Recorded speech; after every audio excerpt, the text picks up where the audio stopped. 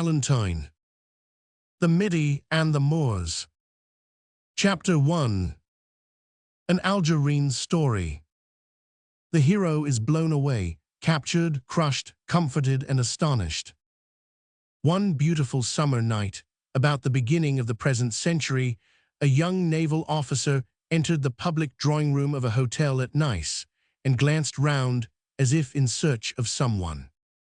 Many people were assembled there, some in robust, others in delicate health, many in that condition which rendered it doubtful to which class they belonged, but all engaged in the quiet buzz of conversation which, in such a place, is apt to set in after dinner. The young Englishman, for such he evidently was, soon observed an elderly lady beckoning to him at the other end of the salon, and was quickly seated between her and a fragile girl, whose hand he gently took hold of. "Mother," he said to the elderly lady, "I'm going to have a row on the Mediterranean. The night is splendid, the air balmy, the stars gorgeous."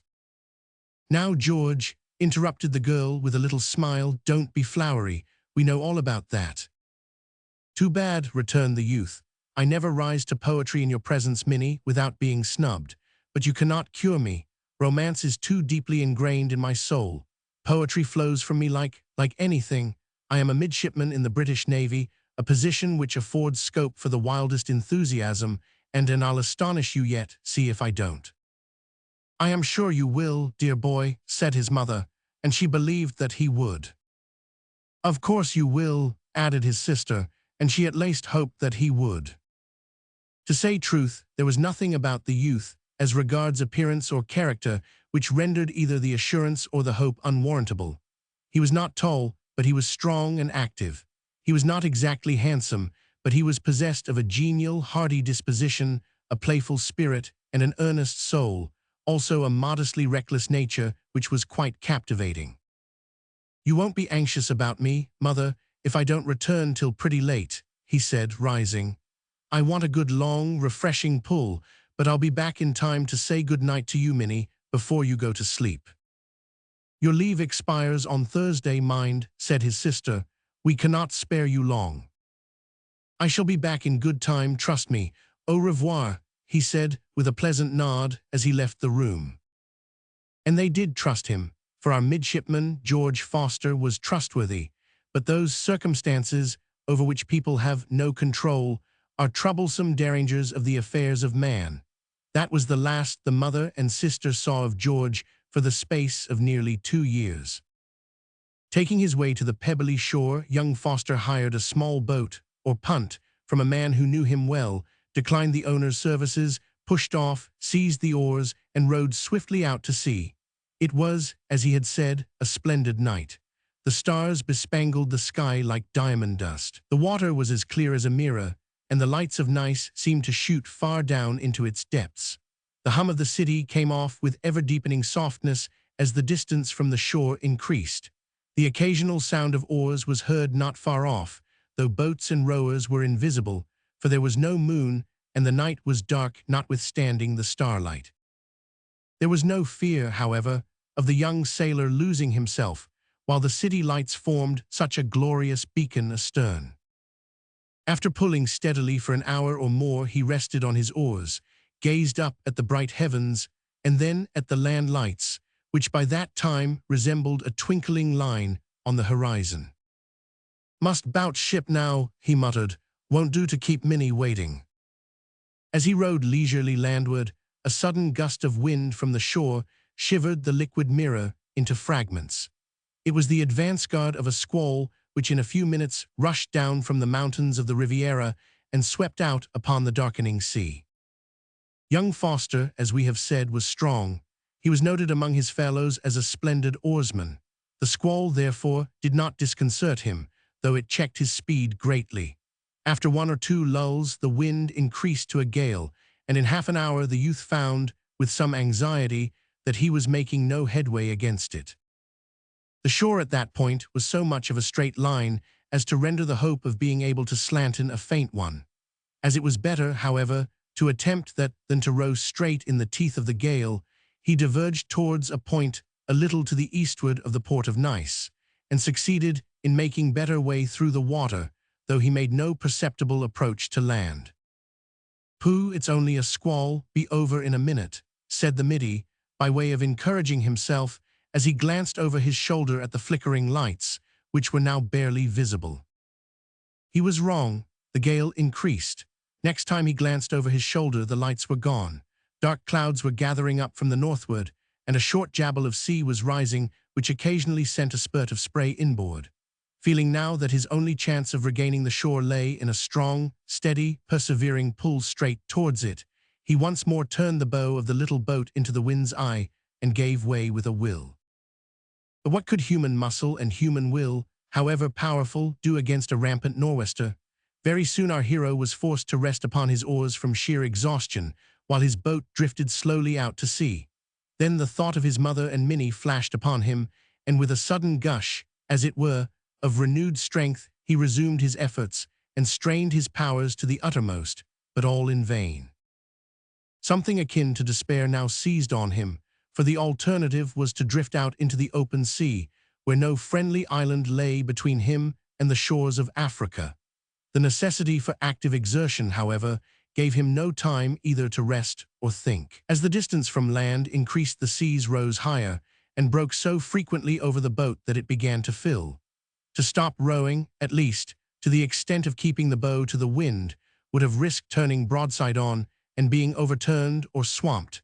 There was nothing, therefore, to be done in the circumstances except to keep the boat's head to the wind and drift.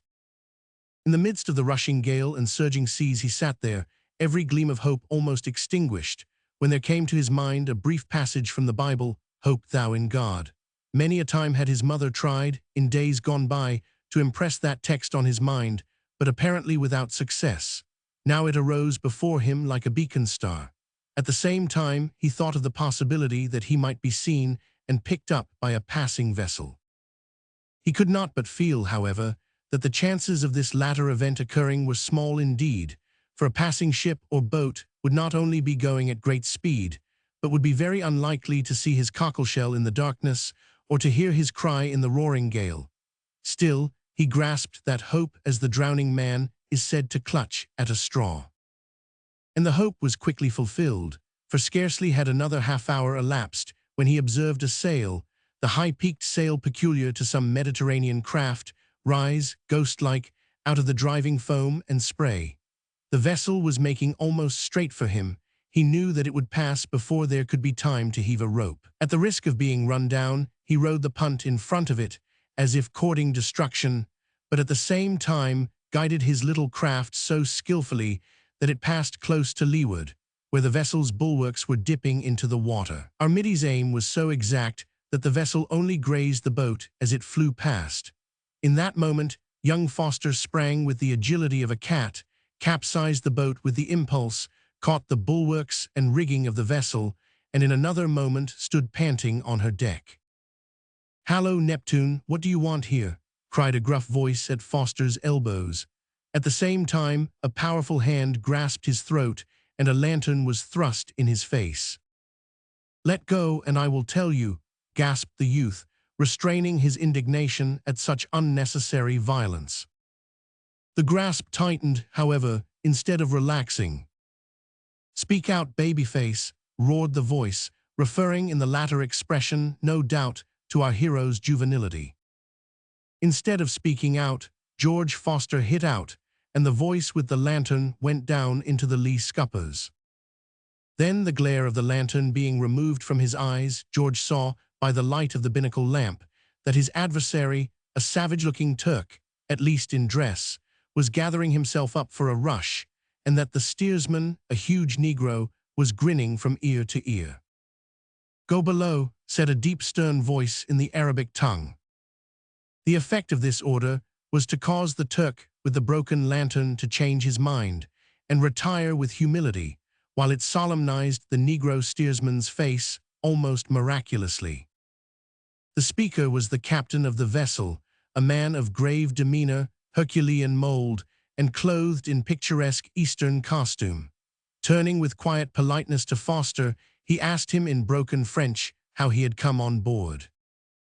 The youth explained in French quite as much broken as that of his interrogator. 500 you speak English, he added. To this the captain replied in English, still more shattered than his French, that he could aver little, but that as he, the youth, was a prisoner, there would be no occasion for speech at all, the proper attitude of a prisoner being that of absolute silence and obedience to orders. A prisoner, ejaculated Foster, on recovering from the first shock of surprise. Do you know that I am an officer in the navy of His Majesty, the King of Great Britain? A gleam of satisfaction lighted up the swarthy features of the Turk for a moment as he replied, "Ver gut, ransom all de more greater." As he spoke, a call from the lookout at the bow of the vessel induced him to hurry forward. At the same instant, a slight hissing sound caused Foster to turn to the steersman, whose black face was alive with intelligence, while an indescribable hitch up of his chin seemed to beckon the youth to approach with caution. Foster perceived at once that the man wished his communication, whatever it was, to be unobserved by anyone. He therefore moved towards him as if merely to glance at the compass. "Massa," said the Negro, without looking at Foster or changing a muscle of his now stolid visage, "you's in a drefful fix. Dis yer am a pirate, but I's not a pirate, bress you. I's wuss nor dat. I's a hourful hypocrite, and I wants to give you good advice. Whatever you do's, don't resist. You'll only get whacked if you do." "Thank you, Sambo, but what if I do resist in spite of being whacked?" "Den you very soon change your mind, des all. Moreover, my name's not Sambo, it am Peter the Great." As he said so, Peter the Great drew himself up to his full height, and he drew himself up to 6'4" when he did that. The captain, coming aft at that moment, put an abrupt end to the conversation. Two powerful Moorish seamen accompanied him. These, without uttering a word, seized Foster by the arms. In the strength of his indignation, our Middy was on the point of commencing a tremendous struggle when Peter the Great's "don't resist," and the emphasis with which it had been spoken, came to mind, and he suddenly gave in. His hands were tied behind his back, and he was led down into a small, dimly lighted cabin, where, being permitted to sit down on a locker, he was left to his own reflections. These were by no means agreeable, as may well be supposed, for he now knew that he had fallen into the hands of those pests, the Algerine pirates, who at that time infested the Mediterranean. With the thoughtlessness of youth, Foster had never troubled his mind much about the piratical city of Algiers. Of course he knew that it was a stronghold on the northern coast of Africa, inhabited by Moorish rascals, who, taking advantage of their position, issued from their port and pounced upon the merchantmen that entered the Mediterranean, confiscating their cargoes and enslaving their crews and passengers, or holding them to ransom. He also knew, or had heard, that some of the great maritime powers paid subsidies to the Dey of Algiers to allow the vessels of their respective nations to come and go unmolested, but he could scarcely credit the latter fact. It seemed to him, as indeed it was, preposterous. For, said he to the brother Middy, who had given him the information, would not the nations whom the Dey had the impudence to tax join their fleets together, pay him an afternoon visit one fine day, and blow him and his Moors and Turks and city into a heap of rubbish? What the Middy replied we have now no means of knowing, but certain it is that his information was correct, for some of the principal nations did, at that time, submit to the degradation of this tax, and they did not unite their fleets for the extinction of the pirates. Poor George Foster now began to find out that the terrible truths which he had refused to believe were indeed great realities, and had now begun to affect himself. He experienced an awful sinking of the heart when it occurred to him that no one would ever know anything about his fate, for the little boat would be sure to be found bottom up, sooner or later, and it would of course be assumed that he had been drowned. Shall it be said that the young midshipman was weak, or wanting in courage, because he bowed his head and wept when the full force of his condition came home to him? Nay, verily, for there was far more of grief for the prolonged agony that was in store for his mother and sister than for the fate that awaited himself. He prayed as well as wept. "God help me and them," he exclaimed aloud. The prayer was brief but sincere, perhaps the more sincere because so brief, At all events, it was that acknowledgement of utter helplessness which secures the help of the almighty arm. Growing weary at last, he stretched himself on the locker and, with the facility of robust health, fell into a sound sleep. Youth, strength, and health are not easily incommoded by wet garments. Besides, the weather was unusually warm at the time. How long he slept he could not tell, but the sun was high when he awoke, and his clothes were quite dry. Other signs there were that he had slept long, such as the steadiness of the breeze and the more regular motion of the vessel, which showed that the gale was over and the sea going down. There was also a powerful sensation in what he styled his bread basket, though it might, with equal truth, have been called his meat and vegetable basket, which told him more eloquently than anything else of the lapse of time. Rising from his hard couch, and endeavoring to relieve the aching of the bound arms by change of position, he observed that the cabin hatch was open, and that nothing prevented his going on deck, if so disposed. Accordingly, he ascended, though with some difficulty, owing to his not having been trained to climb a ladder in a rough sea without the use of his hands. A Moor, he observed, had taken his friend Peter the Great's place at the tiller, and the captain stood near the stern observing a passing vessel. A stiffish but steady breeze carried them swiftly over the waves, which, we might say, laughingly reflected the bright sunshine and the deep blue sky. Several vessels of different rigs and nationalities were sailing in various directions, both near and far away. Going straight to the captain, with an air of good-humored sang-froid which was peculiar to him, Foster said, "Captain, don't you think I've had these bits of rope yarn on my wrists long enough? I'm not used, you see, to walking the deck without the use of my hands, and a heavy lurch, as like as not, would send me slap into the lee scuppers, sailor though I be. Besides, I won't jump overboard without leave, you may rely upon that. Neither will I attempt, single-handed, to fight your whole crew, so you needn't be afraid." The stern Moor evidently understood part of this speech, and he was so tickled with the last remark that his habitual gravity gave place to the faintest flicker of a smile, while a twinkle gleamed for a moment in his eye. Only for a moment, however. Pointing over the side, he bade his prisoner look. Foster looked, and beheld in the far distance a three-masted vessel that seemed to bear a strong resemblance to a British man-o'-war. "You promise," said the captain, "not shout or row R." "I promise," answered our Middy, "neither to shout nor row R for my doing either, even though like a bull of Bashan would be of no earthly use at this distance." "Inglesimans," said the captain, "neither brock the word." After paying this scarcely deserved compliment, he gave an order to a sailor who was coiling up ropes near him, and the man at once proceeded to untie Foster's bonds. "My good fellow," said the midshipman, observing that his liberator was the man whom he had knocked down the night before, "I'm sorry I had to floor you, but it was impossible to help it, you know. An Englishman is like a bulldog. He won't suffer himself to be seized by the throat and choked if he can help it." The Turk, who was evidently a renegade Briton, made no reply whatever to this address, but after casting the lashings loose, returned to his former occupation. Foster proceeded to thank the captain for his courtesy and make him acquainted with the state of his appetite, but he was evidently not in a conversational frame of mind. Before a few words had been spoken, the captain stopped him, and pointing down the skylight, said sharply, "Breakfast, go." Both look and tone admonished our hero to obey. He descended to the cabin, therefore, without finishing his sentence, and there discovered that breakfast consisted of 2 sea biscuits and a mug of water. To these dainties he applied himself with infinite relish, for he had always been Spartan-like as to the quality of his food, and hunger makes almost any kind of dish agreeable. While thus engaged, he heard a hurried trampling of feet on deck, mingled with sharp orders from the captain.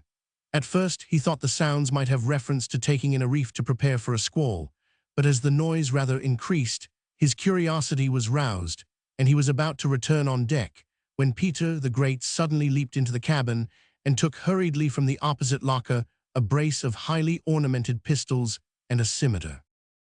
"What's wrong, Peter?" asked Foster, starting up. "We's a-goin' to fight," groaned the negro.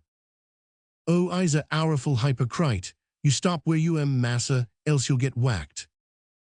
Despite the risk of being whacked, the youth would have followed the Negro on deck, had not the hatch been slammed in his face and secured. Next moment, he heard a volley of musketry on deck. It was instantly replied to by a distant volley, and immediately thereafter groans and curses showed that the firing had not been without effect.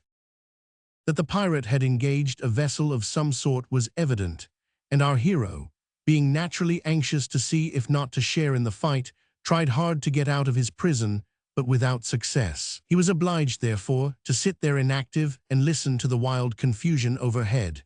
At last, there came a crash, followed by fiercer shouts and cries. He knew that the vessels had met and that the pirates were boarding. In a few minutes, comparative silence ensued, broken only by occasional footsteps and the groaning of the wounded. Chapter 2. Among Pirates Enslaved. When George Foster was again permitted to go on deck, the sight that he beheld was not calculated to comfort him in his misfortunes. Several Moorish seamen were going about with bared legs and arms, swishing water on the decks, and swabbing up the blood with which they were bespattered. Most of these men were more or less wounded and bandaged, for the crew of the merchantman they had attacked had offered a desperate resistance, knowing well the fate in store for them if captured. The said merchantman, a large brig, sailed close alongside of the pirate vessel with a prize crew on board. Her own men, who were Russians, had been put in chains in the forepart of their vessel under the forecastle, so as to be out of sight.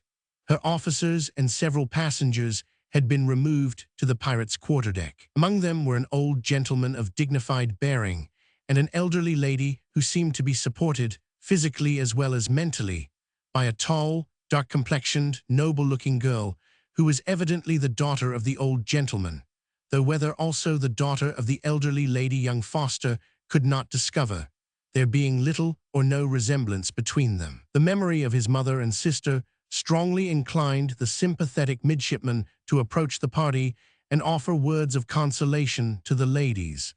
As he advanced to them for that purpose, a doubt as to which language he should use assailed him. French, he knew, was the language most likely to be understood, but a girl with such magnificent black eyes must certainly be Spanish. His knowledge of Spanish was about equal to that of an ill-trained parrot, but what of that? Was he not a Briton, whose chief characteristic is to go in for anything and stick at nothing? We do not venture to write down what he said, but when he had said it, the blank look of the elderly lady and the peculiar look of the girl induced him to repeat the speech in his very much broken, French, whereupon the old gentleman turned to him gravely and said, "My wife is English, and my daughter is Danish. No, not just well, she is Afanaf. Speak to them in your native tongue." "You are not English, anyhow, old boy," thought Foster, as he turned with a mingled feeling of confusion and recklessness to the elderly lady.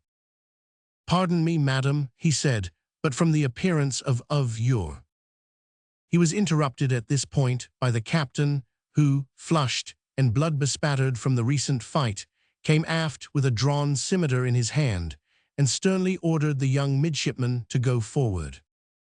It was a humiliating position to be placed in, yet despite the stick-at-nothing spirit, he felt constrained to obey, but did so nevertheless with an air of defiant ferocity which relieved his feelings to some extent. The said feelings were utterly ignored by the pirate captain, who did not condescend even to look at him after the first glance, but turned to the other captives and ordered them, in rather less stern tones, to go below, an order which was promptly obeyed. On reaching the forepart of the vessel, Foster found several of the crew engaged in bandaging each other's wounds, and from the clumsy way in which they went to work, it was very clear that they were much more accustomed to inflict wounds than to bandage them. Now it must be told that, although George Foster was not a surgeon, he had an elder brother who was, and with whom he had associated constantly while he was studying and practicing for his degree.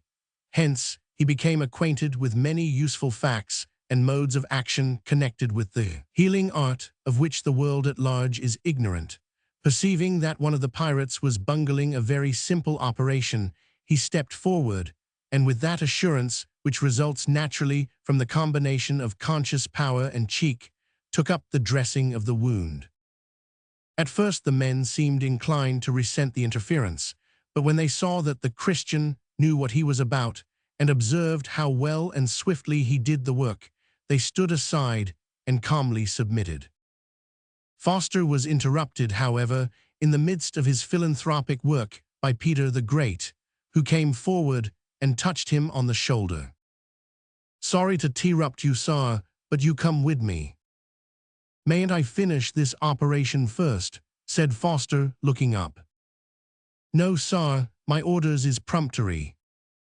Our amateur surgeon dropped the bandage indignantly and followed the Negro, who led him down into the hold, at the further and dark end of which he saw several wounded men lying, and beside them one or two whose motionless and straightened figures seemed to indicate that death had relieved them from earthly troubles.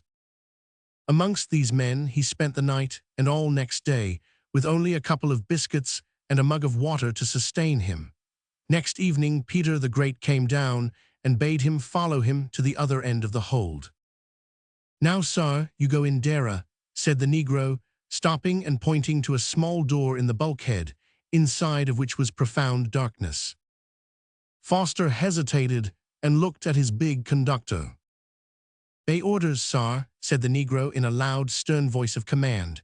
Then, stooping as if to open the little door, he added in a low voice, "Don be a fool, massa. Submit.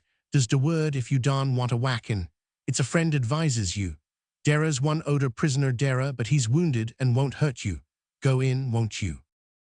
Peter the Great accompanied the last words with a violent thrust that sent the hapless Middy headlong into the dark hole, but as he closed and fastened the door he muttered, "Don mind my leetle ways, massa. You know I's bound to be a hypocrite." Having thus relieved his conscience, Peter returned to the deck, leaving the poor prisoner to rise and, as a first consequence, to hit his head on the beams above him. The hole into which he had been thrust was truly a black hole, though neither so hot nor so deadly as that of Calcutta. Extending his arms cautiously, he touched the side of the ship with his left hand. With the other he felt about for some time, but reached nothing until he had advanced a step, when his foot touched something on the floor, and he bent down to feel it, but shrank hastily back on touching what he perceived at once was a human form. "Pardon me, friend, whoever you are," he said quickly. "I did not mean to, I did not know. Are you badly hurt?" But no reply came from the wounded man, not even a groan. A vague suspicion crossed Foster's mind. The man might be dying of his wounds. He spoke to him again in French and Spanish, but still got no reply. Then he listened intently for his breathing, but all was as silent as the tomb. With an irresistible impulse, yet instinctive shudder, he laid his hand on the man and passed it up until it reached the face. The silence was then explained. The face was growing cold and rigid in death. Drawing back hastily, the poor youth shouted to those outside to let them know what had occurred, but no one paid the least attention to him. He was about to renew his cries more loudly, when the thought occurred that perhaps they might attribute them to fear. This kept him quiet, and he made up his mind to endure in silence. If there had been a ray of light, however feeble, in the hold, he thought his condition would have been more bearable, for then he could have faced the lifeless clay and looked at it. But to know that it was there, within a foot of him, without his being able to see it, or to form any idea of what it was like, made the case terrible indeed. Of course he drew back from it as far as the little space allowed, and crushed himself up against the side of the vessel. But that did no good, for the idea occurred to his excited brain that it might possibly come to life again, rise up, and plunge against him. At times, this thought took such possession of him that he threw up his arms to defend himself from attack, and uttered a half-suppressed cry of terror. At last nature asserted herself, and he slept, sitting on the floor and leaning partly against the vessel's side, partly against the bulkhead. But horrible dreams disturbed him. The corpse became visible, the eyes glared at him, the blood-stained face worked convulsively, and he awoke with a shriek, followed immediately by a sigh of relief on finding that it was all a dream. Then the horror came again, as he suddenly remembered that the dead man was still there, a terrible reality. At last pure exhaustion threw him into a dreamless and profound slumber. The plunging of the little craft as it flew southward before a stiff breeze did not disturb him, and he did not awake until someone rudely seized his arm late on the following day. Then, in the firm belief that his dream had come true at last, he uttered a tremendous yell and struggled to rise, but a powerful hand held him down, and a dark lantern revealed a coal-black face gazing at him. "Hallo, massa, hold on. I did tink you muse be gone dead, for I hollered in at you nuff to bust de kittledrum ob your ear, if you hab one." "Look there, Peter," said Foster, pointing to the recumbent figure, while he wiped the perspiration from his brow. "Ah, poor feller, he gone away ob all flesh, but he hoed sooner dan dere was any occasion for tanks to de captain." As he spoke, he held the lantern over the dead man and revealed the face of a youth in Eastern garb, on whose head there was a terrible sword cut. As they looked at the sad spectacle and endeavored to arrange the corpse, the Negro explained that the poor fellow had been a Greek captive who, to save his life, had joined the pirates and become a Mussulman, but on thinking over it, had returned to the Christian faith and refused to take part in the bloody work which they were required to do. It was his refusal to fight on the occasion of the recent attack on the merchantman that had induced the captain to cut him down. He had been put into the prison in the hold and carelessly left there to bleed to death. "Now you come along, massa," said the Negro, taking up the lantern. "We's all goin' on shore." "On shore? Where have we got to?" "To Algiers, de city ob pirates, de hotbed ob wickedness, de home ob de Moors and Turks and Cabals, and de cuss ob de whole world." Poor Foster's heart sank on hearing this, for he had heard of the hopeless slavery to which thousands of Christians had been consigned there in time past, and his recent experience of Moors had not tended to improve his opinion of them. A feeling of despair impelled him to seize the Negro by the arm as he was about to ascend the ladder and stop him. "Peter," he said, "I think you have a friendly feeling towards me because you've called me massa more than once, though you have no occasion to do so." "Dat's 'cause I'm fond o' you. I always was fond o' a nice smooth young babby face, and I took to fancy to you de moment I see you knock Joe Spinks into de lee scuppers." "So he was an Englishman that I treated so badly, eh?" "Yes, massa, onny you didn't treat him bad enough. But you observe dat I onny calls you massa WN we's alone and friendly like. WN we's in public I calls you sar and speak gruff and shove you into black holes." "And why do you act so, Peter?"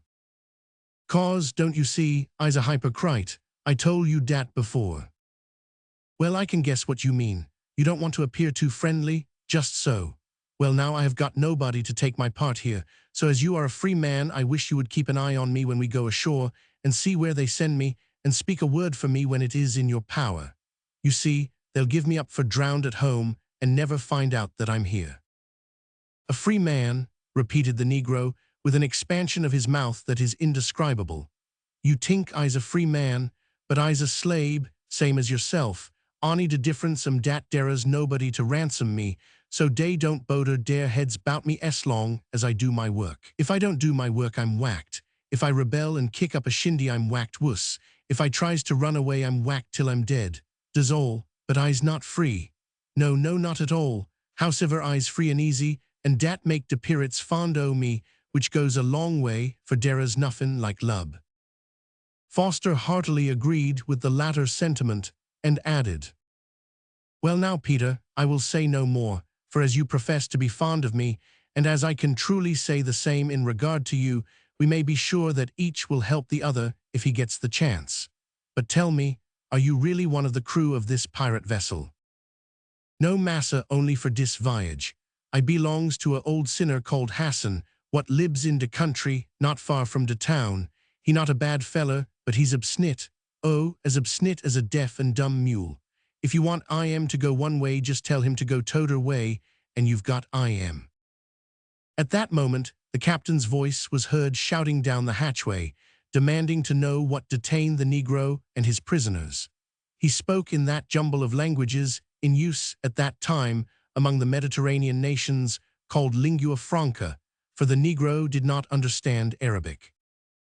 "Common, Captain, common," cried the Negro in his own peculiar English, which was indeed his mother tongue, for he had been born in the United States of America. Now den, sar, to Foster, WN you going to move you stumps, up with you. Peter emphasized his orders with a real kick, which expedited his prisoner's ascent, and at the same time justified the Negro's claim to be a thorough-paced hypocrite. "Where's the other one?" demanded the captain angrily. "Escaped, Captain," answered Peter. "How you must have helped him," cried the captain, drawing his ever-ready sword and pointing it at the breast of the Negro, who fell upon his knees, clasped his great hands, and rolled his eyes in an apparent agony of terror. "Don't, Captain, I isn't wuth killin', and WN I's gone who'd cook for you like me. The man escaped by jumpin' out of his body. He's gone dead." "Fool," muttered the pirate, returning his sword to its sheath, "bind that prisoner, and have him and the others ready to go on shore directly." In a few seconds, all the prisoners were ranged between the cabin hatchway and the mast. The hands of most of the men were loosely tied, to prevent trouble in case desperation should impel any of them to assault their captors, but the old Dane and the women were left unfettered. And now George Foster beheld, for the first time, the celebrated city, which was, at that period, the terror of the merchant vessels of all nations that had dealings with the Mediterranean shores. A small pier and breakwater enclosed a harbor which was crowded with boats and shipping. From this harbor the town rose abruptly on the side of a steep hill and was surrounded by walls of great strength, which bristled with cannon. The houses were small and square-looking, and in the midst, here and there, clusters of date palms told of the almost tropical character of the climate, while numerous domes, minarets, and crescents told of the Moor and the religion of Mohammed. But religion, in its true sense, had little footing in that piratical city, which subsisted on robbery and violence, while cruelty and injustice of the grossest kind were rampant. Whatever Islamism may have taught them, it did not produce men or women who held the golden rule to be a virtue, and certainly few practiced it. Yet we would not be understood to mean that there were none who did so. As there were Christians in days of old, even in Caesar's household, so there existed men and women who were distinguished by the Christian graces, even in the pirate city. Even their God had not left himself without a witness. As the vessel slowly entered the harbor under a very light breeze, she was boarded by several stately officers in the picturesque costume, turbans, red leathern boots, etc., peculiar to the country. After speaking a few minutes with the captain, one of the officers politely addressed the old Dane and his family through an interpreter, but as they spoke in subdued tones, Foster could not make out what was said. Soon he was interrupted by a harsh order from an unknown Moor in an unknown tongue. An angry order invariably raised in our hero the spirit of rebellion. He flushed and turned a fierce look on the Moor, but that haughty and grave individual was accustomed to such looks. He merely repeated his order in a quiet voice, at the same time translating it by pointing to the boat alongside. Foster felt that discretion was the better part of valor, all the more that there stood at the Moor's back 5 or 6 powerful Arabs, who seemed quite ready to enforce his instructions. The poor Middy glanced round to see if his only friend, Peter the Great, was visible, but he was not. So, with a flushed countenance at thus being compelled to put his pride in his pocket, he jumped into the boat, not caring very much whether he should break his neck by doing so with tied hands or fall into the sea and end his life in a shark's maw. In a few minutes, he was landed on the mole or pier and made to join a band of captives, apparently from many nations, who already stood waiting there. Immediately afterwards, the band was ordered to move on, and as they marched through the great gateway in the massive walls, Foster felt as if he were entering the portals of Dante's Inferno and had left all hope behind. But his feelings misled him. Hope, thank God, is not easily extinguished in the human breast. As he tramped along the narrow and winding streets, which seemed to him an absolute labyrinth, he began to take interest in the curious sights and sounds that greeted him on every side, and his mind was thus a little taken off himself. And there was indeed much there to interest a youth who had never seen Eastern manners or customs before. Narrow and steep though the streets were, in some cases so steep that they formed flights of what may be styled broad and shallow stairs, They were crowded with bronzed men in varied Eastern costume, Moors in fez and gay vest and red Morocco slippers, Turks with turban and pipe, Kabils from the mountains, Arabs from the plains, water carriers with jar on shoulder, Jews in somber robes, Jewesses with rich shawls and silk kerchiefs as headgear, donkeys with panniers that almost blocked the way, camels and veiled women, and many other strange sights that our hero had up to that time only seen in picture books. Presently the band of captives halted before a small door which was thickly studded with large nails. It seemed to form the only opening in a high dead wall, with the exception of two holes about a foot square which served as windows. This was the bagnio, or prison, in which the slaves were put each evening after the day's labor was over, there to feed and rest on the stone floor until daylight should call them forth again to renewed toil. It was a gloomy courtyard, with cells around it in which the captives slept. A fountain in the middle kept the floor damp and seemed to prove an attraction to various centipedes, scorpions, and other noisome creatures which were crawling about. Here the captives just arrived had their bonds removed and were left to their own devices, each having received 2 rolls of black bread before the jailer retired and locked them up for the night. Taking possession of an empty cell, George Foster sat down on the stone floor and gazed at the wretched creatures around him, many of whom were devouring their black bread with ravenous haste. The poor youth could hardly believe his eyes, and it was some time before he could convince himself that the whole thing was not a dream, but a terrible reality. Chapter 3. The bagnio, our hero sees something of misery and is sold as a slave. There are some things in this world so unbelievable that even when we know them to be true, we still remain in a state of semi-skepticism. When our unfortunate midshipman awoke next morning, raised himself on his elbow, and felt that all his bones and muscles were stiff and pained from lying on a stone floor, it was some time before he could make out where he was or recall the events of the last few days. The first thing that revived his sluggish memory was the scuttling away, in anxious haste, of a scorpion that had sought and found comfortable quarters during the night under the lee of his right leg. Starting up, he crushed the reptile with his foot. "You will get used to that," said a quietly sarcastic voice with a slightly foreign accent close to him. The speaker was a middle-aged man with gray hair, hollow cheeks, and deep sunken eyes. "They trouble us a little at first," he continued, "but, as I have said, we get used to them. It is long since I cared for scorpions." "Have you, then, been long here?" asked Foster. "Yes, 12 years. "A prisoner, a slave?" asked the midshipman anxiously.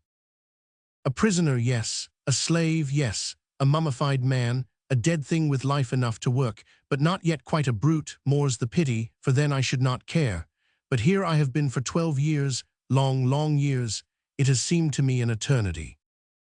"It is a long time to be a slave. God help you, poor man," exclaimed Foster.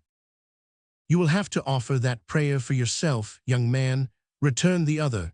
"You will need help more than I. At first we are fools, but time makes us wise. It even teaches Englishmen that they are not unconquerable." The man spoke pointedly and in a harsh, sarcastic tone which tended to check Foster's newborn compassion. Nevertheless, he continued to address his fellow sufferer in a sympathetic spirit. "You are not an Englishman, I think," he said, "though you speak our language well." "No, I am French, but my wife is English." "Your wife, is she here also?" "Thank God, no," replied the Frenchman with a sudden burst of seriousness which was evidently genuine. "She is in England, trying to make up the sum of my ransom, but she will never do it. She is poor. She has her daughter to provide for besides herself, and we have no friends. No, I have hoped for 12 years, and hope is now dead, nearly dead." The overwhelming thoughts that this information raised in Foster's mind rendered him silent for a few minutes. The idea of the poor wife in England, toiling for 12 years almost hopelessly to ransom her husband, filled his susceptible heart with pity. Then the thought of his mother and Minnie, who were also poor, toiling for years to procure his ransom, filled him with oppressive dread. To throw the depressing subject off his mind, he asked how the Frenchman had guessed that he was an Englishman before he had heard him speak. "I know your countrymen," he answered, "by their bearing. Besides, you have been muttering in your sleep about mother and Minnie. If the latter is, as I suppose, your sweetheart, your fiancée, the sooner you get her out of your mind the better, for you will never see her more." Again Foster felt repelled by the harsh cynicism of the man, yet at the same time he felt strangely attracted to him, a fact which he showed more by his tones than his words when he said, "My friend, you are not yet enrolled among the infallible prophets. Whether I shall ever again see those whom I love depends upon the will of God. But I don't wonder that, with your sad experience, you should give way to despair. For myself, I will cling to the hope that God will deliver me, and I would advise you to do the same." "How many I have seen, who had the sanguine temperament, like yours, awakened and crushed," returned the Frenchman. "See, there is one of them," he added, pointing to a cell nearly opposite, in which a form was seen lying on its back, straight and motionless. "That young man was such another as you are when he first came here." "Is he dead?" asked the midshipman with a look of pity. "Yes, he died in the night while you slept. It was attending to him in his last moments that kept me awake. He was nothing to me but a fellow slave and sufferer, but I was fond of him. He was hard to conquer, but they managed it at last, for they beat him to death." "Then they did not conquer him," exclaimed Foster with a gush of indignant pity. "To beat a man to death is to murder, not to conquer. But you called him a young man. The corpse that lies there has thin gray hair and a wrinkled brow." "Nevertheless, he was young, not more than 27, but 6 years of this life brought him to what you see. He might have lived longer, as I have, had he been submissive." Before Foster could reply, the grating of a rusty key in the door caused a movement, as well as one or two sighs and groans among the slaves, for the keepers had come to summon them to work. The Frenchman rose and followed the others with a look of sullen indifference. Most of them were without fetters, but a few strong young men wore chains and fetters more or less heavy, and Foster judged from this circumstance, as well as their expressions, that these were rebellious subjects whom it was difficult to tame. Much to his surprise, the youth found that he was not called on to join his comrades in misfortune, but was left behind in solitude. While casting about in his mind as to what this could mean, he observed in a corner the 2 rolls of black bread which he had received the previous night, and which, not being hungry at the time, he had neglected. As a healthy appetite was by that time obtruding itself on his attention, he took hold of one and began to eat. It was not attractive, but not being particular, he consumed it. He even took up the other and ate that also, after which he sighed and wished for more. As there was no more to be had, he went to the fountain in the court and washed his breakfast down with water. About 2 hours later, the door was again opened, and a man in the uniform of a janissary entered. Fixing a keen glance on the young captive, he bade him, in broken English, rise and follow. By this time, the lesson of submission had been sufficiently impressed on our hero to induce him to accord prompt obedience.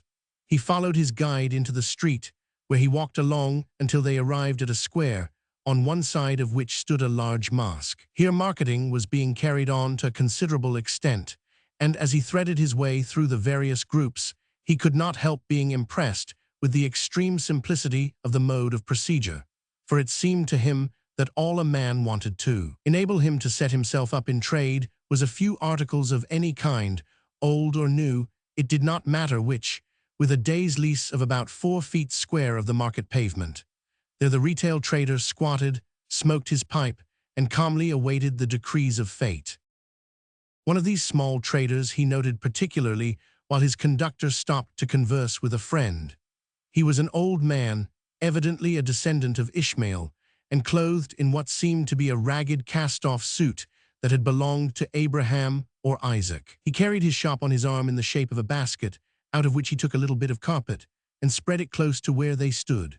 On this he sat down and slowly extracted from his basket and spread on the ground before him a couple of old locks, several knives, an old brass candlestick, an assortment of rusty keys, a flat iron, and half a dozen other articles of household furniture.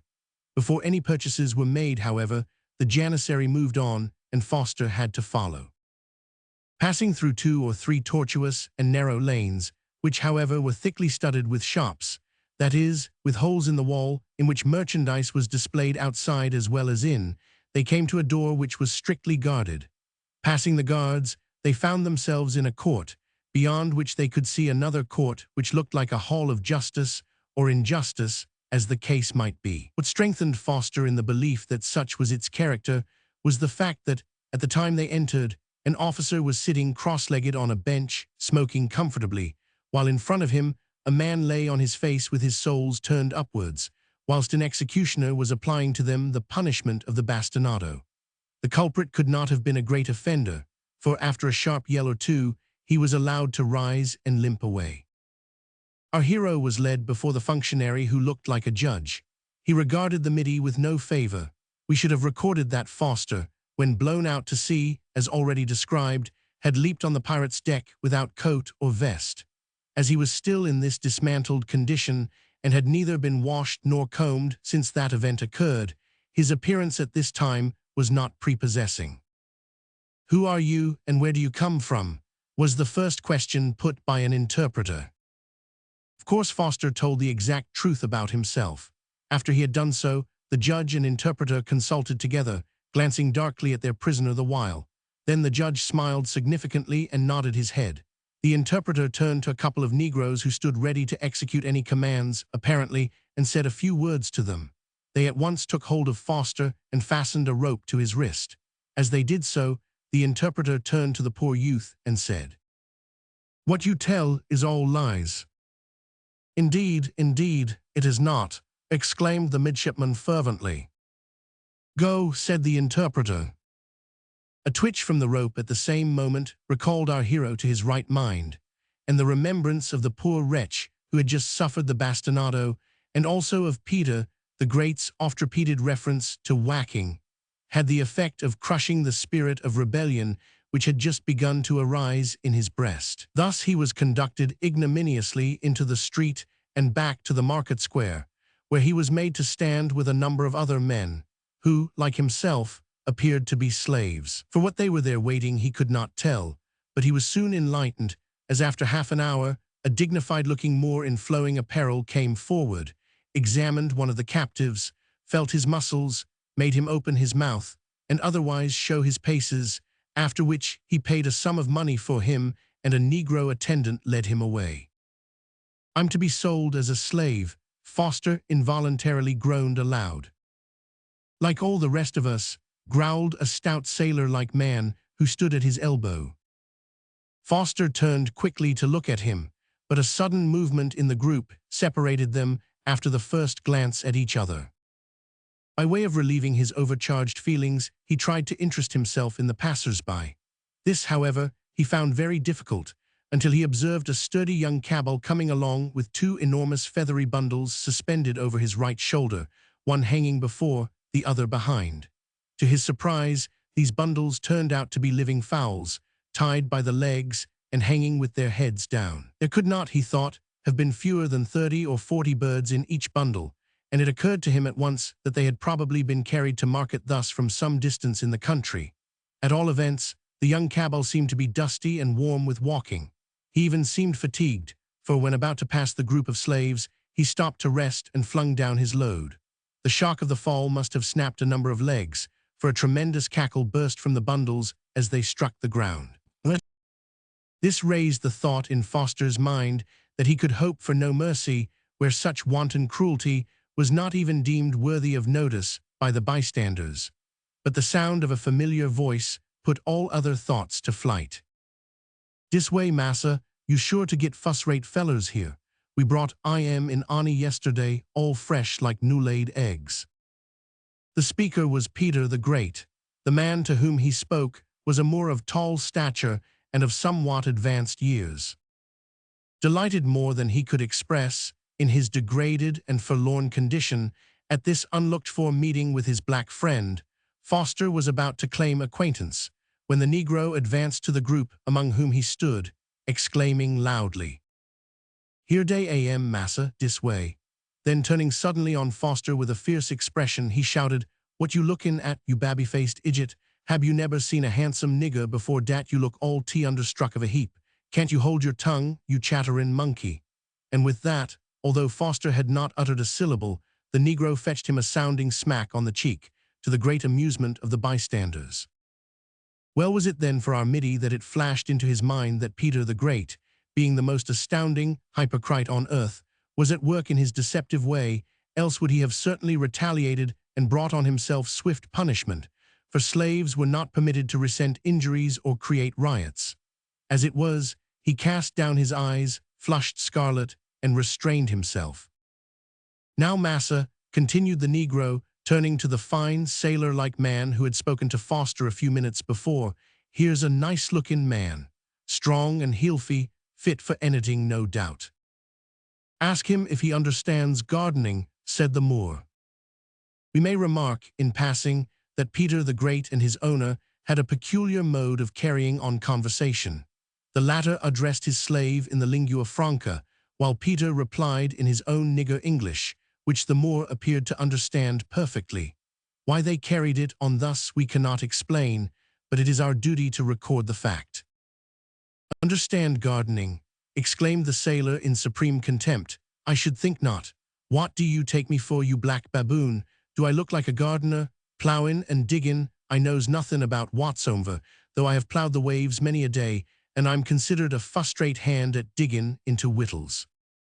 Oh, massa does demand for your money, buy him quick, cried the negro with a look of earnest entreaty at his master. He say he's ploughed many a day, and's a fuss-rate hand at digging. Do buy I am. But the Moor would not buy him. Either he understood the sailor's language to some extent, or that inveterate obstinacy of which Peter had made mention as being part of his character was beginning to assert itself. Ask this one what he knows about it, said the Moor, pointing to a thin young man whose sprightly expression showed that he had not yet fully realized what fate was in store for him in the pirates' stronghold. Which is it you mean, massa, dis one? Said Peter, purposely mistaking and turning to Foster. Oh, you needn't ask about him, he not wuff his salt. I could tell him at a mile off for a lazy, useless feller, jib more trouble dan he's wuff. Dara now, dis looks a far better man, he added, laying hold of the thin, sprightly youth and turning him round. What d'ye think ob dis one? I told you to ask that one, replied the Moor sharply. Can you do gardening, you feller? Asked Peter. Oui, un peu, replied the youth, who happened to be French, but understood English. None ob your wee-wees and poo-poos to me, can't you speak English? Oui, yes, I garden ver little. Just so, does demand for us, massa, if you won't have de odor. I likes de look ob, I do tink he'll be hard on de whittles, and he's so teein dat he won't pusper much when he works in de sun in summer. Do buy him, massa. But massa would not buy him, and looked hard for some time at our hero. I see how it am, said the negro, growing sulky. You set your heart on dat useless idiot. Do come away, massa, it ud break my heart to lib wid sich a feller. This seemed to clinch the matter, for the Moor purchased the objectionable slave, ordered Peter the Great to bring him along, and left the marketplace. Didn't I tell you I's the greatest hypocrite as ever was born? Said Peter, in a low voice, when sufficiently far in rear to prevent being overheard by his master. You certainly did, replied Foster, who felt something almost like satisfaction at this change in his fate. You are the most perfect hypocrite that I ever came across, and I am not sorry for it. Only I hope you won't deceive your friends. Honor bright, said the negro, with a roll of the eyes and a solemnity of expression that told far more than words could express. Can you tell me, asked the Middy as they walked along, what has become of that fine-looking girl that was captured with her father and mother by your captain? Don't say my captain, sar, replied Peter sternly. He no captain ob mine, I was onny loan to him, but I knows nuffin ob de Gaulle. Very likely she's de day's 42nd wife by dis time. Hush, look sulky, he added quickly, observing that his master was looking back. Poor Foster found himself under the necessity of following his black friend's lead, and acting the hypocrite, in order to prevent their friendship being discovered. He did it with a bad grace, it is true, but felt that, for his friend's sake if not his own, he was bound to comply. So he put on an expression which his cheery face had not known since that period of infancy when his frequent demands for sugar were not gratified. Wheels worked within wheels, however, for he felt so disgusted with the part he had to play that he got into the sulks naturally. "Fuss rate," whispered Peter, "you's a'most as good as myself." By this time they had reached one of the eastern gates of the city. It was named Babazon. As they passed through it, the Negro told his brother slave that the large iron hooks which ornamented the wall there were used for the purpose of having criminals cast on them, the wretched victims being left to hang there, by whatever parts of their bodies chanced to catch on the hooks, till they died. Having reached the open country outside the walls, they walked along a beautiful road, from which were obtained here and there splendid views of the surrounding country. On one side lay the blue Mediterranean, with its picturesque boats and shipping, and the white city descending to the very edge of the sea. On the other side rose the wooded slopes of a suburb named Mustafa, with numerous white Moorish houses in the midst of luxuriant gardens, where palms, bananas, cypresses, aloes, lemon trees, and orange groves perfumed the balmy air, and afforded grateful shade from the glare of the African sun. Into one of those gardens the Moor at last turned and led the way to a house, which, if not in itself beautiful according to European notions of architecture, was at least rendered cheerful with whitewash, and stood in the midst of a beauty and luxuriance of vegetation that could not be surpassed. Opening a door in this building, the Turk entered. His slaves followed, and Foster, to his surprise, found what may be styled a miniature garden in the courtyard within. Chapter 4. Our Middy is put to work, also put on his word of honor, and receives a great shock of surprise. George Foster soon found that his master and owner, Ben Ahmed, was a stern and exacting, but by no means an ill-natured or cruel man. He appeared to be considerably over 60 years of age, but showed no signs of abated vigor. In character, he was amiable and just, according to his light, but dignified and reticent. His first act, after seating himself cross-legged on a carpet in a marble and tessellated recess, was to call for a hookah. He smoked that for a few minutes and contemplated the courtyard on which the recess opened. It was a pleasant object of contemplation, being filled with young orange trees and creeping plants of a tropical kind, which were watered by a stone fountain in the center of the court. This fountain also served to replenish a marble bath, to cool the sultry air, and to make pleasant tinkling music. Of course, the nose was not forgotten in this luxurious assemblage of things that were gratifying to ear and eye. Flowers of many kinds were scattered around, and sweet-scented plants perfumed the air. Ben Ahmed's next act, after having lighted his pipe, was to summon Peter the Great and his new slave, the former to act as interpreter, for it was a peculiarity of this Moor that though he appeared to understand English, he would not condescend to speak it. After asking several questions as to our hero's name, age, and calling in life, he told Peter to inform Foster that escape from that country was impossible, that any attempt to escape would be punished with flogging and other torture, that perseverance in such attempts would result in his being sent to work in chains with the Banyo slaves, and would probably end in death from excessive toil, torture, and partial starvation. Having said this, the Moor asked several questions through the Negro, and always in the lingua franca. "Massa bids me ax," said Peter, "if you are a gentleman, and if you know it am de custom in England for gentlemen prisoners to give dere a word of honor dat dey not run away, and den go about as if dey was free. Tell him that every officer in the service of the King of England is considered a gentleman." "Come now, sar," interrupted Peter sternly, "you know 'tis not true. I been in England myself, cook to a French restrung in London, and I never hear dat a police officer was a gentleman."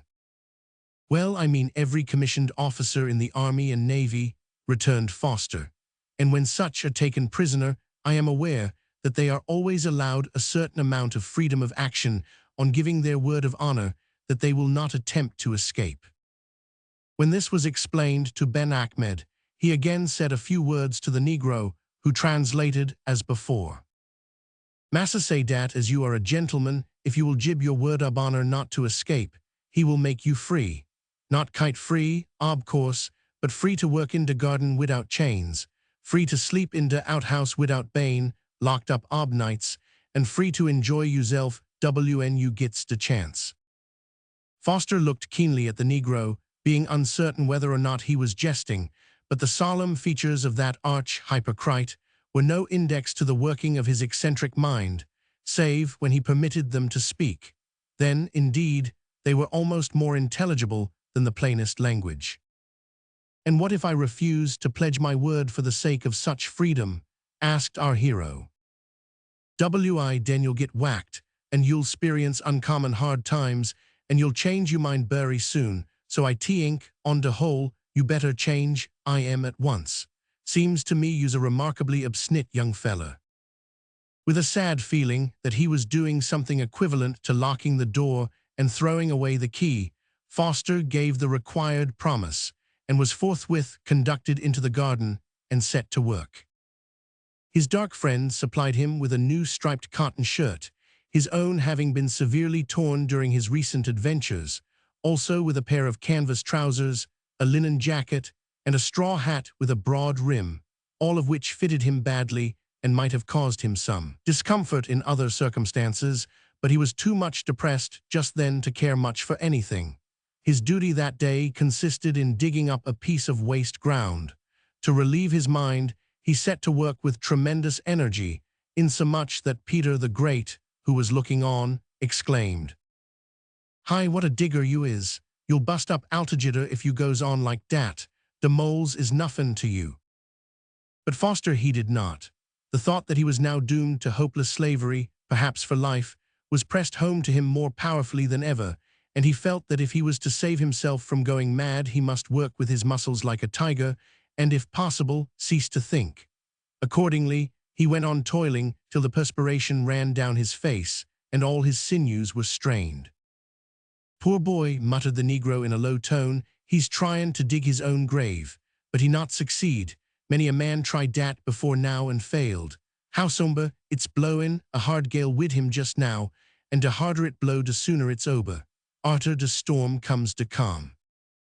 With these philosophical reflections, Peter the Great went off to his own work, leaving our hero turning over the soil like a steam plow. Strong though Foster was, both of muscle and will, he was but human after all. In course of time he stopped from sheer exhaustion, flung down the spade, and raising himself with his hands stretched up and his face turned to the sky, he cried, "God help me, what shall I do?" Then, dropping his face on his hands, he stood for a considerable time quite motionless. "What a fool I was to promise not to try to escape," he thought, and a feeling of despair followed the thought, but a certain touch of relief came when he reflected that at any time he could go boldly to his master, withdraw the promise, and take the consequences. He was still standing like a statue, with his hands covering his face, when he felt a light touch on his shoulder. It was the Negro, who had returned to see how he was getting on. "Look yar now, George," he said in quite a fatherly manner, "this'll neber do. My massa buy you to work in de garden, not to stand like a statue washin' its face without soap or water. We don't want no more statues. Got more'n enough ob-marble ones all around. Besides, you don't make a good statue, leastwise not wid dem slop claws on. Now come yar, George, I wants a little conversation wid you. I'll preach you a small sermon if you'll allow me." So saying, Peter led his assistant slave into a cool arbor, where Ben Achmed was wont at times to soothe his spirits with a pipe. "Now look yar, dis won't do. I say it once and for all, dis won't do." "I know it won't, Peter," replied the almost heartbroken Middy, with a sad smile. "You're very kind. I know you take an interest in me, and I'll try to do better, but I'm not used to spade work, you know, and—" "Spade work," shouted Peter, laying his huge black hand on Foster's shoulder and giving him a squeeze that made him wince. "Does not what I mean. Work. You's done more'n a day's work in 1 hour, judging by de work ob ornery slabs. No, does not it. What's wrong is dat you don't rightly understand your privileges. Does de word, your privileges, Now look yar, I don't want you to break your heart before the time, and for dat purpose I would remind you dat while dar's life dar's hope. Moreover, you's got no notion what luck you're in. If a bad massa got hold of you, he gib you no new claws. He gib you hard, black bread, stead o' de good grub what you gets yar. He make you work without stoppin' all day, and whack you on de sole ob your foots if you dar say one word. Was you ever whacked on de sole ob your foots? No, never, replied Foster, amused in spite of himself by the Negro's earnest looks and manner. Ho, den you don't know yet what paradise am. Paradise, Peter, you mean the other place, I suppose. No, sir, I mean nothing ob de sort. I mean de paradise what comes arter it's ober, and you gins to get well again. Ha, but you'll find it out some day. But to continue, you's got everything what's comfortable here. If you only saw de banyo slabs at work, I'll take you to see 'em some day, den you'll be content and pleased wid your lot till de time comes when you escape. Escape? How can I escape, Peter, now that I have given my word of honor not to try? Nothing easier, replied the Negro calmly. You's only got to break your word of honor. I'm sorry to hear you say that, my friend, returned Foster, for it shakes my confidence in you. You must know that an English gentleman never breaks his word. That is, he never should break it, and you may rest assured that I will not break mine. If your view of such matters is so loose, Peter, what security have I that you won't deceive me and betray me when it is your interest or your whim to do so? Security, massa, I love you, I's fond o' your smooth babby face. Isn't dat security enough? Foster could not help admitting that it was, as long as it lasted. But what, he asked, what security has Ben Ahmed that you won't be as false to him as you recommend me to be? I love massa too, answered the Negro with a bland smile. What, love a man whom you have described to me as the most obstinate fellow you ever knew? Of course I do, returned Peter. I not. Obstinate man may be as good as anoder man what can be shoved about any way you please. Ha, you not know yet what it is to have a bad massa. Wait a bit, you find it out, p'raps, soon enough. Look yar. He bared his bosom as he spoke, and displayed to his wondering and sympathetic friend a mass of old scars and gashes and healed-up sores. Dis what my last massa do to me, 'cause I not quite as smart as he wish. De back him wuss. Oh, if you knowed a bad massa, you'd be thankful today for gettin' a good un. Now, what I say is, nobody never knows what's a-goin' to turn up. You just keep quiet and wait. Some slabs yar have waited patiently for 10-15 year and more. What den? Sure to escape sooner or later. Many are ransom in a year or two. Odors longer. Lots of 'em die and scape dat way. Keep up your heart, George, whatever you do, and if you won't break your word of honor, something else'll be sure to turn up. Although the Negro's mode of affording comfort and encouragement was not based entirely on sound principles, his cheery and hopeful manner went a long way to lighten the load of care that had been settling down like a dead weight on young Foster's heart, and he returned to his work with a happier spirit than he had possessed since the day he leaped upon the deck of the pirate vessel. That night he spent under the same roof with his black friend and a number of the other slaves, none of whom, however, were his countrymen or could speak any language that he understood. His bed was the tiled floor of an outhouse, but there was plenty of straw on it. He had only one blanket, but the nights as well as days were warm, and his food, although of the simplest kind and chiefly vegetable, was good in quality and sufficient in quantity. The next day, at the first blush of morning light, he was aroused with the other slaves by Peter the Great, who, he found, was the Moor's overseer of domestics. He was put to the same work as before, but that day his friend, the Negro, was sent off on a mission that was to detain him several days from home. Another man took Peter's place, but as he spoke neither English nor French, no communication passed between the overseer and slave except by signs. As, however, the particular job on which he had been put was simple, this did not matter. During the period of Peter's absence, the poor youth felt the oppression of his isolated condition keenly. He sank to a lower condition than before, and when his friend returned, he was surprised to find how much of his happiness depended on the sight of his jovial black face. Now, George, was the Negro's first remark on seeing him, you's down in de blues again. Well, I confess I have not been very bright in your absence, Peter. Not a soul to speak a word to, nothing but my own thoughts to entertain me, and poor entertainment they have been. 500 you know, Peter, I think I should die if it were not for you. Never a bit arbit, massa, you's too cheeky to die soon. I's noticed, in my sperience, dat de young slabs as has got most self-conceit and imprints is allers hardest to kill. I scarce know whether to take that as encouragement or otherwise, returned Foster, with the first laugh he had given vent to for a long time. Take it how you please, George, as the doctor said to the dyin' man, won't matter much in de long run. But come, long wid me and let's have a talk over it all. Let's go to de bower.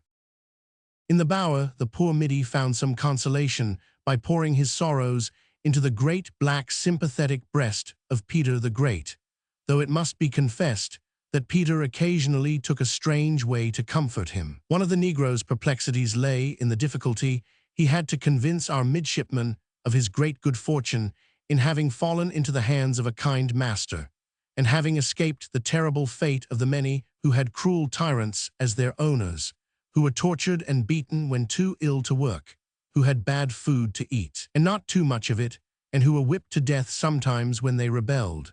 Although Foster listened and considered attentively, he failed to appreciate what his friend sought to impress, and continued in a state of almost overwhelming depression because of the simple fact that he was a slave, a bought and sold slave. Now look yar, George, said the Negro remonstratively, you is a slave, does a fact, and no application of fut rule or compasses or the multiplication table or any oder table kin change dat. Dere you am a slave, but you ain't a bust slave, a wax slave, a tortured slave, a dead slave.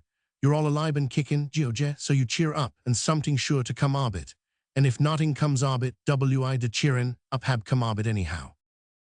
Foster smiled faintly at this philosophical view of his case, and did make a brave effort to follow the advice of his friend. "Does right now, George, you laugh and grow fat. Moreover, you go to work now, for if massa come and find us here, he's bound to know the reason why. Go to work, George, and forget your troubles. Does my way, and I's got a heap o' troubles, bless you." So saying, Peter the Great rose and left our forlorn midshipman sitting in the arbor, where he remained for some time ruminating on past, present, and future, instead of going to work. Apart from the fact of his being a slave, the youth's condition at the moment was by no means disagreeable, for he was seated in a garden which must have borne no little resemblance to the great original of Eden, in a climate that may well be described as heavenly, with a view before him of similar gardens which swept in all their rich luxuriance over the slopes in front of him, until they terminated on the edge of the blue and sparkling sea. While seated there, lost in reverie, he was startled by the sound of approaching footsteps, very different indeed from the heavy tread of his friend Peter. A guilty conscience made him glance round for a way of escape, but there was only one entrance to the bower. While he was hesitating how to act, an opening in the foliage afforded him a passing glimpse of a female in the rich dress of a Moorish lady. He was greatly surprised, being well aware of the jealousy with which Mohammedans guard their ladies from the eyes of men. The explanation might lie in this, that Ben Ahmed, being eccentric in this, as in most other matters, afforded the inmates of his harem unusual liberty. Before he had time to think much on the subject, however, the lady in question turned into the arbor and stood before him. If the word thunderstruck did justice in any degree to the state of mind which we wish to describe, we would gladly use it, but it does not. Every language, from Gaelic to Chinese, equally fails to furnish an adequate word. We therefore avoid the impossible and proceed, merely remarking that from the expression of both faces, it was evident that each had met with a crushing surprise. We can understand somewhat the midshipman's state of mind, for the being who stood before him was, well, we are again nonplussed. Suffice it to say that she was a girl of 15 summers, the other 45 seasons being, of course, understood. Beauty of feature and complexion she had, but these were lost, as it were, and almost forgotten in her beauty of expression, tenderness, gentleness, urbanity, simplicity, and benignity in a state of fusion. Now do not run away, reader, with the idea of an Eastern princess, with gorgeous black eyes, raven hair, tall and graceful form, etc. This apparition was fair, blue-eyed, golden-haired, girlish, sylph-like. She was graceful indeed as the gazelle, but not tall, and with an air of suavity that was irresistibly attractive. She had a good face as well as a beautiful, and there was a slightly pitiful look about the eyebrows that seemed to want smoothing away.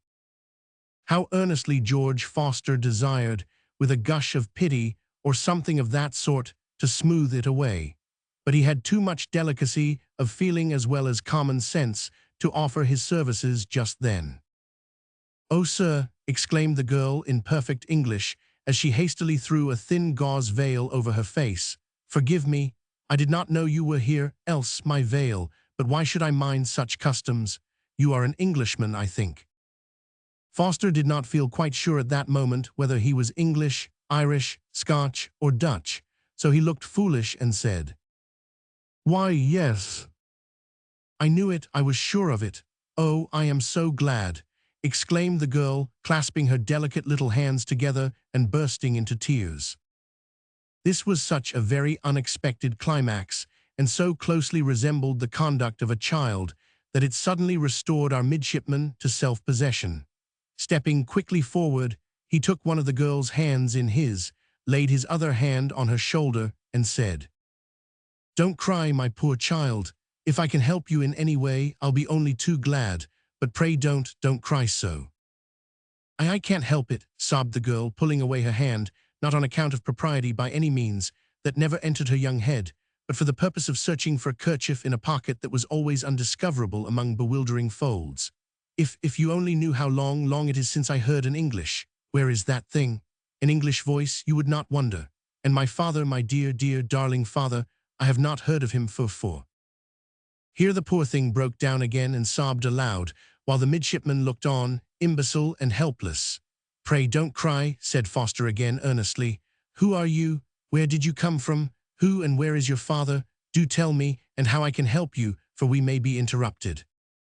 This last remark did more to quiet the girl than anything else he had said.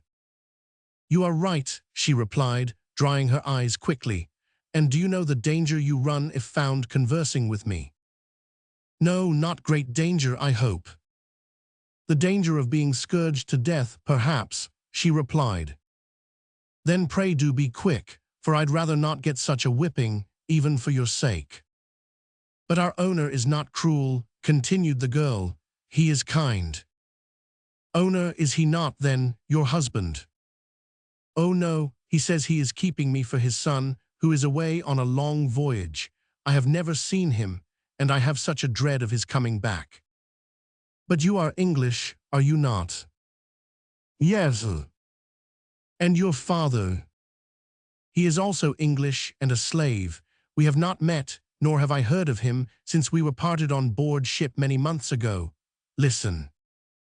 Chapter 5. The Maiden's Story. Peter the Great and the Middy go for a holiday and see awful things. During the conversation detailed in the last chapter, the young English girl had spoken with her veil down.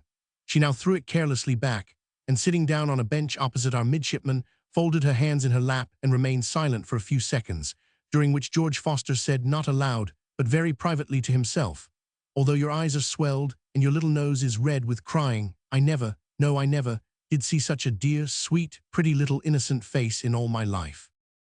All unconscious of his thoughts, and still giving vent now and then to an irresistible sob, the poor child, for she was little more, looked up and began her sad tale. "About 8 months ago, my dear father, who is a merchant, resolved to take me with him on a voyage to some of the Mediterranean ports. My father's name is Hugh Somers." "And yours?" asked Foster. "Is Hester. We had only just entered the Mediterranean when one of those dreadful Algerine pirates took our vessel and made slaves of us all. My darling father, being a very big, strong, and brave man, fought like a tiger. Oh, I never imagined that his dear, kind face could have looked as it did that awful day. But although he knocked down, and I fear, killed many men, it was all of no use. They were so numerous, and our men so few. The last I saw of my father was when they were lowering him into a boat in a state of insensibility, with an awful cut all down his brow and cheek, from which the blood was pouring in streams. I tried to get to him, but they held me back and took me down into the cabin. There I met our owner, who, when he saw me, threw a veil over my head and bade me sit still. I was too terrified and too despairing about my father to think of disobeying. I think Ben Ahmed, our owner, must be a man of power, for everybody seemed to obey him that day as if he was the chief man, though he was not the captain of the ship. After a time he took my hand, put me into a small sailing boat, and took me ashore. I looked eagerly for my father on landing, but he was nowhere to be seen, and I have not seen him since. Nor heard of or from him, asked Foster. No. At this point, as there were symptoms of another breakdown, our Middy became anxious and entreated Hester to go on. With a strong effort, she controlled her feelings. Well then, Ben Ahmed brought me here, and introducing me to his wives, he has 4 of them, only think. Said he had brought home a little wife for his son Osman. Of course I thought they were joking, for you know girls of my age are never allowed to marry in England. But after a time, I began to see that they meant it, and do you know, by the way, what is your name? Foster, George Foster. Well, Mr. Foster, I was going to say that I cannot help wishing and hoping that their son may never come home. Isn't that sinful? I don't know much about the sin of it, said Foster, but I fervently hope the same thing from the very bottom of my heart. And oh, continued Hester, whimpering a little, you can't think what a relief it is to be able to talk with you about it. It would have been a comfort to talk even to our big dog here about it, if it could only have understood English. But now, continued the poor little creature, while the troubled look returned to her eyebrows, what is to be done? Escape somehow, said Foster promptly. But nothing would induce me to even try to escape without my father, said Hester. This was a damper to our midshipman. To rescue a little girl seemed to him a mere nothing, in the glowing state of his heroic soul at that moment, but to rescue her, very big, strong, and brave, father at the same time, did not appear so easy. Still, something must be attempted in that way. Tell me, he said, what is your father like? Tall, handsome, sweet X.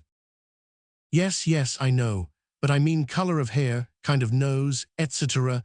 Be more particular and do be quick. I don't like to hurry you, but remember the possible scourging to death that hangs over me. Well, he is very broad and strong, a Roman nose, large sweet mouth always smiling, large grey eyes, such loving eyes, too, with iron grey hair, mustache and beard. You see, although it is not the fashion in England to wear beards, my dear father thinks it right to do so, for he is fond, he says, of doing only those things that he can give a good reason for, and as he can see no reason whatever for shaving off his moustachios and beard any more than the hair of his head and eyebrows, he lets them grow.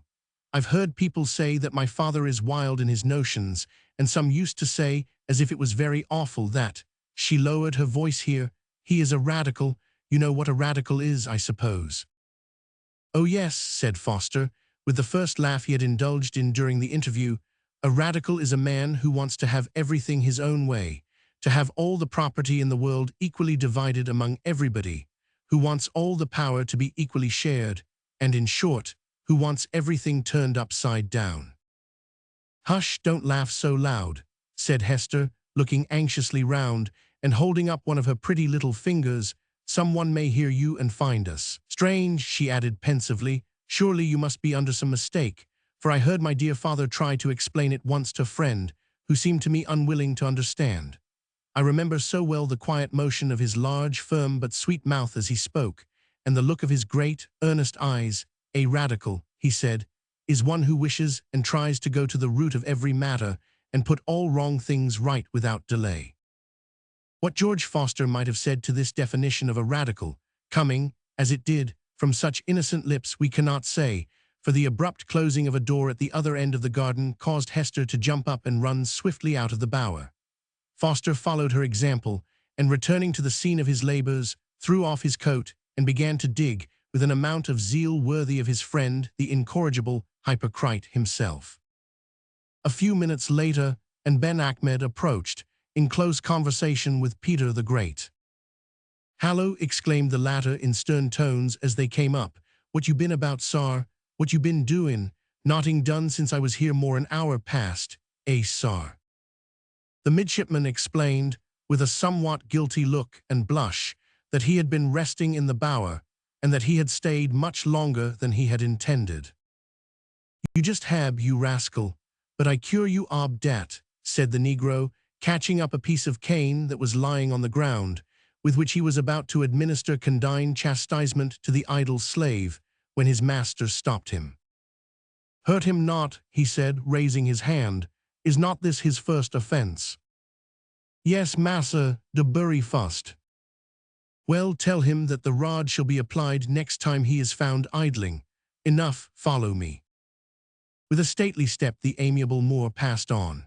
With a much more stately port Peter the Great followed him, but as he did so, he bestowed on Foster a momentary look so ineffably sly, yet solemn, that the latter was obliged to seize the spade and dig like a very sexton in order to check his tendency to laugh aloud. Half an hour later, the negro returned to him. "What you been do all dis time?" he asked in surprise. "I was more'n half tink you desarve a lickin'." "Perhaps I do, Peter," answered the young slave, in a tone so hearty and cheerful that the negro's great eyes increased considerably in size. "Well, George," he said, with a sudden change in his expression, "I wouldn't have expected ob you, no, I wouldn't, if my own mother was to tell me, to tink dat one so young too would go on to sly to de rum bottle, but where you kin find, I am's more'n I kin tell." "I have not been at the rum bottle at all," returned the middy, resting on his spade, "but I have had something to raise my spirits and brace my energies and take me out of myself. Come, let us go to the bower, and I will explain, that is, if we may safely go there." "Go where?" "To the bower." "Do you know, sir," replied Peter, drawing himself up and expanding his great chest, "do you know, sir, dat I's commander-in-chief ob de army in dis yar garden, and kin order 'em about war I please, and do what I like. Go up to de bower, you small Brish officer, and look sharp if you don't want a whacking." The slave obeyed with alacrity, and when the two were seated, he described his recent interview with Hester Somers. No words can do full justice to the varied expressions that flitted across the negro's face as the midshipman's narrative went on. "So," he said slowly, when it was concluded, "you's been and had a long private conversation wid one ob Ben Achmed's ladies. My, you know what dat means if it found out." "Well, Miss Somers herself was good enough to tell me that it would probably mean flogging to death." "Flogging to death," echoed Peter. "Perhaps so wid massa, for he's a kind man, but wid most any oder man it ud mean roastin' alive over a slow fire. George, you's little better'n a dead man."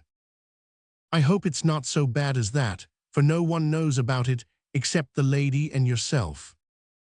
"Does so, and you're in luck, let me tell you. Now you go to work, and I'll retire for some meditation, see what's to come ob all dis." Truly the changes that take place in the feelings and mind of man are not less sudden and complete than the physical changes which sometimes occur in lands that are swept by the tornado and desolated by the earthquake. That morning George Foster had risen from his straw bed a miserable white slave, hopeless, heartless, and down at spiritual zero or below it. That night he lay down on the same straw bed, a free man, in soul if not in body, a hero of the most ardent character, up at fever heat in the spiritual thermometer or above it, and all because his heart throbbed with a noble purpose, because an object worthy of his efforts was placed before him, and because he had made up his mind to do or die in a good cause. What that cause was he would have found it difficult to define clearly in detail. Sufficient for him that an unknown but stalwart father with radical tendencies and a well-known and lovely daughter were at the foundation of it, and that escape was the talismanic word which formed a battery, as it were, with which to supply his heart with electric energy.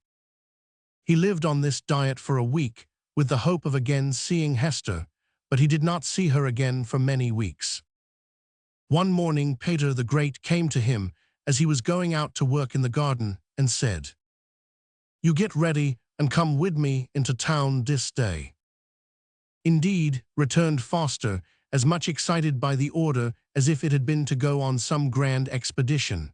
"For what purpose?" "You obey orders, sir, and make your mind easy about purposes." In a few minutes, Foster was ready. No part of his original costume now remained to him. A blue striped cotton jacket, with pants too short and too wide for him, a broad-brimmed straw hat, deeply sunburnt face and hands, with a pair of old boots 2 sizes too large, made him as unlike a British naval officer as he could well be. But he had never been particularly vain of his personal appearance, and the high purpose by which he was now actuated set him above all such trifling considerations. "Is your business a secret?" asked Foster, as he and his companion descended the picturesque road that led to the city. "No, it am no secret, 'cause I's got no business." "You seem to be in a mysterious mood this morning, Peter. What do you mean?" "I mean dat you and me's out for a holiday, 2 slabs out for a holiday, t'ink ob dat." The Negro threw back his head, opened his capacious jaws, and gave vent to an almost silent chuckle. "That does indeed mound strange," returned Foster. "How has such a wonderful event been brought about?" "By lub, George, didn't I tell you before dat hub am eberating?" "Yes, and my dear old mother told me, long before you did, that love is the fulfilling of the law." "Well, I don't know much about law, except dat I believe it's a passel o' nonsense, for what we's got here ain't o' no use, leastwise not for slabs." "But my mother did not refer to human laws," returned Foster. "She quoted what the Bible says about God's laws." "Oh, does a bury different teeing, massa, and I s'pose your mother was right. Anyway, it was lub what overcame Ben Achmed. You see, I put it to I am bury tender like. 'Massa,' says I, 'here I's been wid you night and day for 6 year, and you's neber say to me yet, Peter the Great, go out for the day and enjoy yourself. Now, massa, I wants to take dat small rascal George Fuster to de town, and show him a few teeings as'll make him do his work better, and dat'll make you lub I am more, and so we'll all be more comfortable.' Does what I say, and when I was saying it, I see de wrinkles a common round massa's eyes, so I feel sure, for when dem wrinkles come to de eyes, it is all right.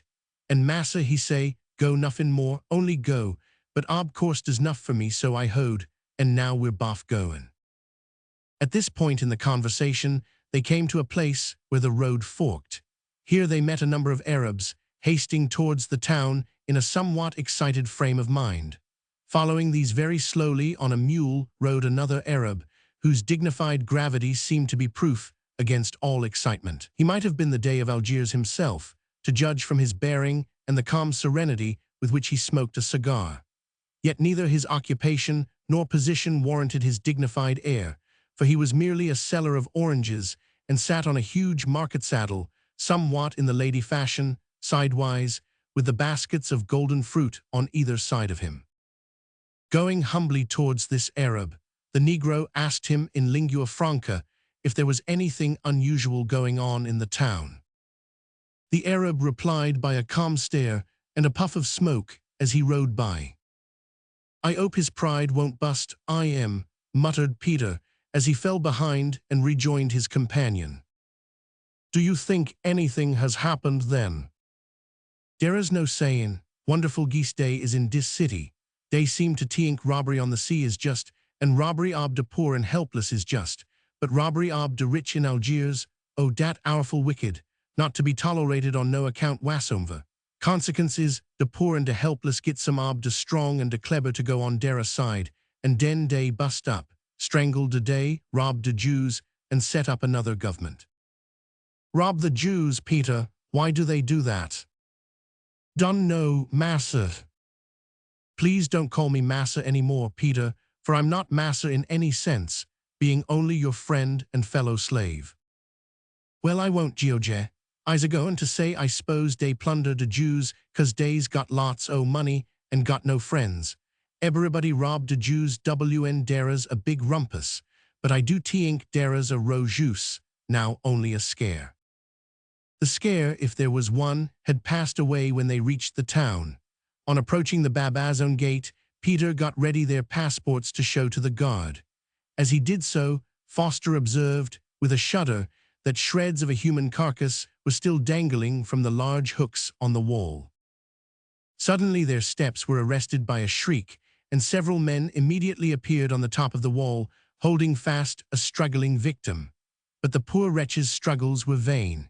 He was led to the edge of the wall by 4 strong men, and not hurled, but dropped over, so that he should not fail to be caught on one of the several hooks below. Another shriek of terror burst from the man as he fell. It was followed by an appalling yell as one of the hooks caught him under the armpit, passed upwards right through his shoulder and into his jaws, while the blood poured down his convulsed and naked limbs. That yell was the poor man's last. The action of the hook had been mercifully directed, and after a few struggles, the body hung limp and lifeless. Oh, it is terrible to think of the cruelty that man is capable of practicing on his fellows. The sight was enough, one would think, to rouse to indignation a heart of stone, yet the crowds that beheld this did not seem to be much affected by it. True, there were several faces that showed traces of pity, but few words of disapproval were uttered. "Come, come," cried our midshipman, seizing his companion by the arm and dragging him away. "Let us go. Horrible, they are not men but devils. Come away." They passed through the gate and along the main street of the city a considerable distance, before Foster could find words to express his feelings, and then he had difficulty in restraining his indignation on finding that the Negro was not nearly as much affected as he himself was by the tragedy which they had just witnessed. "We's used to it, you know," said Peter in self-defense. "I seen 'em hangin' alive on dem hooks for hours, but dat's nuffin to what some on 'em do. Look dar, you see dat old man sittin' ober dere wid de small teings for sale, him what's doin' nuffin and sayin' nuffin and almost expectin' nuffin. Well, I once saw dat old man whacked for nuffin, or next to nuffin, on de sole ob his foots, so's he couldn't walk for 'bout 2 or 3 months." They had reached the market square by that time, and Foster saw that the man referred to was the identical old fellow with the blue coat and hood, the white beard, and the miscellaneous old articles for sale, whom he had observed on his first visit to the square. The old Arab gave Peter the great a bright look and a cheerful nod as they passed. "He seems to know you," remarked Foster. "Oh yes, he know me. I used to carry him on my back every mornin' to his place here dat time when he couldn't walk. Bress you, dar's lots o' people knows me here. Come, I'll introduce you to some more friends, and we'll have a cup o' coffee."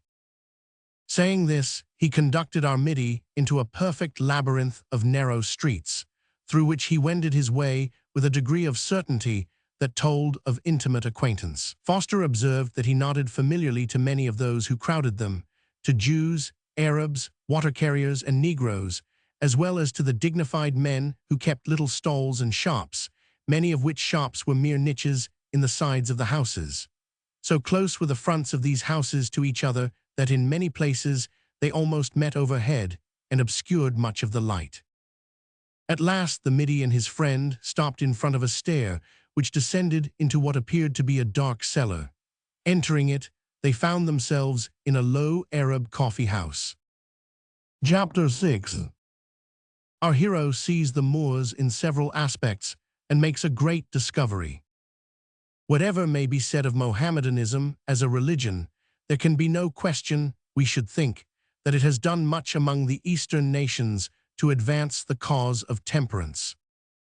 We make no defense of Mohammed, very much the reverse, but we hold that even a false prophet cannot avoid teaching a certain modicum of truth in his system, and when Mohammed sternly put his foot down upon strong drink and enforced the principle of total abstinence therefrom, he did signal service to a large portion of the human family.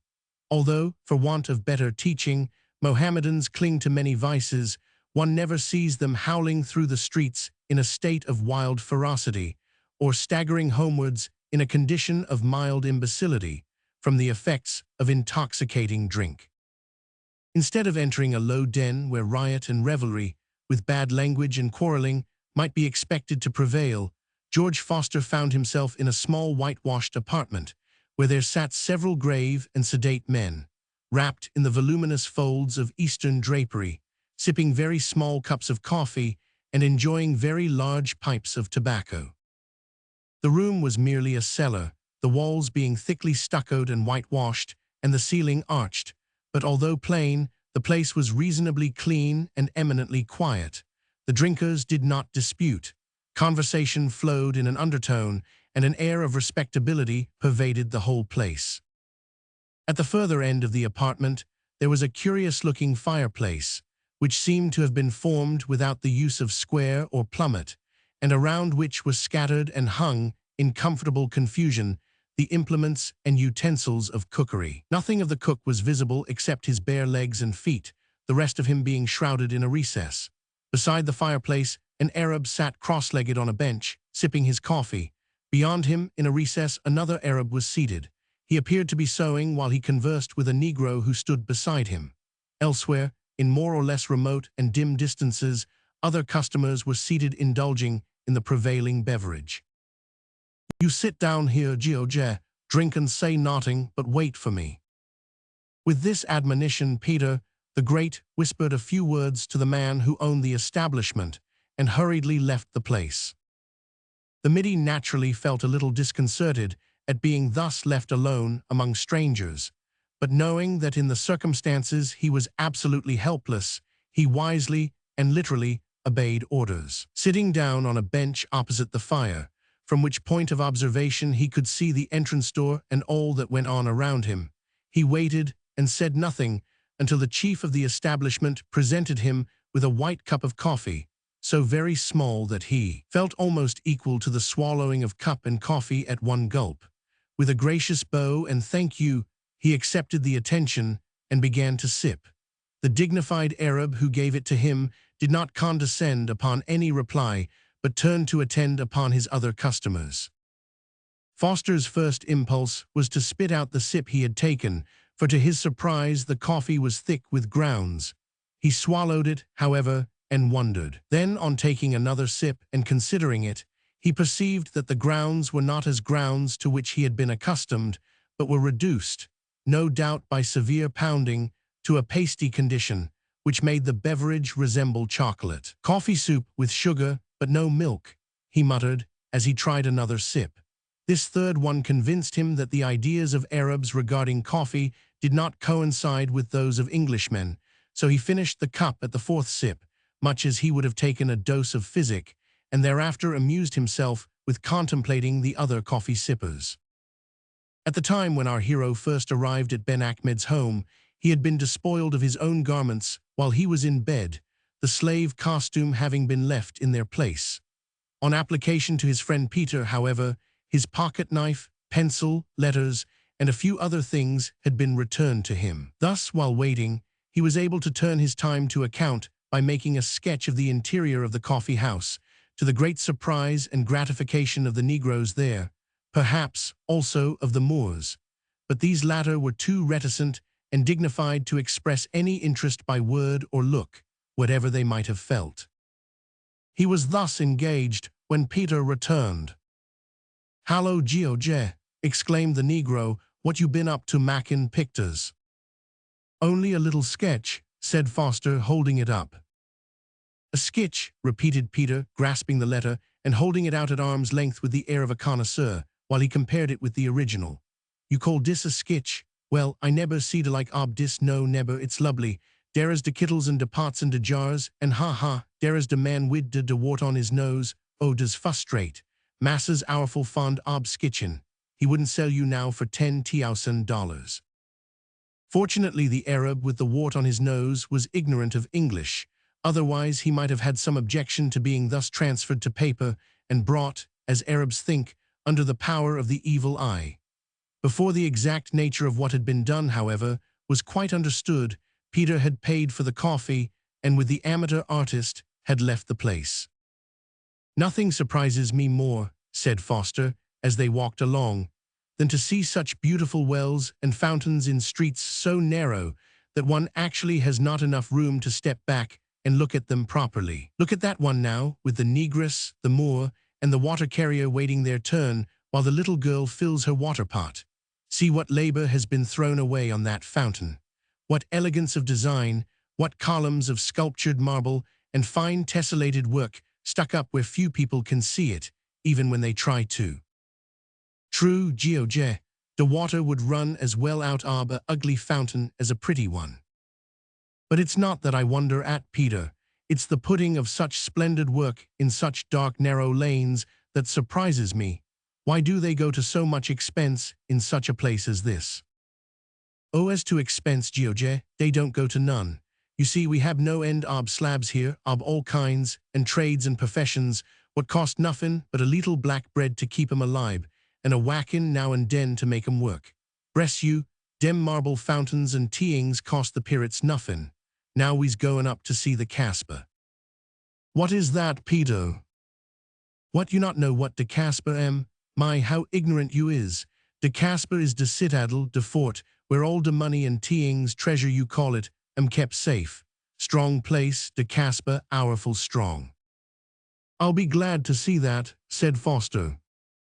Oh yes, you be glad to see it wid me, returned the negro significantly, but not so glad if you go dere wid chains on you legs and pick or shovel on you shoulder.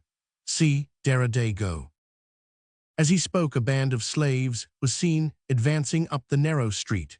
Standing aside in a doorway to let them pass, Foster saw that the band was composed of men of many nations. Among them he observed the fair hair and blue eyes of the Saxon, the dark complexion and hair of the Spaniard and Italian, and the black skin of the Negro, but all resembled each other in their looks and lines of care, and in the weary anxiety and suffering with which every countenance was stamped, also in the more or less dejected air of the slaves, and the soiled ragged garments with which they were covered.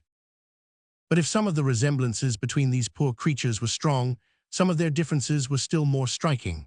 Among them were men whose robust frames had not yet been broken down, whose vigorous spirits had not been quite tamed, and whose scowling eyes and compressed lips revealed the fact that they were dangerous. These walked along with clanking chains on their limbs, chains which were more or less weighty, according to the strength and character of the wearer. Others they were so reduced in health, strength, and spirit, that the chain of their own feebleness was heavy enough for them to drag to their daily toil. Among these were some with hollow cheeks and sunken eyes, whose weary pilgrimage was evidently drawing to a close, but all, whether strong or weak, fierce or subdued, were made to tramp smartly up the steep street, being kept up to the mark by drivers, whose cruel whips cracked frequently on the shoulders of the lagging and the lazy. With a heart that felt as if ready to burst with conflicting emotions, the poor midshipman looked on, clenching his teeth to prevent unwise exclamations, and unclenching his fists to prevent the tendency to commit assault and battery. "This is dreadful," he said in a low voice when the gang had passed. "Yes, George, it is dreadful, but we's used to it, you know. Come, we'll follow dis gang." Keeping about 20 yards behind, they followed the slaves into the Casper, where they met with no interruption from the guards, who seemed to be well acquainted with Peter the Great, though they did not condescend to notice him, except by a passing glance. "How is it that everyone lets you pass so easily?" asked Foster when they had nearly reached the southern wall of the fortress. "Everybody knows me so well, does one reason," answered the Negro with a grin of self-satisfaction. "I's quite a public character in dis yar city, you muse, no. Den anoder teeing is, dat our massa am a man ob power. He not got no particular office in de state, 'cause he not require it, for he's a rich man, but he's got great power wid de day, we's both got dat." "Indeed, how so?" "Stand here under dis doorway, and I tell you dis way, where you can see de splendid view ob de whole city and de harbor and sea beyond. We can wait a bit here while de slabs are gittin' ready to work. You see de bit ob wall dat's damaged, dara? Well, dey are goin' to repair dat. We'll go look at 'em by and by." As the incident which Peter narrated might prove tedious if given in his own language, we take the liberty of relating it for him. One fine morning, during the previous summer, the Dey of Algiers mounted his horse, a fiery little Arab, and, attended by several of his courtiers, cantered away in the direction of the suburb which is now known by the name of Mustafa Superior. When drawing near to the residence of Ben Ahmed, the the day's horse became unmanageable and ran away. Being the best horse of the party, the courtiers were soon left far behind. It chanced that Ben Achmed and his man, Peter the Great, were walking together towards the city that day. On turning a sharp bend in the road, where a high bank had shut out their view, they saw a horseman approaching at a furious gallop. "It is the day," exclaimed Ben Achmed. "So it am," responded Peter. "He can't make the turn of the road and live," cried the Moor, all his dignified self-possession vanishing as he prepared for action. "I will check the horse," he added in a quick, low voice. "You break his fall, Peter, he'll come off on the left side." "Does so, massa," said Peter, as he sprang to the other side of the narrow road. He had barely done so when the day came thundering towards them. "Stand aside," he shouted as he came on, for he was a fearless horseman and quite collected, though in such peril. But Ben Achmed would not stand aside.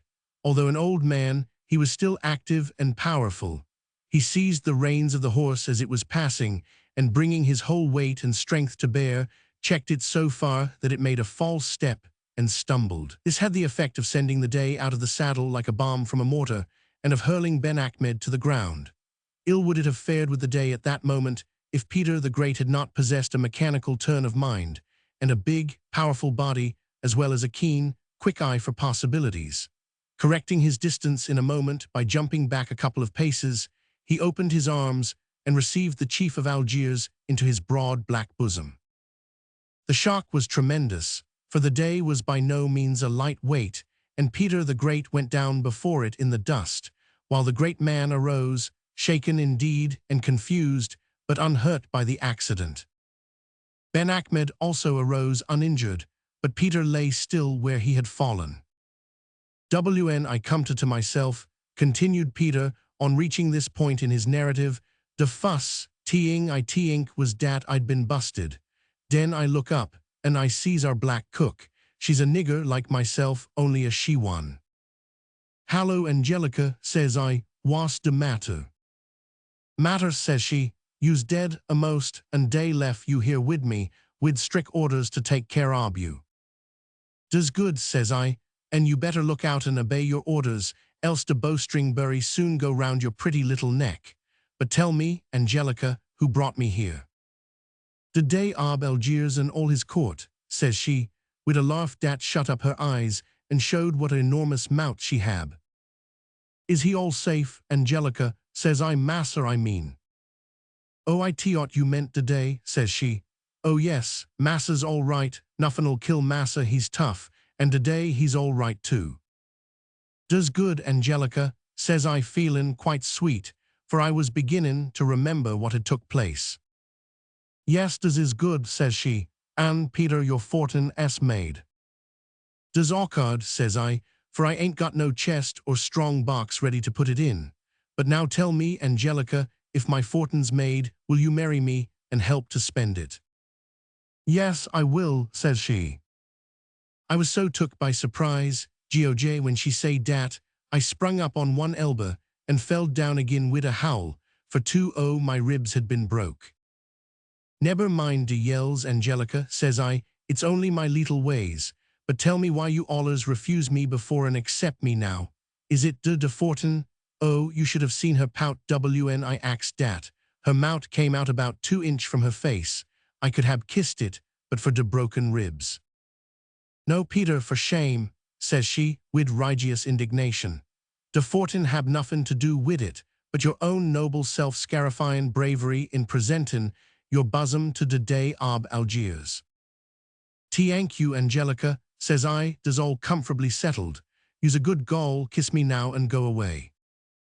So she jibbed me a kiss, and I turned round and went sweetly to sleep on de back ob dat, for I was hourful tired, and de ribs was creaking badly. 'Did you marry Angelica?' asked our Middy with sympathetic interest. 'Marry her, ob course I did, 2 year ago, Don, you know it's her as cooks all our wittles.' 'How could I know, Peter, for you never call her anything but cook? But I'm glad you have told me, for I'll regard her now with increased respect from this day forth.'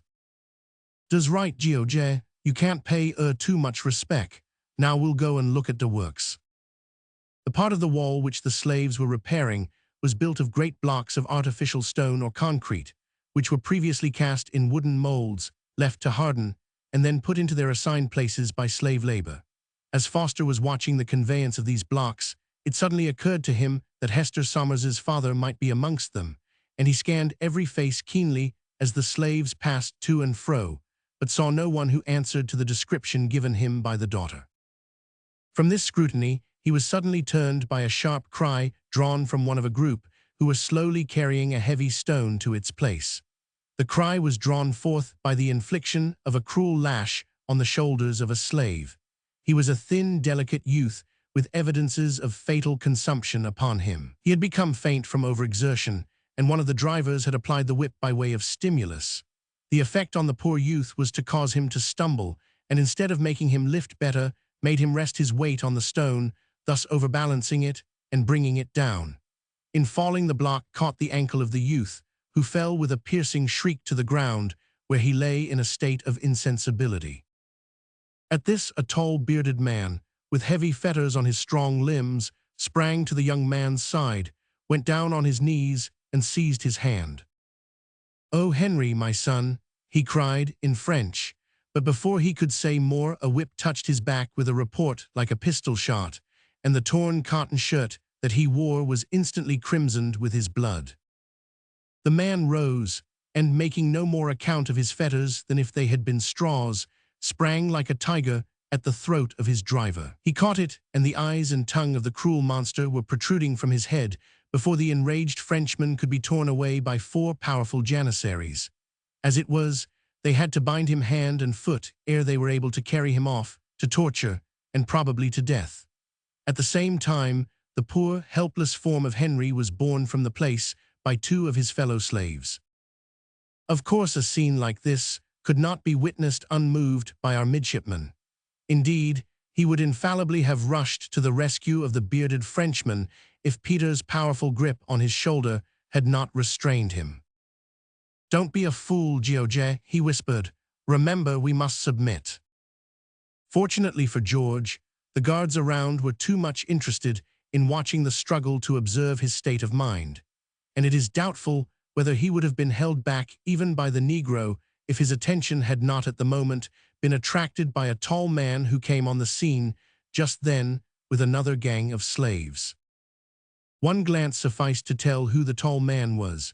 Hester Somers's portrait had been a true one, tall, handsome, strong, and even in the haggard, worn, and profoundly sad face, there shone a little of the sweetness which his daughter had emphasized. There were also the large gray eyes, the Roman nose, the iron gray hair, mustache, and beard, and the large mouth, although the smile had fled from the face and the lovingness from the eyes. Foster was so sure of the man that, as he drew near to the place where he stood, he stepped forward and whispered, "Somers." The man started and turned pale as he looked keenly at our hero's face. "No time to explain," said the Middy quickly. "Hester is well and safe. See you again, hope on." "What are you saying there?" thundered one of the drivers in Arabic. "What you say to dat fella, you rascal, you white slave? Come long home," cried Peter the Great, seizing Foster by the collar and dragging him forcibly away, at the same time administering several kicks so violent that his entire frame seemed to be dislocated, while the janissaries burst into a laugh at the big Negro's seeming fury. "Oh, George," continued Peter, as he dragged the Middy along, shaking him from time to time, "you'll be the death ob me, and ob yourself too, if you don't learn to submit. And see, too, what a hypocrite you make me. I's 'bliged to kick hard, or dey wouldn't believe me in earnest." "Well, well, Peter," returned our hero, who at once understood his friend's ruse to disarm suspicion and get him away safely, "you need not call yourself a hypocrite this time, at all events, for your kicks and shakings have been uncommonly real, much too real for comfort." "Didn't I say I was 'bliged to do it?" retorted Peter, with a pout that might have emulated that of his wife on the occasion of their engagement. 500 you s'pose dem rascals don know a real kick from a sham one. I was merciful too, for if I'd kicked as I could, there wouldn't be a whole bone in your carcass at dis moment. You's got to learn to be grateful, George, come along.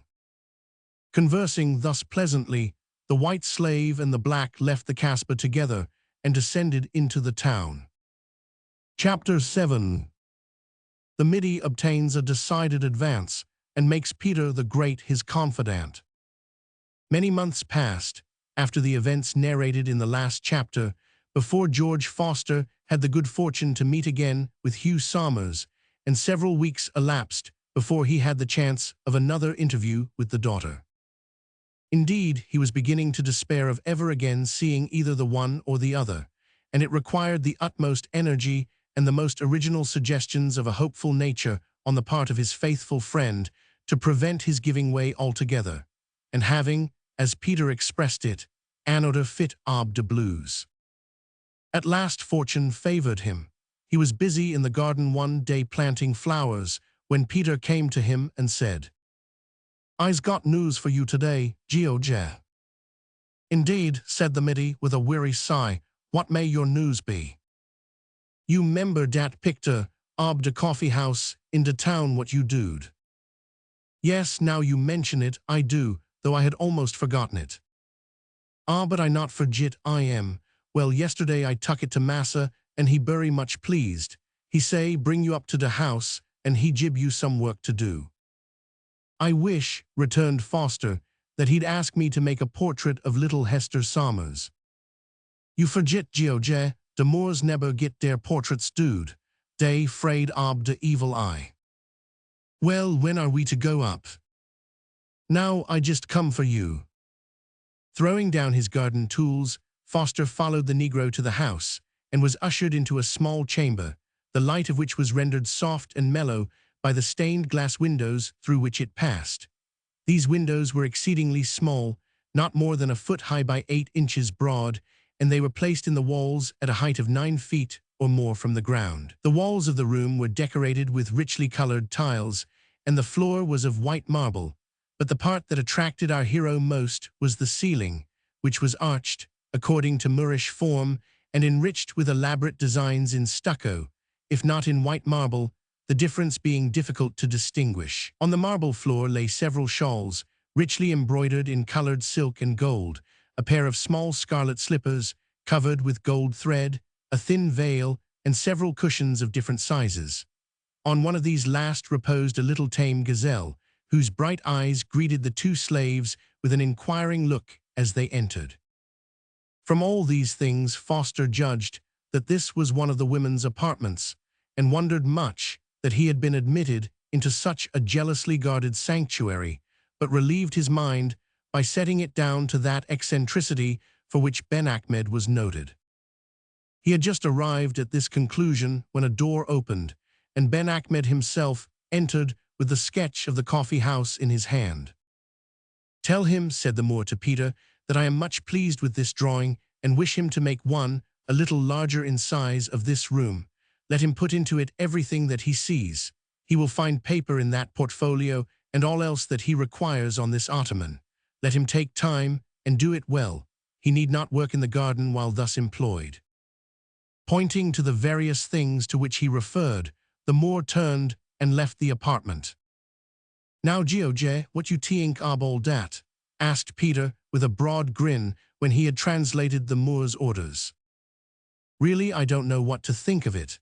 Undoubtedly, it is a step upwards as compared with working in the garden.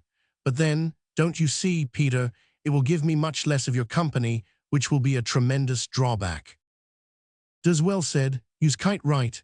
I hab notice from de fuss dat you hab a well-constituted mind and appreciates de value ob friendship. I love your smooth face, George."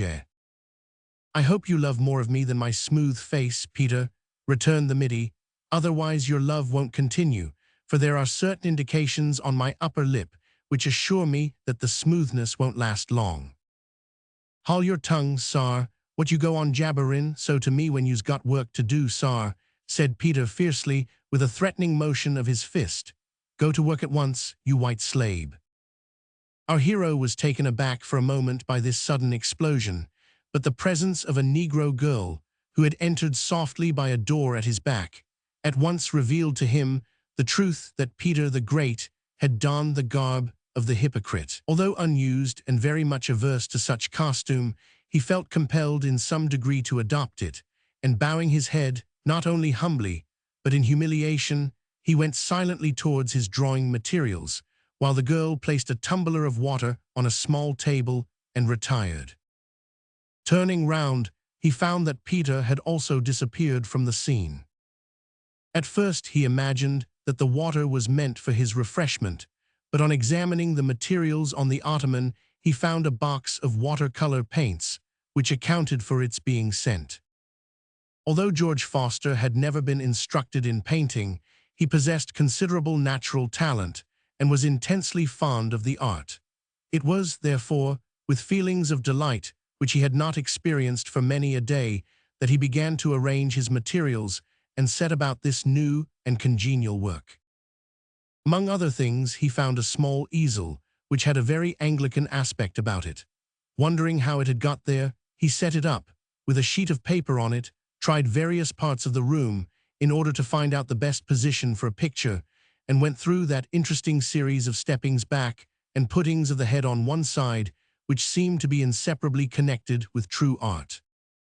While thus engaged in the profound silence of that luxurious apartment, with its dim religious light, now glancing at the rich ceiling, anon at the fair sheet of paper, he chanced to look below the margin of the latter and observed, through the legs of the easel, that the gorgeous eyes of the gazelle were fixed on him in apparent wonder.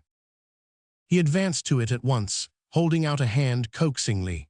The pretty creature allowed him to approach within a few inches, and then bounded from its cushion like a thing of india rubber to the other end of the room, where it faced about and gazed again. "You gaze well, pretty creature," thought the embryo artist. "Perhaps that's the origin of your name. Humph, you won't come to me." The latter part of his thoughts he expressed aloud, but the animal made no response. It evidently threw the responsibility of taking the initiative on the man. Our Middy was naturally persevering in character. Laying aside his pencil, he sat down on the marble floor, put on his most seductive expression, held out his hand gently, and muttered soft encouragements, such as, "Now then, Spunky, come here, and don't be silly," and the like. But Spunky still stood immovable and gazed. Then the Middy took to advancing in a sitting posture, after a manner known to infants, at the same time intensifying the urbanity of his look and the wheedlement of his tone. The gazelle suffered him to approach until his fingers were within an inch of its nose. There the Middy stopped. He had studied animal nature. He was aware that it takes two to love as well as to quarrel. He resolved to wait. Seeing this, the gazelle timidly advanced its little nose and touched his finger. He scratched gently. Spunky seemed to like it. He scratched progressively up its forehead. Spunky evidently enjoyed it. He scratched behind its ear, and the victory was gained. The gazelle, dismissing all fear, advanced and rubbed its graceful head on his shoulder. "Well, you are a nice little beast," said Foster, as he fondled it. "Whoever owns you must be very kind to you, but I can't afford to waste more time with you. Must get to work." He rose and returned to his easel, while the gazelle trotted to its cushion and lay down to sleep, perchance to dream, no, to gaze, as before, but in mitigated wonder. The amateur painter-slave now applied himself diligently to his work, with ever-increasing interest, yet not altogether without an uncomfortable and humiliating conviction that if he did not do it with reasonable rapidity and give moderate satisfaction, he ran the chance of being whacked, if not worse.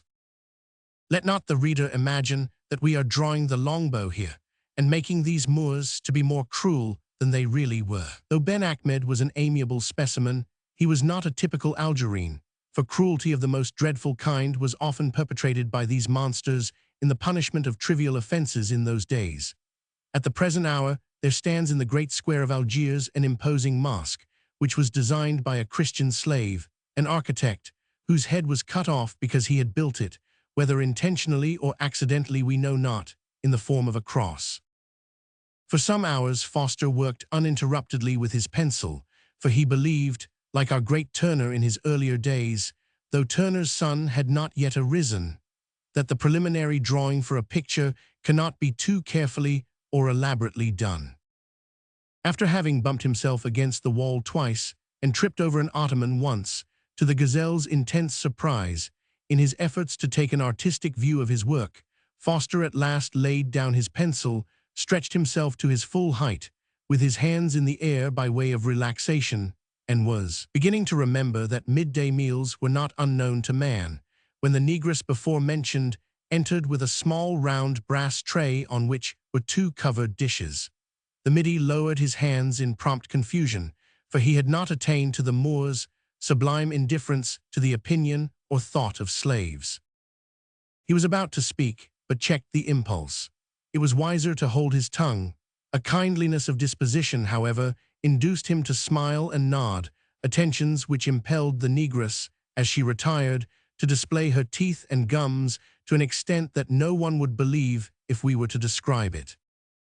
On examination, it was found that one of the dishes contained a savory compound of rice and chicken, with plenty of butter and other substances, some of which were sweet.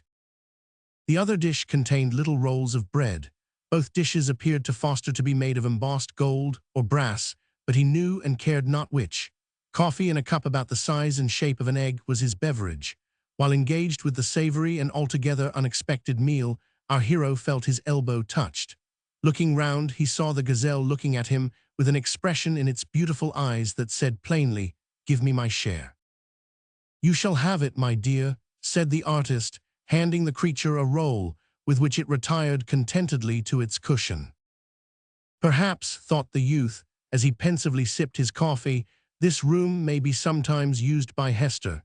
It obviously forms part of the seraglio. Strange old fellow, Ben Ahmed, to allow men like me to invade such a place. The thought of the ladies of the harem somehow suggested his mother and sister, and when poor George got upon this pair of rails, he was apt to be run away with, and to forget time and place. The reverie into which he wandered was interrupted, however, by the gazelle asking for more. As there was no more, it was fain to content itself with a pat on the head as the painter rose to resume his work. The drawing was by this time all penciled in most elaborately, and the middy opened the watercolor box to examine the paints. As he did so, he again remarked on the familiar English look of the materials and was about to begin rubbing down a little of one of the cakes. Moist colors had not been invented, when he observed some writing in red paint on the back of the palette.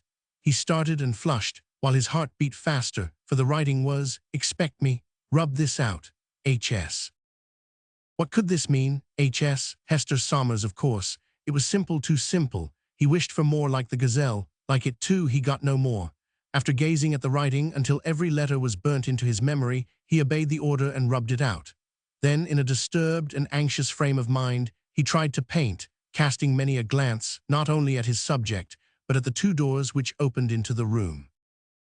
At last one of the doors opened, not the one he happened to be looking at, however. He started up, overturned his stool, and all but knocked down the easel, as the negress re-entered to remove the refreshment tray.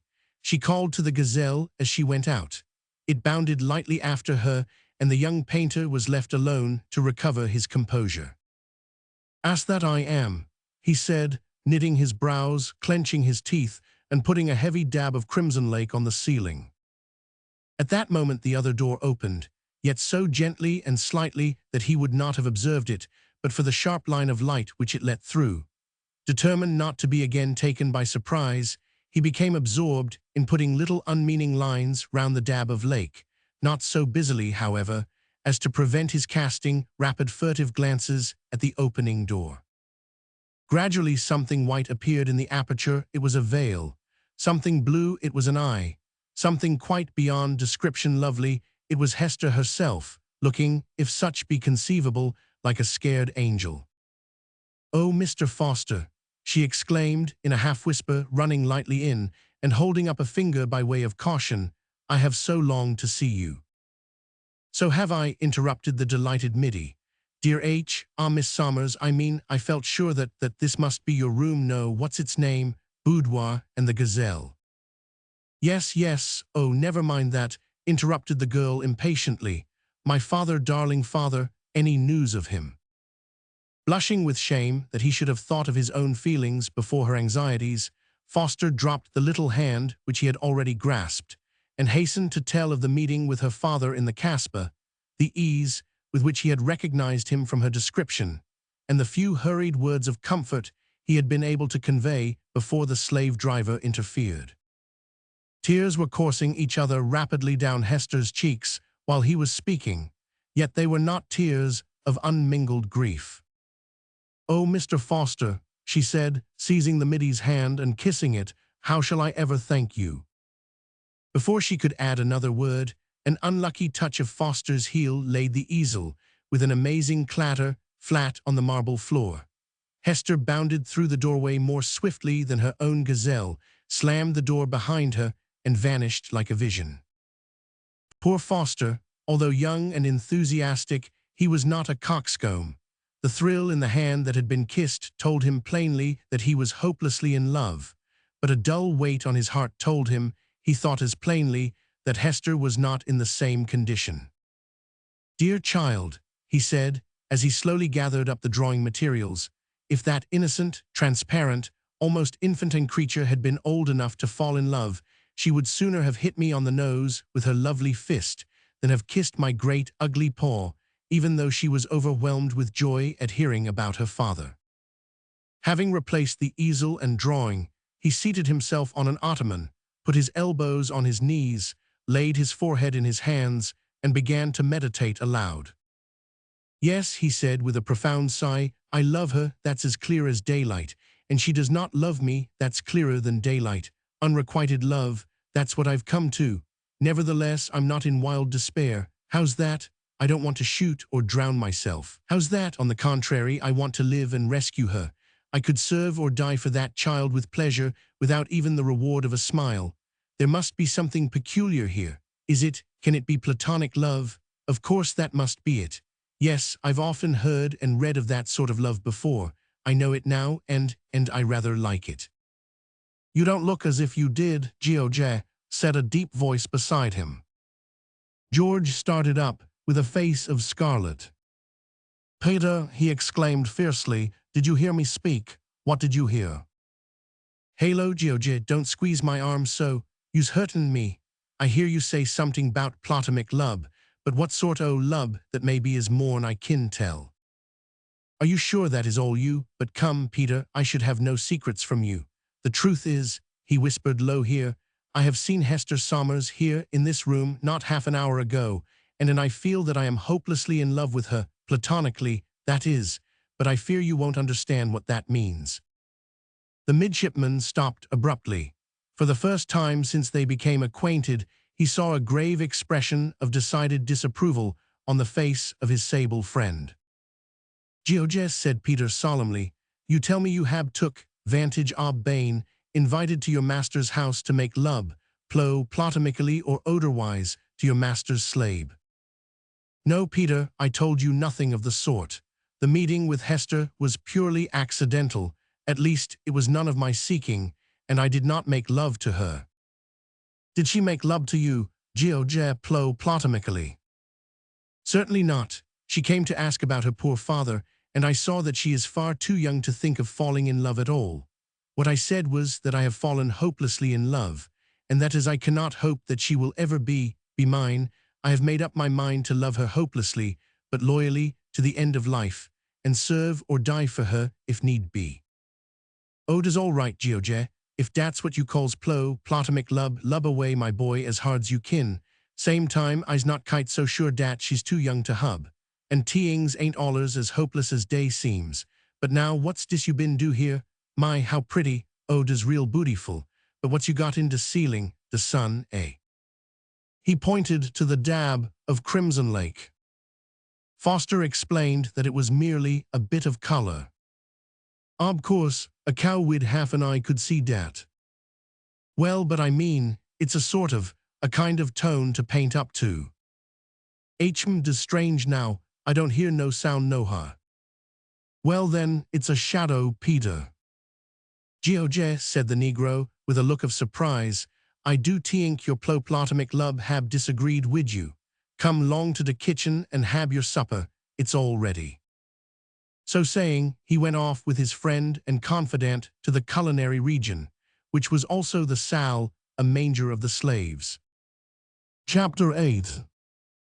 A severe trial, secret communication under difficulties, and sudden flight. The devotion of our Middy to the fine arts was so satisfactory in its results that Ben Ahmed set him to work at various other apartments in his dwelling when the first drawing was nearly finished.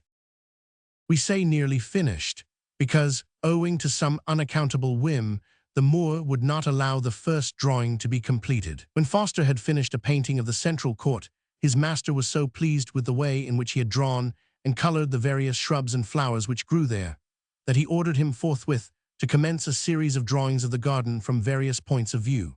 In one of these Foster introduced such a lifelike portrait of Peter the Great that Ben Ahmed was charmed, and immediately gave orders to have most of his slaves portrayed while engaged in their various occupations. In work of this kind, many months were spent, for Foster was a painstaking worker. He finished all his paintings with minute care, having no capacity for offhand or rapid sketching. During this period, the engrossing nature of his work, of which he was extremely fond, tended to prevent his mind from dwelling too much on his condition of slavery, but it was chiefly the knowledge that Hester Somers was under the same roof, and the expectation that at any moment he might encounter her, which reconciled him to his fate and even made him cheerful under it. But as week after week passed away, and month after month, without even a flutter of her dress being seen by him, his heart failed him again, and he began to fear that Ben Ahmed's son Osman might have returned and carried her off as his bride, or that she might have been sold to some rich Moor, even to the Dey himself. Of course, his black friend comforted him with the assurance that Osman had not returned, and that Ben Ahmed was not the man to sell a slave he was fond of, but such assurances did not afford him much comfort. His mind was also burdened with anxiety about his mother and sister. He was sitting one day while in this state at an angle of the garden, trying to devote his entire mind to the portrayal of a tree fern, and vainly endeavoring to prevent Hester Somers from coming between him and the paper, when he was summoned to attend upon Ben Ahmed. As this was an event of by no means uncommon occurrence, he listlessly gathered up his materials and went into the house. He found the Moor seated cross-legged on a carpet, smoking his hookah, with only a negress in attendance. His easel, he found, was already placed, and to his surprise, he observed that the original drawing with which his career as a painter had commenced was placed upon it. "I wish you to finish that picture by introducing a figure," said Ben Ahmed with solemn gravity. He spoke in lingua franca, which Foster understood pretty well by that time. It now became evident to him why the drawing of the room had been left unfinished, and he thought it probable that modesty, or perhaps a difficulty in overcoming the Moslem's dislike to being transferred to canvas at all, had caused the delay. "In what attitude do you wish to be painted?" asked the Middy, as he moved the easel a little and took a professional, head-on-one-side look at his subject. "In no attitude," returned the Moor gravely. "Pardon me," said Foster in surprise. "Did you not say that?"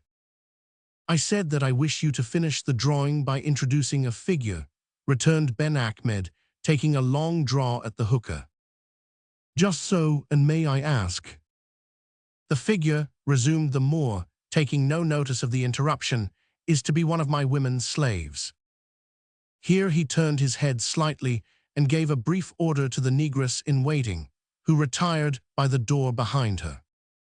The Middy stood silent for a minute or so, lost in wonder and expectation, when another door opened and a female entered. She was gorgeously dressed and closely veiled, so that her face was entirely concealed. Nevertheless, George Foster's heart seemed to bound into his throat and half choke him, for he knew the size, air, and general effect of that female as well as if she had been his own mother. The Moor rose, led her to a cushion, and bade her sit down. She did so with the grace of Venus, and then the Moor removed her veil, looking fixedly at the painter as he did so. But the Middy had recovered self-possession by that time. He was surprised as well as deeply concerned to observe that Hester's beautiful face was very pale, and her eyes were red and swollen, as if from much crying, but not a muscle in his stolid countenance betrayed the slightest emotion. He put his head a little to one side in the orthodox manner and looked steadily at her. Then he looked at his painting and frowned, as if considering the best spot in which to place this figure. Then he began to work. Meanwhile, the Moor sat down to smoke in such a position that he could see both painter and sitter. It was a severe test of our Middy's capacity to act the hypocrite. His heart was thumping at his ribs like a sledgehammer anxious to get out. His hand trembled so that he could scarcely draw a line, and he was driven nearly mad with the necessity of presenting a calm, thoughtful exterior when the effervescence within, as he afterwards admitted, almost blew his head off like a champagne cork. By degrees he calmed down, ceased breaking the point of his pencil, and used his india rubber less frequently. Then he took to color and the brush, and here the tide began to turn in his favor. Such a subject surely never before sat to painter since the world began. He became engrossed in his work. The eyes became intent, the hand steady, the heart regular, the whole man intense, while a tremendous frown and compressed lips told that he meant business. Not less intense was the attention of the Moor. Of course we cannot tell what his thoughts were, but it seemed not improbable that his eccentric recklessness, in violating all his Mohammedan habits and traditions as to the seclusion of women, by thus exposing Hester to the gaze of a young infidel, had aroused feelings of jealousy and suspicion, which were not natural to his kindly and un-Moorish cast of soul. But while young Foster was employed in the application of his powers to energetic labor, the old Moor was engaged in the devotion of his powers to the consumption of smoke.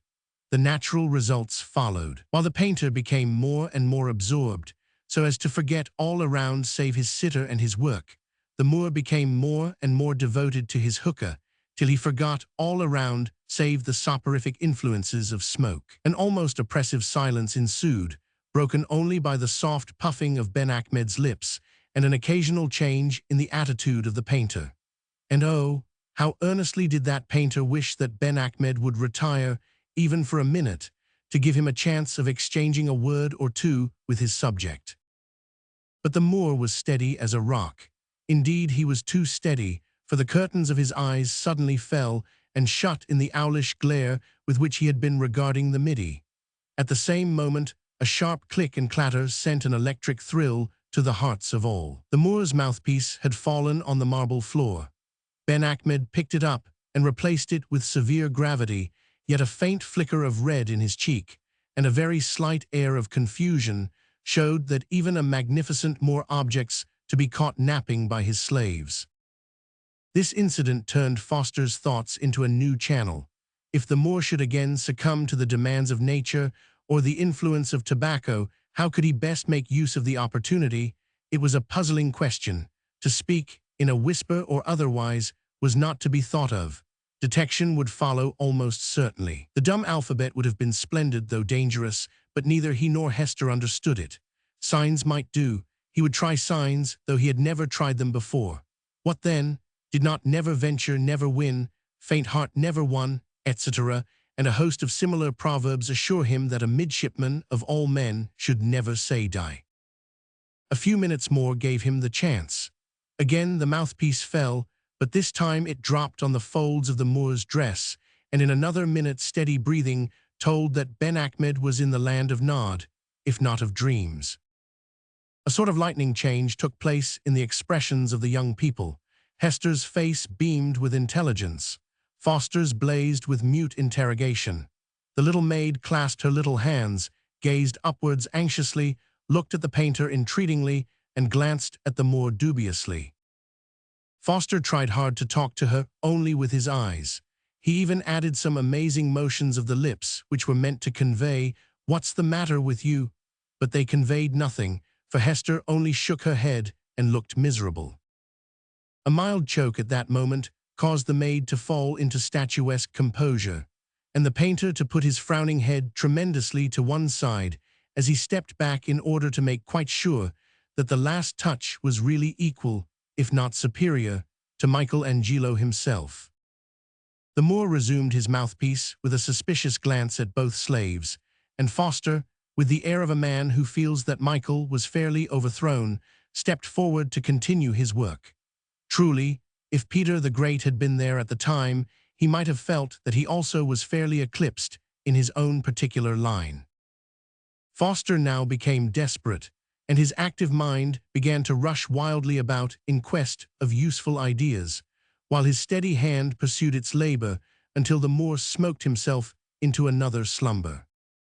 Availing himself of the renewed opportunity, the Middy wrapped a small piece of pencil in a little bit of paper, and, with the reckless daring of a man who had boarded a pirate single-handed, flung it at his ladylove. His aim was true, as that of a midshipman should be. The little bomb struck Hester on the nose and fell into her lap. She unrolled it quickly, and an expression of blank disappointment was the result, for the paper was blank and she had expected a communication. She looked up inquiringly, and beaming intelligence displaced the blank when she saw that Foster made as though he were writing large text on his drawing. She at once flattened the bit of paper on her knee, eyeing the Moor anxiously the while, and scribbled a few words on the paper. A loud cough from Foster, followed by a violent sneeze, caused her to crush the paper in her hand and again become intensely statuesque. Prompt though she was, this would not have saved her from detection if the violence of Foster's sneeze had not drawn the Moor's first glance away from her and towards himself. "Pardon me," said the Middy, with a deprecatory air. "A sneeze is sometimes difficult to repress." "Does painting give Englishmen colds?" asked the Moor sternly. "Sometimes it does, especially if practiced out of doors in bad weather," returned Foster softly. "That will do for today. You may return to your painting in the garden. It will, perhaps, cure your cold. Go," he added, turning to Hester, who immediately rose, pushed the paper under the cushion on which she had been sitting, and left the room with her eyes fixed on the ground. As the cat watches the mouse, Foster had watched the girl's every movement while he bent over his paint-box. He saw where she put the paper. In conveying his materials from the room, strange to say, he slipped on the marble floor, close to the cushion, secured the paper as he rose, and picking up his scattered things with an air of self-condemnation, retired humbly, yet elated, from the presence chamber. Need we say that, in the first convenient spot he eagerly unrolled the paper, and read. "I am lost, oh save me, Osman has come, I have seen him, hateful, he comes tomorrow too." The writing ended abruptly. "My hideous sneeze did that," growled Foster savagely, "but if I had been a moment later Ben Ahmed might have, well, no matter, she must be saved, she shall be saved." Having said this, clenched his teeth and hands, and glared, he began to wonder how she was to be saved. Not being able to arrive at any conclusion on this point, he went off in search of his friend Peter the Great. He found that worthy man busy mending a rake in a tool house, and in a few eager words explained how matters stood. At first the Negro listened with his wonted, cheerful smile and helpful look, which hitherto had been a sort of beacon light to the poor midshipman in his troubles, but when he came to the piece of paper and read its contents, the smile vanished. "Osman home," he said.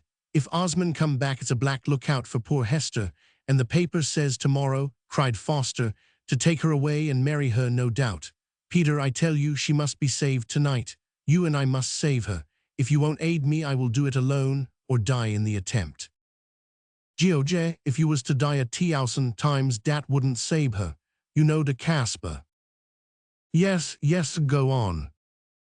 "Well, if you was to take dat on your shoulders and pitch, I am into the sea, dat wouldn't save her." "Yes, it would, you faint-hearted nigger," cried the Middy, losing all patience. "For if I could do that, I'd be able to wring the neck of every pirate in Algiers, and I'd do it too." "Now, George, keep cool. I's only p'intin' out what you can't do, but p'raps something may be done. Yes," he struck his forehead with his fist, as if to clinch a new idea. "Yes, I knows, I's hit it." "What?" cried Foster eagerly. "Dat you's got nothing to do wid," returned the Negro decisively. "You must know nothing, understand nothing, hear and see nothing, for if you do you'll be whacked to death. Very likely you'll be whacked anyhow, but dat not so bad. You must just shut your eyes and mout and trust all to me. You understand, George?" "I think I do," said the relieved Middy, seizing the Negro's right hand and wringing it gratefully. "Bless your black face, I trust you from the bottom of my soul." It was indeed a source of immense relief to poor Foster that his friend not only took up the matter with energy, but spoke in such a cheery, hopeful tone, for the more he thought of the subject, the more hopeless did the case of poor Hester Somers appear. He could of course die for her, and would, if need were, but this thought was always followed by the depressing question, what good would that do to her? 2 hours after the foregoing conversation occurred, Peter the Great was seated in a dark little back court in a low coffee house in one of the darkest, narrowest, and most intricate streets of Algiers. He sat on an empty packing box. In front of him was seated a stout negress, in whom an Ethiopian might have traced some family likeness to Peter himself. "Now, Dinah," said he, continuing an earnest conversation which had already lasted for some time, "you understand the case properly, eh?" "Ob course I does," said Dinah. "Well den, you must go about it at once, not a minute to lose. You'll find me at de garden door. I'll let you in, you know who you's got to sabe, and you must find out your own way to sabe her, and now haul your tongue, you's just a-goin' to speak, I must know nuffin. Don, tell me one word about it. You's a clever woman, Dinah." "Yes, my brother, I wasn't born yesterday, no, nor yet the day before." "And Samson, will you trust him?" "My husband is as good as gold. I trust him wid everything," replied this pattern wife. "And Yosef, what ob him?" "He's more'n 3/4 blind, kin see nothing, and understands less." "Dinah, you's a good woman," remarked her appreciative brother as he rose to depart. "Now remember, dis'm the most important job you and I have had to do since we was took by de pirates out ob de same ship. And I do tink de Lord have been very good to us, for he's gin us good masses at last, though we had some roughish ones at fust. Follow me as quick as you can." Dinah, being a warm-hearted woman and very sympathetic, did not waste time. She reached Ben Achmed's villa only half an hour later than her brother, with a basket of groceries and other provisions that Peter had purchased in town. Peter took care that the young negress, whom we have already introduced as an attendant in the house, should be sent to receive the basket, and Dinah took care that she should not return to the house until she had received a bouquet of flowers to present to the young English girl in the harem. Inside of this bouquet was a little note written by Peter. It ran thus: "Try and get out to the garden soon's you can." When Hester Somers discovered this note, the first ray of hope entered into her fluttering heart, and she resolved to profit by it. Meanwhile, Dinah, instead of quitting the place after delivering her basket, hid herself in the shrubbery. It was growing dark by that time, and Peter made a noisy demonstration of sending one of the slaves to see that the garden gate was locked for the night. Thereafter, he remained all the rest of the evening in his own apartments in pretty loud conversation with the slaves. Suddenly there was a cry raised, and several slaves belonging to the inner household rushed into the outer house with glaring eyes, shouting that the English girl could not be found. "Not in the house," cried Peter, starting up in wild excitement. No her in the house." "To the garden, quick," shouted Peter, leading the way, while Ben Achmed himself, with undignified haste, joined in the pursuit. Lanterns were lighted, and were soon flitting like fireflies all over the garden, but no trace of the fugitive was found. Peter entered into the search with profound interest, being as yet utterly ignorant of the method of escape devised by his sister. Suddenly, one of the slaves discovered it. A pile of empty casks, laid against the wall in the form of a giant staircase, showed how Hester had climbed, and a crushed bush on the other side testified to her mode of descent. Ben Achmed and Peter ran up to the spot together. "Dey can't have gone far, massa. You want the horses, eh?" asked the latter. "Yes, 2 horses, quick."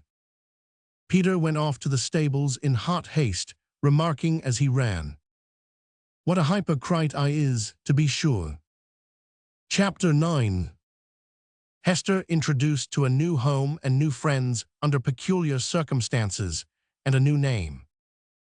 Long before their flight was discovered, Hester Somers and Dinah had penetrated into a dense thicket, where the negress proceeded to produce a wonderful metamorphosis.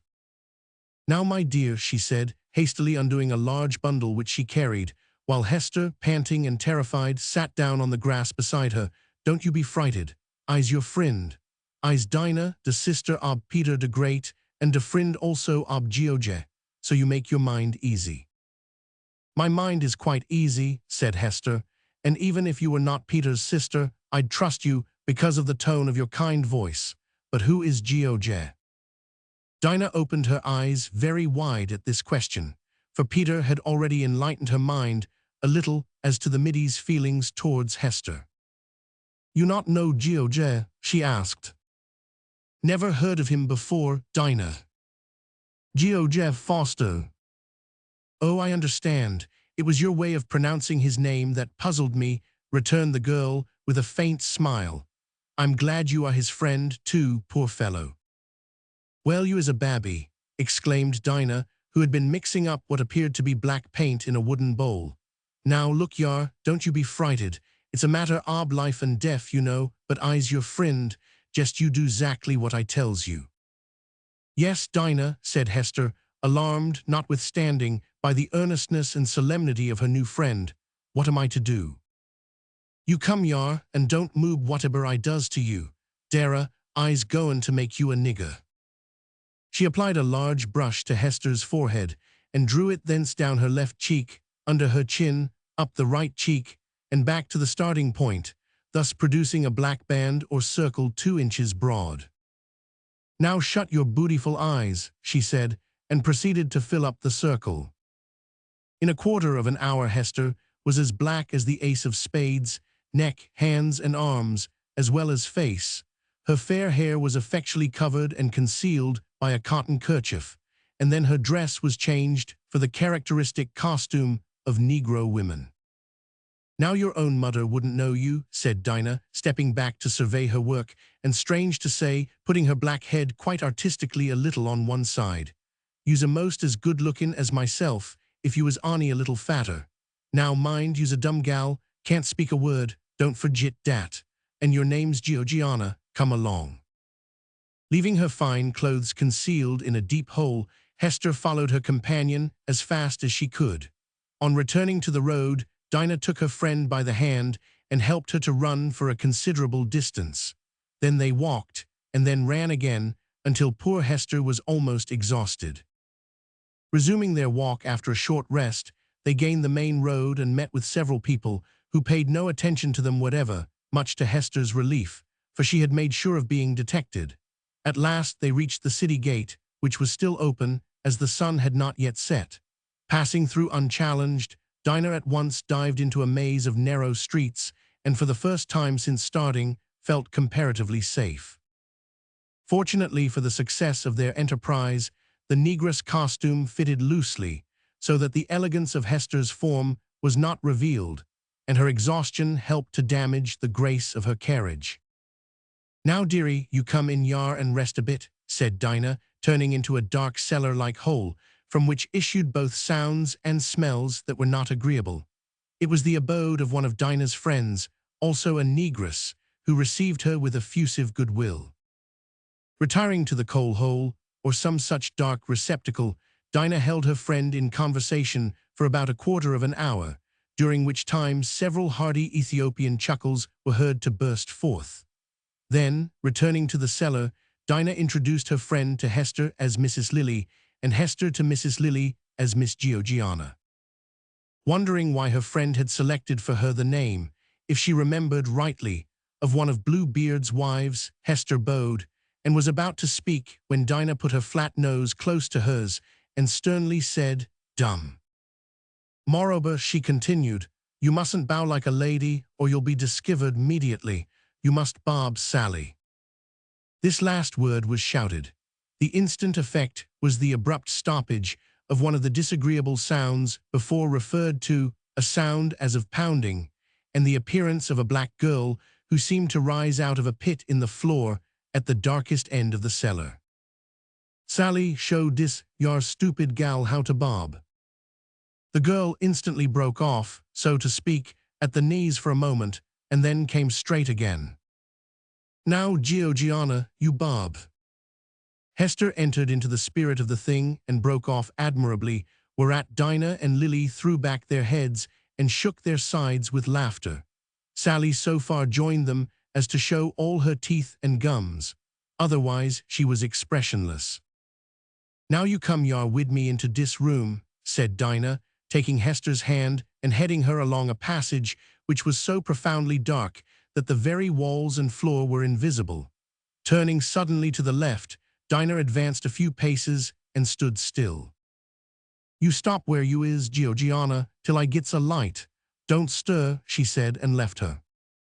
A feeling of intense horror began to creep over the poor girl when she was thus left alone in such a horrible place, and she began almost to regret that she had forsaken the comfortable home of the Moor, and to blame herself for ingratitude.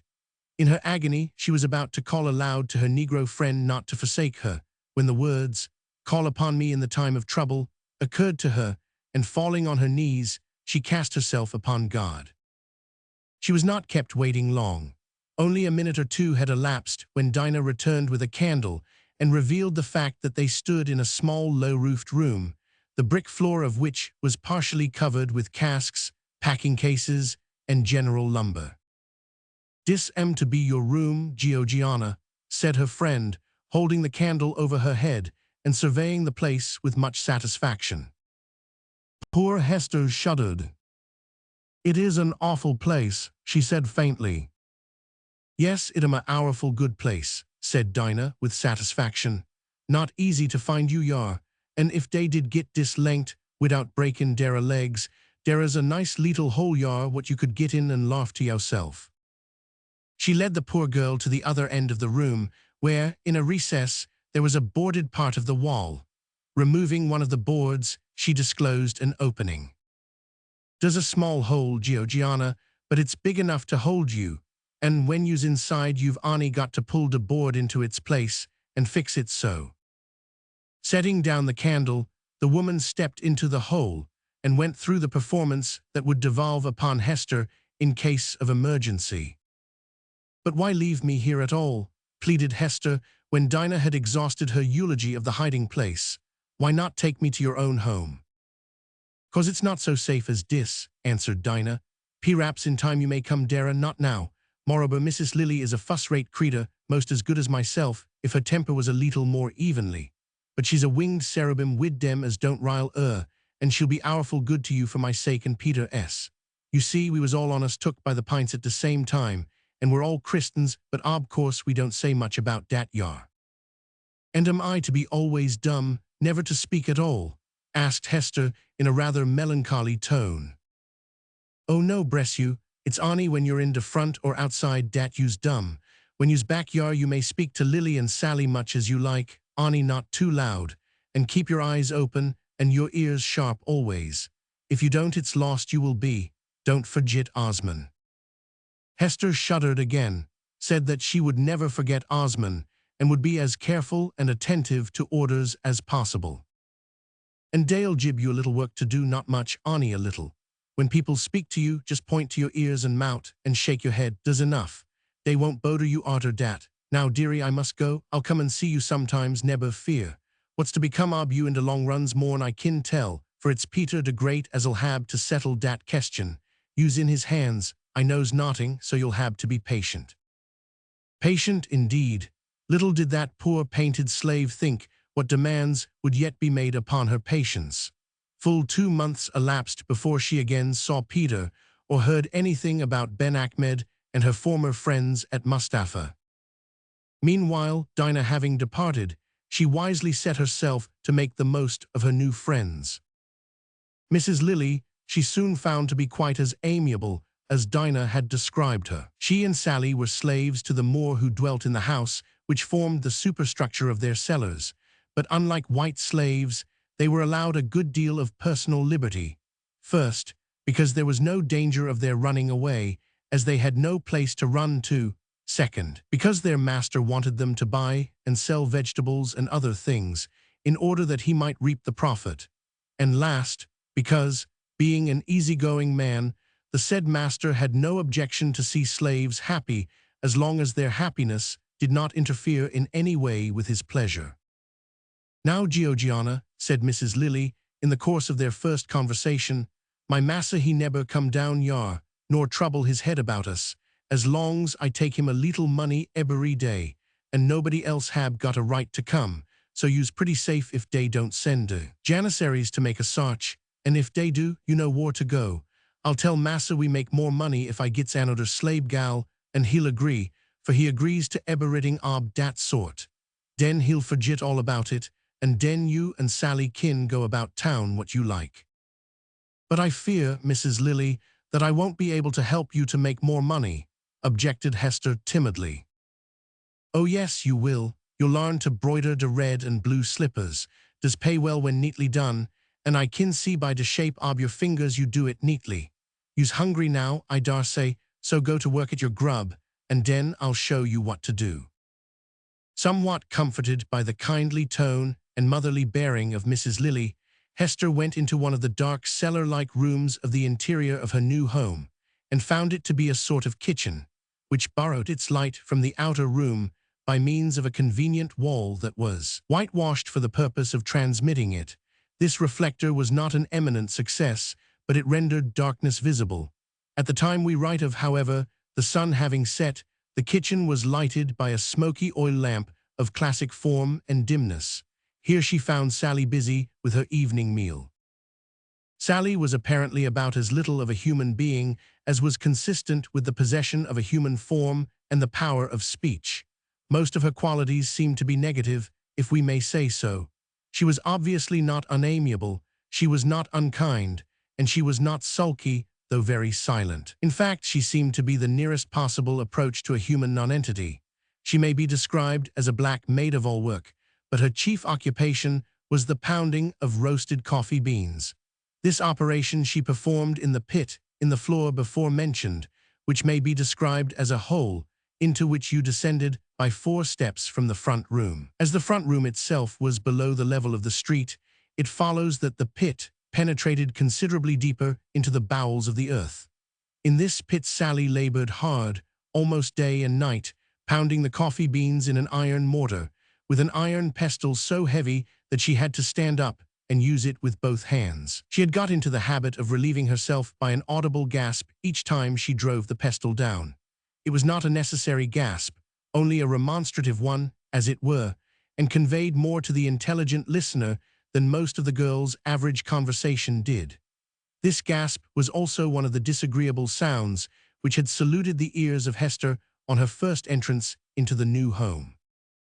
"Mrs. Lilly is very kind," said Hester, as she sat down at a small table beside her fellow slave. Sally stopped eating for a moment and stared. Supposing that she had not understood the remark, Hester repeated it. "Yes," assented Sally, and then stopped the vocal orifice with a huge wooden spoonful of rice. Judging that her companion wished to eat in undisturbed silence, Hester helped herself to some rice and quietly began supper.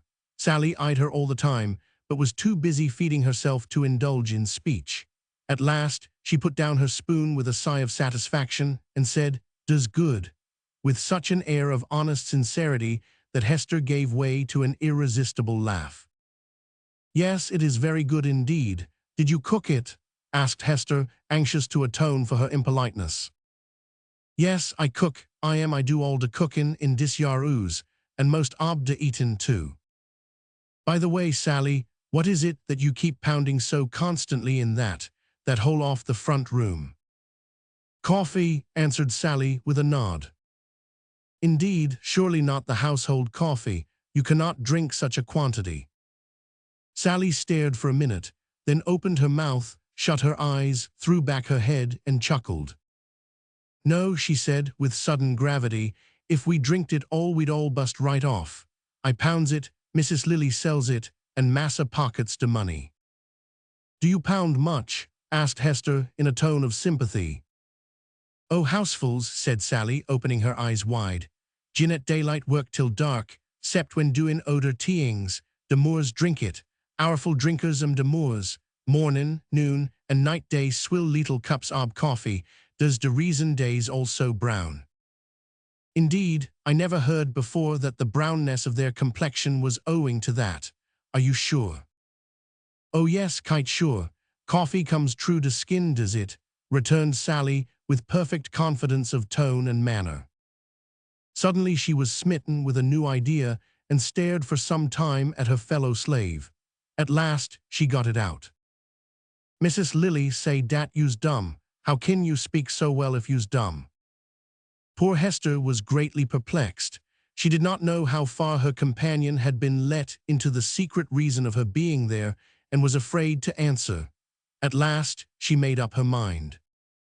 I am not really dumb, you know. I have only to be dumb when in the street, or when any visitor is in the house here. But when alone with Mrs. Lily or you, I am allowed to speak low. A gleam of intelligence beamed on the black girl's face as she said, No, you's not dumb. Moreover, you's not black. Oh, Sally, exclaimed Hester in quite a frightened tone, how did you find that out? Hasn't I got eyes and ears? Demanded Sally. Your voice ain't nigger, your plexion ain't nigger, and your mout and nose ain't nigger. Does you t'ink Sally's an ass? No, indeed, I am sure you are not, but you won't betray me, Sally. Was dat? You won't tell upon me. Oh, you can't think what dreadful punishment I shall get if I am found out. You won't tell on me, dear Sally, won't you not? Entreated Hester, with tears in her eyes. Dara stop dat, don't cry, des wus dan speakin', for de tears'll wash all de black off your face. Tell on you, dee see dat. Hester certainly did see dat, for Sally had suddenly protruded, we fear to say how many inches of red flesh from her mouth. I cut dat off wid de carvin' knife sooner dan tell on you, for you's my friend, because Peter de Great am your friend. But you must be dumb, dumb as you kin, anyhow, and you muse, never cry. The earnestness of this remark caused Hester to laugh even when on the verge of weeping, so she grasped Sally's hand and shook it warmly, thus cementing the friendship which had so auspiciously begun. After the meal, Mrs. Lily took her lodger into the front room and gave her embroidery work to do. She found it by no means difficult, having learned something like it during her residence with Ben Achmed's household. At night she retired to the dark lumber room, but as Sally owned one of the corners of it, Hester did not feel as lonely as she had feared, and although her bed was only made of straw, it was by no means uncomfortable, being spread thickly and covered with 2 blankets. She dreamed, of course, and it may easily be understood that her dreams were not pleasant, and that they partook largely of terrible flights from horrible dangers, and hairbreadth escapes from an ogre who, whatever shape he might assume, always displayed the head and features of the hated Osman. Next morning, however, she arose pretty well refreshed, and inexpressibly thankful to find that she was still safe. For a long time she remained thus in hiding. Then, as it was considered probable that search for her had been given up as useless, Mrs. Lily resolved to send her out with Sally to one of the obscurer marketplaces to purchase some household necessaries. You see, Chilly, said the motherly woman, you get sick on my hands if you not go out, and Dara's no danger. Just keep your shawl well over your face and hold your tongue. Don't forget dat. Let him kill you if day likes, but don't speak. With this earnest caution ringing in her ears, Hester went forth with Sally to thread the mazes of the town. At first she was terribly frightened and fancied that everyone who looked at her saw through her disguise, but as time passed and no one took the least notice of her, her natural courage returned, and gradually she began to observe and take an interest in the strange persons and things she saw everywhere around her. Chapter 10. Torture is applied in vain, and true love is not to be deceived. We must return now to the residence of Ben Achmed at Mustafa. When his son Osman, who had seen Hester only once, and that for but a few minutes, discovered that the fair slave had fled, his rage knew no bounds. He immediately sent for Peter the Great and sternly asked him if he knew how the English girl had escaped. Their intercourse, we may remark, was carried on in the same curious manner as that referred to in connection with Ben Achmed. Osman spoke in lingua franca, and Peter replied in his ordinary language. "Oh yes, massa, I know," said the latter with intense earnestness. "She escaped over the wall." "Blockhead!" exclaimed the irate Osman, who was a sturdy but ill-favored specimen of Moslem humanity. "Of course I know that, but how did she escape over the wall?" "Don know dat, massa. You see I's not dere at de time, so can't exactly say. Moreover, it was very dark, and eben if I's dar, I couldn't see people in de dark." "You lie, you black scoundrel, and you know that you do. You could tell me much more about this if you chose." "No, indeed, I don't lie, if a slave may dare to contradict his massa," returned Peter humbly. "But you's right when you say I could tell you much more. Oh, I could tell you heaps more. In de first place, I was sotin' wid de odor slabs in de kitchen, enjoyin' ourselves arter supper, when we hear a cry. Oh my, how my heart jump. Den all our legs jump, and out we hoed wid lanterns and—" "Fool, don't I know all that? Now tell me the truth, has the English slave George Foss, I forget his name." "Jeff Foster," suggested the Negro with an amiable look. "Yes, has Foster had no hand in the matter?" "Unpossible, I t'ink," said Peter. "You see he was wid me and all de oder slabs when de girl hoed off, and I do t'ink eben a Englishman kin be in two places at one time. But you kin ax him, he's in de garden." "Go fetch him," growled the young Moor, "and tell 4 of my men to come here. They are waiting outside." The Negro retired, and soon after 4 stout Moorish seamen entered. They seemed worthy of their gruff commander, who ordered them to stand at the inner end of the room.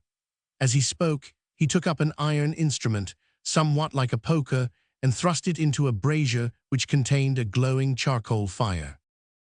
Presently Peter the Great returned with young Foster. Osman did not condescend to speak directly to him, but held communication through the Negro. Of course our hero could throw no light on the subject, being utterly ignorant of everything, as Peter had wisely taken the precaution to ensure, except of the bare fact that Hester was gone. "Now it is my opinion," said Osman, with a savage frown, "that you are both deceiving me, and if you don't tell the truth, I will take means to force it out of you." Saying this, he turned to the brazier and pulled out the iron poker to see that it was becoming red-hot. The countenance of the Negro became very grave as he observed this, and the midshipman's heart sank within him. "So you deliberately tell me," said the Moor abruptly, as he wheeled round and confronted Peter the Great, "that you have no knowledge as to where or with whom this girl is?" "No, massa," answered the Negro with solemn sincerity. "If you was to skin me alive, I not able to tell you where she is or who she is wid." Peter said no more than this aloud, but he added, internally, that he would sooner die than give any further information, even if he had it to give. Osman made a motion with his hand as a signal to the 4 seamen, who, advancing quickly, seized the Negro and held him fast. One of the men then stripped off the poor man's shirt. At the same moment, Osman drew the red-hot iron from the fire and deliberately laid it on Peter's back, the skin of which hissed and almost caught fire, while a cloud of smoke arose from it. The hapless victim did not struggle. He was well aware that resistance would be useless. He merely clenched his teeth and hands. But when Osman removed the iron and applied it to another part of his broad back, a deep groan of agony burst from the poor fellow, and beads of perspiration rolled from his brow. At first George Foster could scarcely believe his eyes. He was almost paralyzed by an intense feeling of horror. Then there came a tremendous rebound. Rage, astonishment, indignation, fury, and a host of cognate passions met and exploded in his bosom. Uttering a yell that harmonized therewith, he sprang forward, hit Osman a straight English left-hander between the eyes, and followed it up with a right-hander in the gullet, which sent the cruel monster flat on the floor, and his head saluted the bricks with an effective bump. In his fall the Moor overturned the brazier and brought the glowing fire upon his bosom, which it set alight, his garments being made of cotton. To leap up with a roar of pain and shake off the glowing cinders was the work of a moment. In the same moment, 2 of the stout seamen threw themselves on the roused midshipman and overcame him, not, however, before one of them had received a black eye and the other a bloody nose, for Moors do not understand the art of self-defense with the fists. "Down with him!" shouted Osman when he had extinguished the flames. He seized a supple cane, or wand, as the seaman threw Foster down, and held his feet in the air, after tearing off his shoes. Wild with fury, Osman brought the cane down on the poor youth's soles. It was his first taste of the bastinado. The agony took him by surprise and extorted a sharp yell. Next moment his teeth were in the calf of one of the men's legs, and his right hand grasped the baggy trousers of the other. A compound kick and plunge overturned them both, and as they all fell into a heap, the cheek of one seaman received a stinging blow that was meant for the Middy's souls. Things had reached this crisis, and Peter the Great, having hurled aside his two assailants, was on the point of rushing to the rescue of his friend, when the door burst open, and Ben Achmed stood before them, quivering with indignation. "Is this your return for my forbearance? Begone!"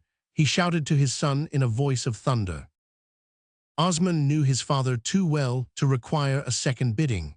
He left the room angrily, and a look from Ben Achmed sent the four sailors after him. The Moor was too well accustomed to his wild son's ways to require any explanation of the cause of the fracas. Just giving one glance at his slaves to make sure that neither was killed, he left the room as hastily as he had entered it. "My poor friend," exclaimed the Middy, grasping the Negro's hand with a gush of mingled enthusiasm and pity, "I trust you have not been much injured by that inhuman brute." "Oh, bless you, no, it do smart a bit," returned Peter as he put on his shirt uneasily, "and I's used to it, Goj, you know, but how's your poo feet?" "Well, I'm not very sure," replied Foster, making a wry face as he sat down to examine them. "How it did sting, Peter. I owe a heavy debt of gratitude to old Ben Achmed for cutting it short. No, the skin's not damaged, I see, but there are 2 or 3 most awful wheals. 500, you know, I never before this day felt sorry that I wasn't born a dog." "Why's that, Goj?" "Because then I should have been able to make my teeth meet in yon fellow's leg, and would have held on. Yes, I don't know what I would not have given just at that time to have been born a mastiff, or a huge Saint Bernard, or a thoroughbred British bulldog, with double the usual allowance of canines and grinders." The Negro threw back his head and began one of his silent laughs, but suddenly stopped, opened his eyes wide, pursed his lips, and moved his broad shoulders uneasily. "I laugh easy for some time to come," he remarked. "Poor fellow," said Foster, "I fear you must. I say how my soles do sting." "Oh yes, I knows," returned Peter with a remarkably intelligent nod. "But come, we go and see what massa's goin' to do, for you bury sure he won't rest quiet till he's turned ebbery stone to find Missy Hester." Peter the Great left the room with a brave effort to suppress a groan, while our Middy followed with an equally valorous determination not to limp. In both efforts, they were but partially successful.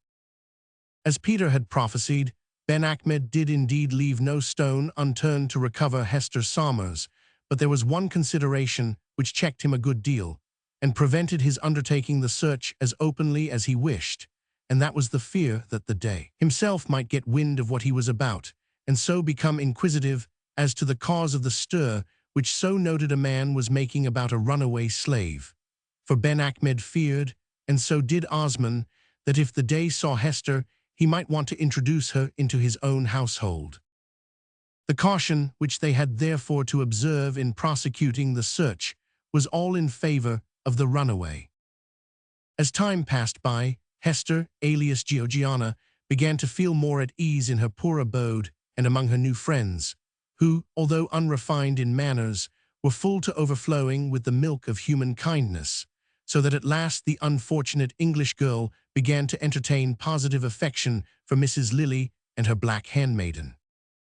She also began to feel more at ease in traversing the intricate streets of the city, for the crowds that passed her daily had evidently too much to do attending to their own business to bestow more than an indifferent glance at 2 Negro girls. And if the features of one of the 2 was not according to the familiar Negro type, it is probable that all the inhabitants of Algiers were aware of the fact that some of the tribes of black people in the interior of Africa possessed the well-formed features and comparatively thin lips of Europeans. As Hester's anxieties about herself began to abate, however, her desire to find out where and how her father was became more and more intense. But the poor child was doomed to many months of hope deferred before that desire was gratified. Peter the Great did indeed make a few efforts to meet with him again, sometimes in company with George Foster, more frequently alone, and occasionally he visited Hester, having been informed by his sister Dinah where to find her, in order to tell of his want of success, and to comfort her with earnest assurances that he would never forsake her, but would keep up a constant lookout for her father and an eye on herself. Consideration for the girl's safety rendered it necessary that these visits should be few and far between, and of course, owing to the same necessity, our Middy was not permitted to visit her at all. Indeed, Peter refused to tell him even where she was hiding, all the information he condescended to give being that she was safe. "You see, my dear," said Peter to Hester in a paternal tone on the occasion of the first of these visits, "if I was to come yar often, Massa Speckly Osman would gin to wonder, and de moment a man gins to wonder he gins to suspect, and den he gins to watch, and if it comes to dat it's all up wid you and me. So you muse, just keep close and say nuffin till de tide gins to turn and de wind blow fair. The good Lord kin turn wind and tide when he likes, so keep your heart up, Georgiana." As he uttered the last word, the Negro put his great hand on the girl's shoulder and patted it. "What a good name, Georgiana am," he continued, bringing his eyes to bear on the slender little black creature before him. "And what a good nigger you would make if only you had an elegant flat nose and bootiful thick hips. Never mind, you's better looking dan Sally anyhow, and no mortal could guess who you was, eben if he was told to look hard at you."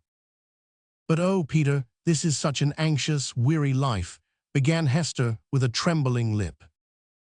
"Now hold on, dar," interrupted the Negro almost sternly. "You muse not cry whatever you do, for it washes off de black. You muse learn to control your feelin', s." "I will try," returned Hester, attempting to smile. "But it is not that I am discontented with my lot, for they are as kind to me here as if they were my mother and sister, and I like doing the embroidery work very much. It's not that. It is the weary waiting and hoping for and expecting news of my darling father, news which never comes. Now don't you tink like dat, Georgiana, but learn to submit. Submit does de word. De news'll come all in good time, and news allers comes in a heap, suddenly, so to speak. It never comes slow. Now look yar, I wants you to make me a solemn promise." "What is that?" asked Hester, smiling in spite of herself at the intensity of her dark friend's look and manner. "Item dis, dat you will never look surprised, nor speak surprised, no matter however much you may feel surprised." "You impose a difficult task on me, Peter." "Ob course I do, Georgiana, but as your life, and perhaps mine, but dat ain't much, depends on it, you'll see de necessity." "I will certainly try, for your sake as well as my own," returned Hester fervently. "Well, I tink you will, but it ain't easy, and I'll test you some day." It was more than a month after that before Peter the Great paid her another visit, and to the poor girl's grief, he still came without news of her father. He had been all over the Casbah, he said, and many other places where the slaves worked, but he meant to persevere. The city was big, and it would take time, but Georgiana was to cheer up, for he would never give in. One morning Peter announced to Foster that he was going into town to make purchases, and he wanted his assistance to carry the basket. "Are we going to make another search for poor Mr. Somers?" asked the Middy as he walked along the road holding one handle of the empty basket. "No, we's got no time for dat today. I muse be back early, got time only for one call on a friend ob mine, does all." As the Negro did not seem inclined for conversation, Foster forbore to trouble him, but observed, without remarking on the circumstance, that instead of taking their accustomed way to the marketplace, they passed along many narrow, steep, and intricate streets, until they reached what the midshipman conceived to be the very heart of the city. "Dis am de house ob my friend," said Peter, stopping in front of an opening which descended into a cellar. Follow me, George, and bring down the basket with you. Hallo, Mrs. Lily, is you widden? Hi, does you, Peter the Great, came in shrill tones from below as they descended. Dumb, exclaimed Peter, with peculiar emphasis on reaching the cellar. How you do, Mrs. Lily? Overjoyed to see you lookin' so fresh. Just looked in to ax how you's gettin' along. Need we say that Peter's warning word was not thrown away on Hester Somers, who was seated in her corner, embroidering with gold thread a pair of red morocco slippers. But forewarned though she was, her presence of mind was put to a tremendous test when all unexpectedly George Foster descended the steps and stood before her. Fortunately, while the youth was bestowing a hearty nautical greeting on Mrs. Lily, for his greeting was always hearty, as well to new acquaintances as to old friends, Hester had time to bend over her work, and thus conceal the sudden pallor followed by an equally sudden flush, which changed her complexion from a bluish gray to a burnt sienna. When George turned to glance carelessly at her, she was totally absorbed in the slipper. The Negro watched the midshipman's glance with keen interest. When he saw that only a passing look was bestowed on Hester, and that he then turned his eyes with some interest to the hole where Sally was pounding coffee and gasping away with her wonted energy, he said to himself mentally, "Ho, Dinah, but you am a clever woman. Gee, you don't recognize her morn if she was a rig'lar colored gal. I do believe her own fader wouldn't know her." He then proceeded to have a talk with Mrs. Lily, and while he was thus engaged, the Middy, who had an inquiring disposition, began to look round the cellar and take mental artistic notes of its appearance. Then he went up to Hester, and taking up one of the finished slippers, examined it. "Most beautiful, exquisite," he said. "Does it take you long to do this sort of thing?" The girl did not reply. "She's dumb," said Peter quickly. "Ah, poor thing," returned Foster in a voice of pity. "Deaf too, I suppose." "Well, I don't know as to dat, George." "Is this one dumb too?" asked the Middy, pointing to the coffee hole. "Oh dear no," interposed Lily. "Sally ain't dumb, she's powerful sharp with her tongue. She ought to be deaf anyhow, considering the row she kicks up down there. Come now, George, it's time we was goin', so pick up the basket and go ahead." Bidding Mrs. Lily an affectionate adieu, the two shaves left the cellar, to the intense relief of poor Hester, who scarce knew whether to laugh or cry over the visit. She had been so eagerly anxious to speak to Foster, yet had managed to keep her promise in spite of the peculiarly trying circumstances. "Peter," said the Middy, when they had got well out of the town on their way home, "what made you say 'dumb' so emphatically when you descended into that cellar?" "Did I say dumb?" returned the Negro with an inquiring look at the clouds. "You certainly did. Emphatically, too." "Yes, most emphatically." "Well now, 'tis most remarkably strange." "Not so strange as my finding Hester Somers in a coal hole making golden slippers." At this Peter set down the basket, threw back his head, and took a prolonged silent laugh. "Now dat is the strangest teeing ob all. Did I tink you not recognize her one bit?" "Peter," returned the midshipman gravely, "you ought to know from experience that true love pierces every disguise." "'Tis true, George," said Peter, as he lifted his end of the basket and resumed the journey.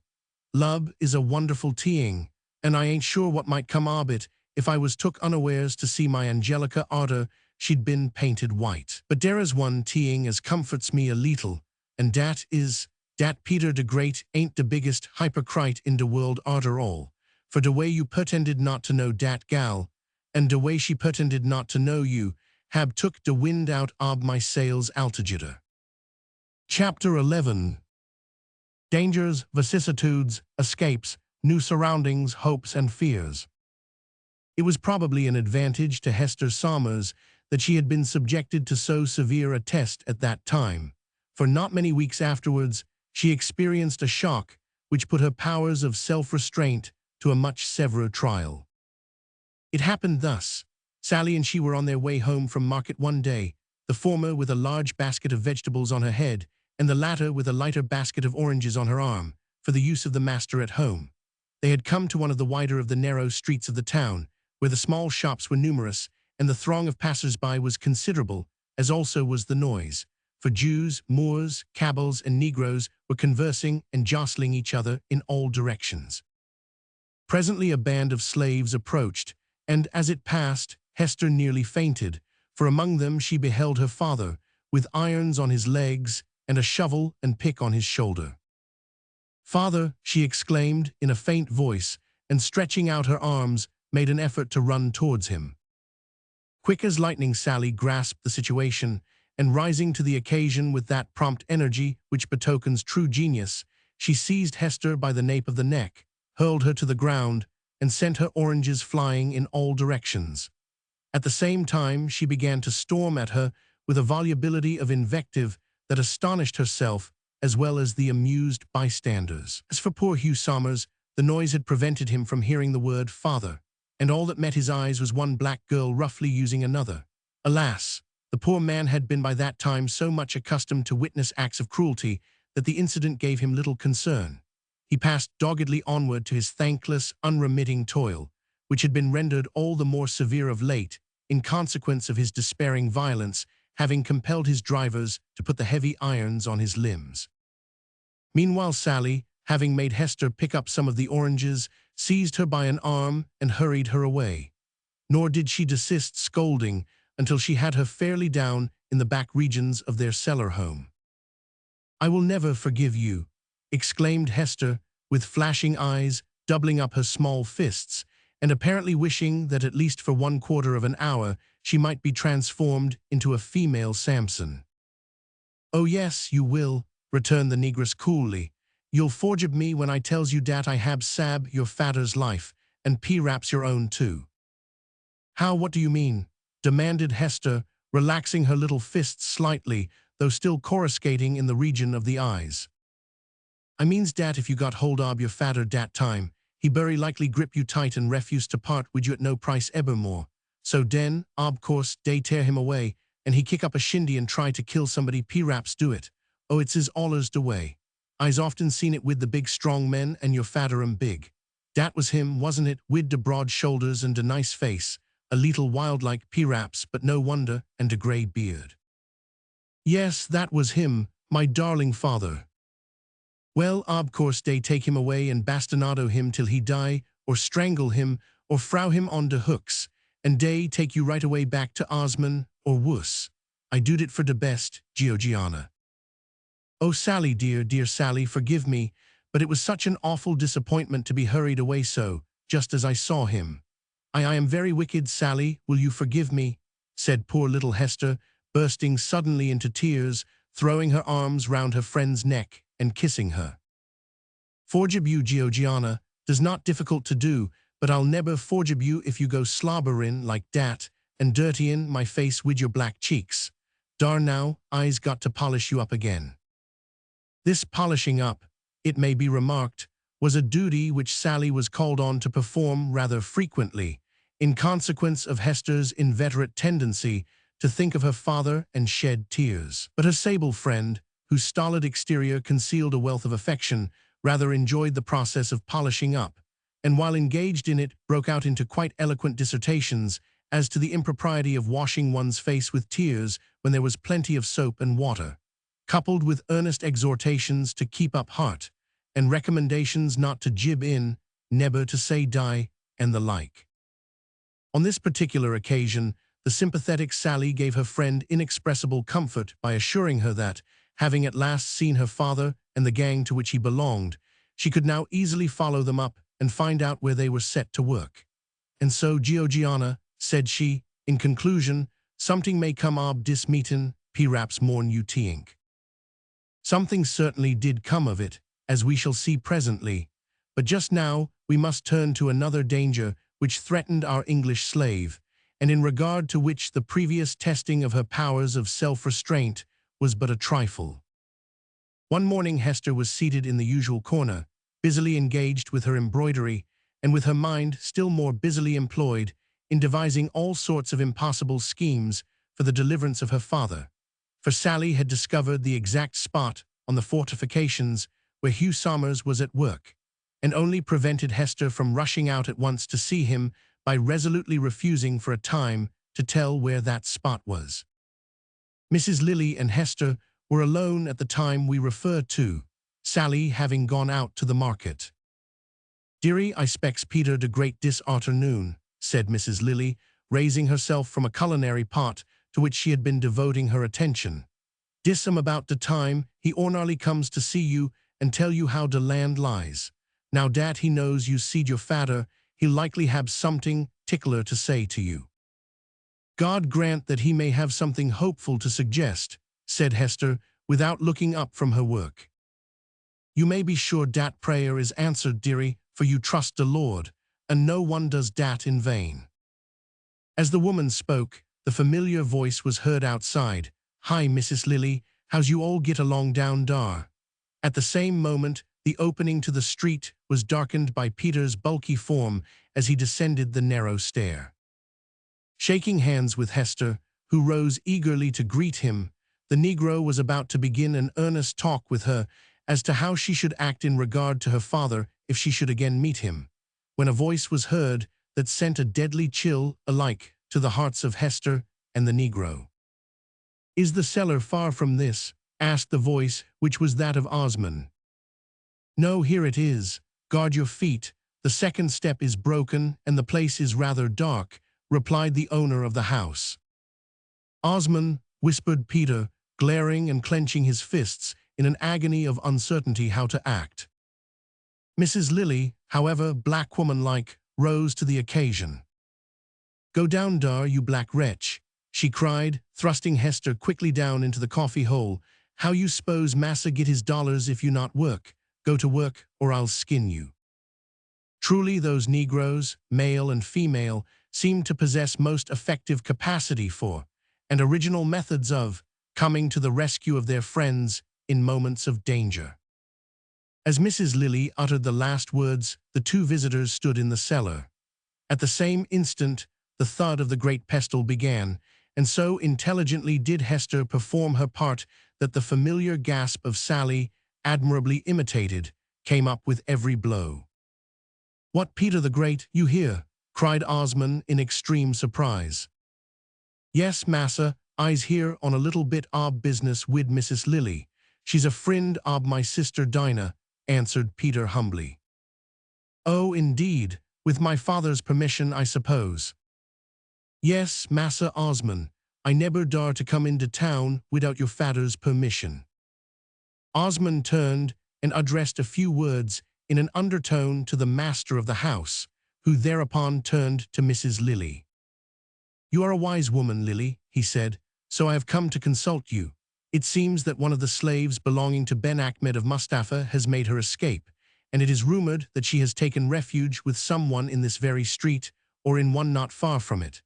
Now, as you are well acquainted with almost everyone in the neighborhood, I thought it best to come in the first place to you to ask your advice about the matter." The gasp that came from the coffee hole when this speech was made had something very real in it, and immediately afterwards the pounding was redoubled. "Was the slave white or black?" asked Mrs. Lilly, with childlike simplicity, and more for the purpose of gaining time to think than anything else. "She was white," interposed Osmond, "and very beautiful, in fact, one of the ladies of the harem." On hearing this, Mrs. Lilly looked inquiringly upwards, as if she expected inspiration to flow from the bricks that formed the vaulted ceiling. Then she looked suddenly at Peter the Great, and said, "Does Muse be de lady you was told me about, Peter, Ister, Hister, what you call her?" "Yes, Hester does so, the same as I told you all about her scape," answered Peter, quaking with anxiety and astonishment at the woman's calm boldness, yet ready to fall in with any plan that her words might suggest. At the same time, the gasping in the hole became more and more genuine, and the pounding more and more emphatic. "No, massa, I don know of no white slave as hab took refuge with any ob our neighbors. Indeed, I's kite sure dat none ob de neighbors knows nothing at all about dis is what you call her, Esther, does so, Peter?" "Yes, does so, Mrs. Lilly." "Stop that horrible noise in the hole there. What is it?" said Osman impatiently. It is only one of my Negro slaves, said the master of the house. Call her up, Lily, and set her to something quieter until we go. Rendered desperate now, Peter the Great started forward with glaring eyes. Massa, he said, an idea have just struck me. Will you come out a moment? I wants to tell you something very hard. The appearance, not less than the earnestness, of the Negro inclined Osman to comply with his request, but hesitating, he said, Why not tell me here, Peter? We are all friends, you know. Oh yes, I know dat, Massa Osman, but womans can never be trusted wid teings ob importance, specially black womans. But ob course, if you not fraid ob Mrs. Lily, I ain't fraid ob her lettin' the secret out. I daresay she's as good a creetur as de best ob. This readiness to give in was a politic stroke. Osman agreed to go outside with the Negro, and while the latter was ascending the short stair to the street, he was making superhuman efforts to invent something, for, as yet, he had not the faintest idea what his intended communication should be. But Peter the Great was a genius, and it is one of the characteristics of genius to be bold even to recklessness. Trusting to some sort of inspiration, he began, with looks and tones of the deepest solemnity, I suppose you guess, Massa Osman, dat I've been investigatin' that curious business ob de English gal what runned away. No, I did not guess that, answered the Moor shortly. Oh, but it's true, said Peter. Eber since she flew away I's been goin' about dem suspected places, lookin' arter her, and do you know Massa Osman, dat at last, here he dropped his voice and looked unutterable things, at last I's found. Well, found what? Asked the Moor eagerly. Found her fader. Bah, what do I care for her father, you fool? Does true, massa, but don't you tink dat p'raps she'd be likely to try for find her fader, and if she find she'd be likely to remain wid her fader, and so all dat we'd have to do would be to find her fader too. Ob course I don't say she's doed all dat, but suppose, for de sake ob argument, dat she hab, it all won't we know, I's lost de tea-read ob my discourse. I'll begin again fro de beginning. Does de onny way I kin. Is that all you had to tell me? Interrupted the Moor in rising wrath. No, not quite all, returned Peter humbly. Dey do say dat de fader is at work on de fortifications on de south side ob de Casper. Well, you are a greater fool than I took you for, said Osman, in whom contempt was quickly taking the place of anger. I suppose I is, massa, and I suppose it am part ob my foolishness to be lookin' arter dis yar gal, but den, you see, I loves Ben Ahmed so. Well, well, Peter, I believe you mean wells. I's sure I does, Massa Osman. Don't interrupt me, you black villain.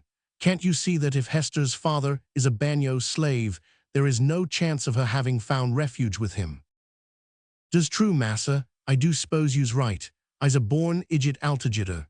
But you know, when a man gets off to scent ob a teeing, anything dat looks the least bit like a clue should be followed up.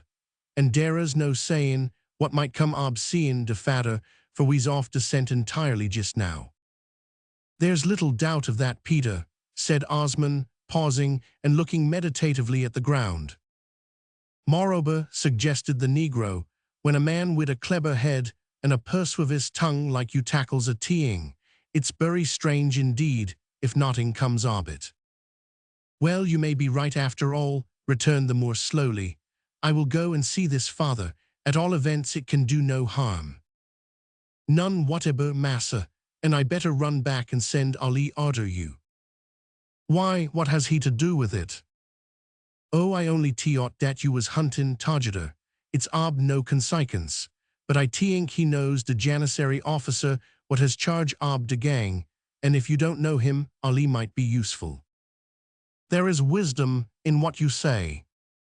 Ebenzo I is a fool, asked the Negro simply. Osman laughed.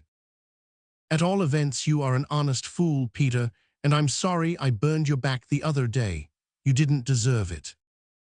Oh, never mind dat, returned Peter, feeling really uneasy. De back's all right now. Moreover, I did deserve it, for I's an hourful sinner. Wuss den you tink. Now if you keep right up as you go, and when you comes to de Casper turn to de right and keep so, till you comes to de right angle ob de south wall. De fatter he work dar, I'll send Ali arter you quicks I can. They parted, and while the Moor stalked sedately up the street, the Negro hurried back to the cellar with a message to Ali to follow Osman without a moment's delay. Meanwhile Ali had been cleverly engaged by the ready-witted Mrs. Lily, who, after fiercely ordering the coffee pounder to stop her noise, come out of the hole, and retire to the kitchen, drew forth a large leathern purse, which she wisely chinked, and going towards the stairs, invited her master to come to delight and receive de money which she had made by de last sale ob slippers. Of course the bait took, none other could have been half so successful, but Hester apparently had not courage to take advantage of the opportunity, for she did not quit the hole. Fortunately, Peter arrived before the cash transaction was completed. On receiving Osman's message, Ali balanced accounts promptly by thrusting the purse and its contents into his pocket and hastening away. Then Peter the Great and Lily sat down, took a long grave look at each other, threw back their heads, opened their cavernous mouths, and indulged in a quiet but hearty laugh. "Now you kin come out, dearie," said Lily, turning to the coffee hole on recovering composure. But no response came from the vasty deep. "De coast CLR, my dear," said Peter, rising. Still no response, so Peter descended the few steps and found Hester lying insensible on a heap of coffee beans and still firmly grasping the big pestle. The trial had been too much for the poor child, who had fainted, and Peter emerged with her in his arms and an expression of solemn anxiety on his countenance. In a few minutes, however, she revived, and then Peter, hurrying her away from a locality which he felt was no longer safe, placed her under the charge of his sister Dinah, to the inexpressible regret of Mrs. Lily and her black maid-of-all-work. In her new home, the fugitive's circumstances were much improved. Dinah and her husband had great influence over their owner, Yusef, the proprietor of the small coffee house already described. They not only managed most of its details for him, but were permitted a good deal of personal liberty. Among other things, they had been allowed to select the top of the house as their abode. To European ears, this may sound rather strange, but those who have seen the flat roofs of eastern lands will understand it. Yusef's house, like nearly all the other houses of the city, had a flat roof, with a surrounding parapet nearly breast-high. Here had been placed a few wooden boxes filled with earth and planted with flowering shrubs. These formed quite a little garden, to which Yusef had been wont to retreat of an evening for meditative, and we may add smocative purposes. But as Yusef had grown old, his eyes had nearly, and his legs had quite failed him. Hence, being unable to climb to his roof, he had latterly given it up entirely to the use of his black slaves, Samson and Dinah White. There was a small excrescence or hut on the roof, about 10 feet by 6 in dimensions, which formed their residence. Behind this, hiding itself as it were and almost invisible, nestled a smaller excrescence or offshoot. It was a mere bandbox of a thing, measuring 5 feet by 4. It had a window about 12 inches square and was entered by a door inside the larger hut. This was the apartment now assigned to Hester, who was quietly introduced into the household without the knowledge or consent of its blind proprietor. There was a little bed in the small room. True, it was only a trestle frame and a straw-stuffed mattress with a couple of blankets, but it was clean, and the whole room was neat, and the sun shone brightly in at the small window at the moment that the new occupant was introduced. Poor Hester fell on her knees, laid her head on the bed, and thanked God fervently for the blessed change. Almost in the same moment she forgot herself and prayed still more fervently for the deliverance of her father. The view over the housetops from the little window was absolutely magnificent, including as it did domes, minarets, mosques, palm trees, shipping, and sea. Here, for a considerable time, Hester worked at her former occupation, for Dinah had a private plan to make a little money for her own pocket by means of embroidery. In this pleasant retreat our fugitive was visited one day by Peter the Great, the expression of whose visage betokened business. After some conversation, he said that he had come for the express purpose of taking Hester to see her father. But not to talk to him, he added quickly, not eben to make yourself known to him, for if you did, nothing would keep I am quiet, and you and he would be parted for ever. Mind dat for ever. Yes, yes, I will remember, said the poor girl, who was profoundly agitated at the mere thought of such a meeting. But you muse, promise, said Peter solemnly. Promise on you, word ob honor dat you not say one word, not make a sound, not jib an unornary look, not try in any way to attract his attention. Come speak, else I go home agin. I promise, said Hester in a low voice. And you won't cry. I'll try not to. Come long den with me, and see you poor fatter. Chapter 12. The Middy, becoming defiant and violent, comes to grief, and Hester's black friends devise strange things. On the afternoon of the day in which Peter the Great paid his visit to Hester Somers in the little boudoir, Ben Achmed sent for George Foster and bade him make a portrait of a favorite dog. It so happened that our artist had run short of some of his drawing materials and said that he could not get on well without them. Go to the town, then, got a supply, and return quickly, said Ben Achmed, who was smoking his hookah in the court at the time and playing gently with the lost Hester's pet gazelle. The graceful little creature had drooped since the departure of his mistress, as if he felt her loss keenly. Perhaps it was sympathy that drew it and Ben Achmed more together than in times past. Certainly there seemed to be a bond of some sort between them at that time which had not existed before, and the Moor was decidedly more silent and sad since Hester's flight. In his efforts to recover the runaway, he had at first taken much trouble, but as time passed, he left it in the hands of Osman, who seemed even more anxious than his father to recover the lost slave. As the midshipman was leaving the court, the Moor called him back, addressing him as usual in lingua franca, while the youth, taking his cue from Peter the Great, answered in English. You know something about this English girl, he suddenly said, with a steady look at his slave. Aye, yes, I do know something about her, replied Foster in some confusion.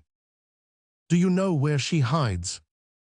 No, I do not. I have been led to understand that British officers never tell lies, returned the Moor sternly. The blood rushed to the Middy's face as he replied boldly, You have been correctly informed, at least, in regard to those officers who are true gentlemen. Why then do you hesitate? Retorted the Moor. Do Englishmen blush and stammer when they tell the truth? Tell me the truth now. Do you know where the English girl hides?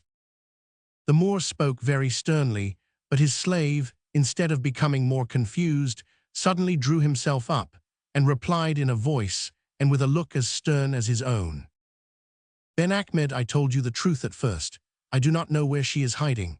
I did indeed know some time ago, but the place of her abode has been changed, and I do not know now. I may as well, however, say at once that, if I did know, nothing that you can do would induce me to tell you where she hides. You may imprison, torture, or slay me if you choose, but in regard to Hester Somers, I am from this moment dumb.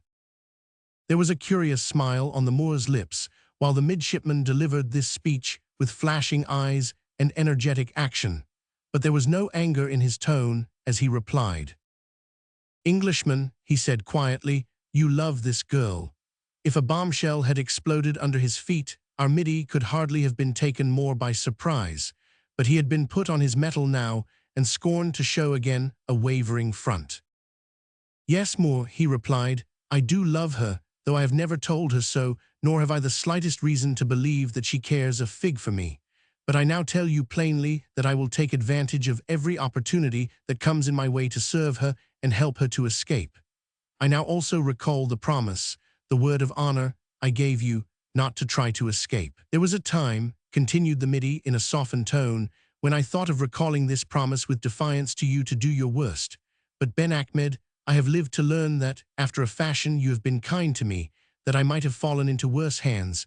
Therefore I am not ungrateful, and I now recall the promise only with regret. All the same, my resolve is fixed. The curious smile still lingered on the Moor's lips as he said, almost in a jesting tone, But you will not try to escape today if I let you go into the town for colors. I make no promise, Ben Achmed, yet this I may safely say, that I will not try to clear off on my own account.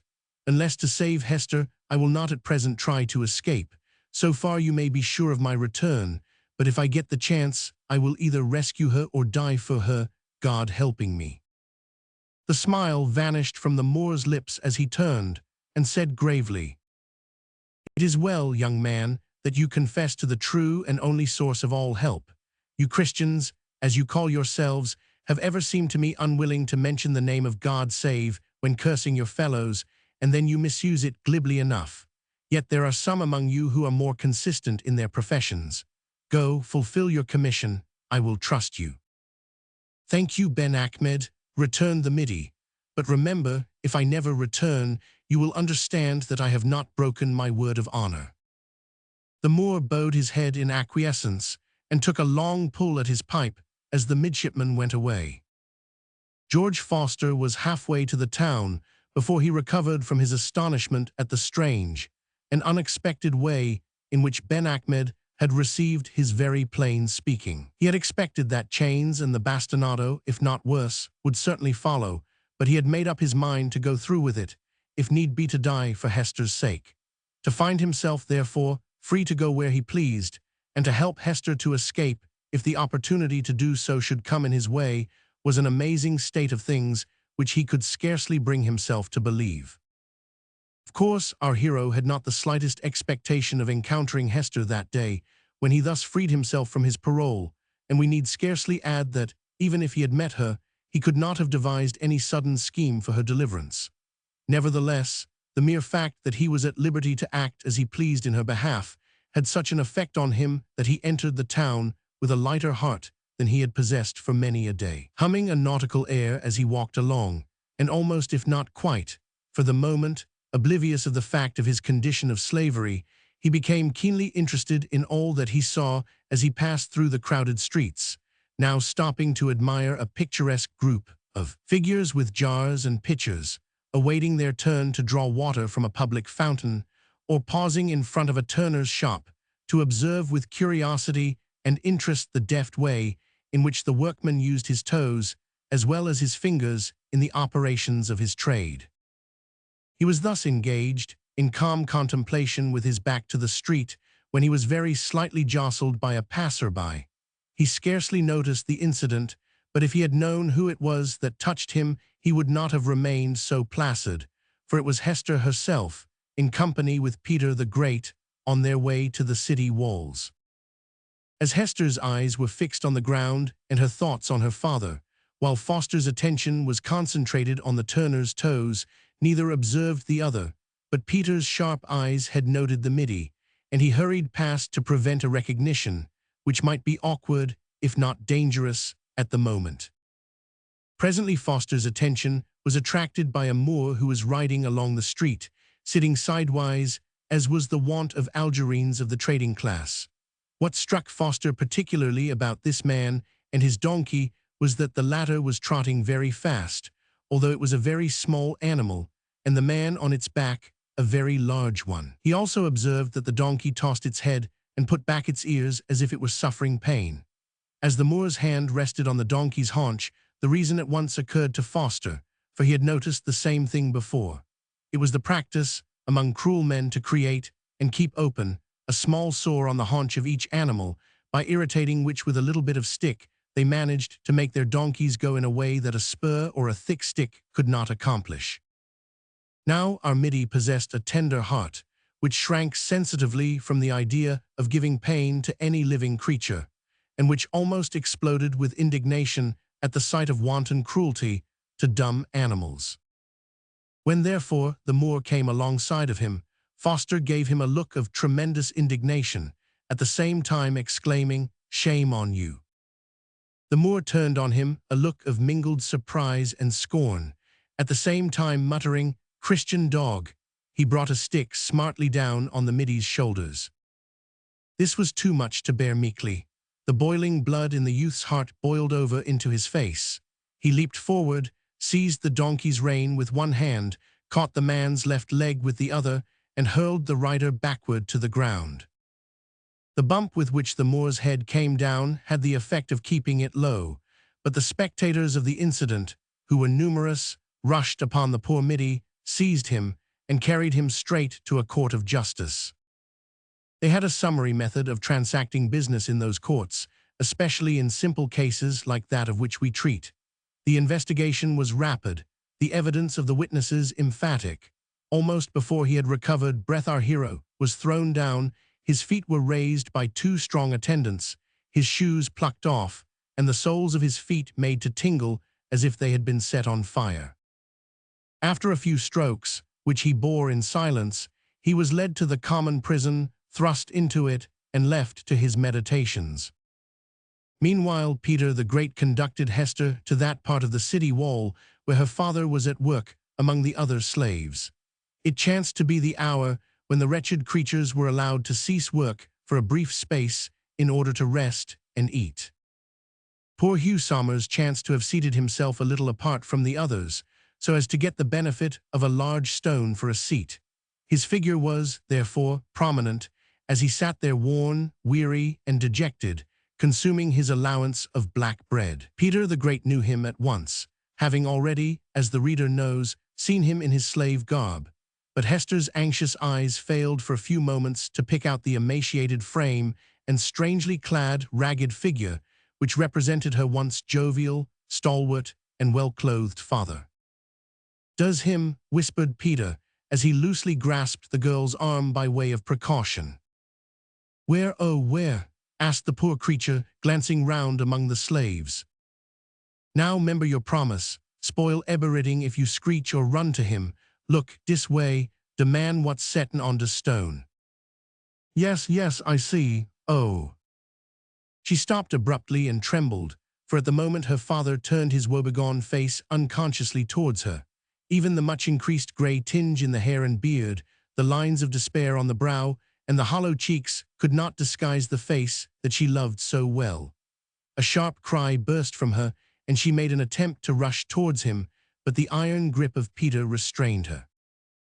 "It's a dead man he'll be if you do," he said, in a stern but low tone. "Don't you see the janissary, your promise?" "Yes, yes, I'll restrain myself now, Peter. Do let me stay a minute, just to look." "No, no, come long wid you idle teeing," he exclaimed, with sudden severity and apparent though not real violence, for at the moment his watchful eye had observed one of the slave guards approaching them. As the two went hurriedly past the place where Hugh Somers was sitting, he looked up with an expression of pity. "Poor thing," he said, "the black scoundrel is cruel to you, and I am powerless to kick him."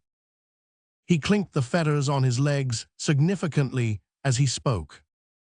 The mingled pathos and indignation of the loved voice was too much for poor Hester. She was on the point of exclaiming, "Father," when Peter's great black paw extinguished her mouth and was not removed till they were out of danger.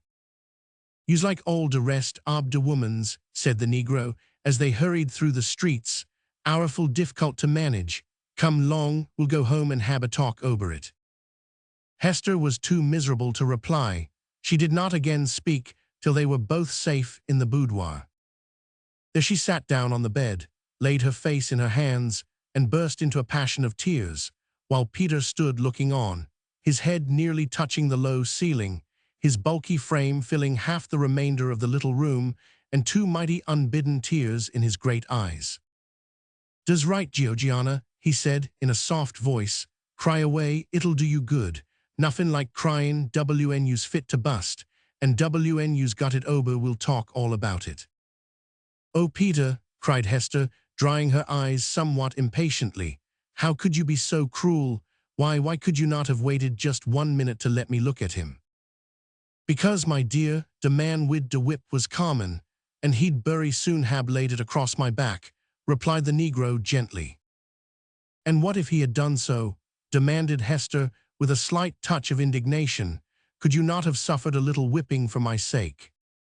"Yes, Georgiana," returned Peter with much humility, "I could suffer great deal more'n dat for your sake, but dere is no sich teings as little whippins knowed ob in dis yar town. wn de lash goin, he usually makes de hair fly. Moreover, dey whip woman's as well as man's, and if he was to took de bit out ob your pretty shoulder, I couldn't suffer dat, you know. Likewise, continued Peter, becoming more argumentative in his manner, you was just a-goin' to took de bit in your teeth, and if you'd been allowed to frow your arms round your father's neck and rub all de black over his face, what would have been de consequence? Peter felt his position so strong at this point that he put the question almost triumphantly, and Hester was constrained to acknowledge that he had acted wisely after all. But, continued she, with still a little of reproach in her tone, what was the use of taking me to see my darling father at all, if this is all that is to come of it? Use a little obstropolis in you, fancies, Georgiana. Dis am not all what's to come of it. You see I has pity on your poo heart, so I tink you might go every oder day and have a good look at your fader, but how kin you go if you not know where he works? So I took you to show you de way. But I's a most sorry I did now, for you's got no self-straint, and if you goes by youself you'll get took up for sartin, and dey'll whip your fader till he's dead, or frow him on de hooks, or skin him alive, or— "Oh, horrible, don't say such dreadful things, Peter," exclaimed Hester, covering her face with her hands. Feeling that he had said quite enough to impress the poor girl with the absolute necessity of being careful, he promised earnestly never again to allude to such dreadful things. "But Georgiana," he added impressively, "you muse, promise me on your word ob honor. W.H. George Foster says English gentlemans never break, and I suppose he's right." "Yes, quite right, Peter. True gentlemen never break their word. And I suppose female gentlemans the same."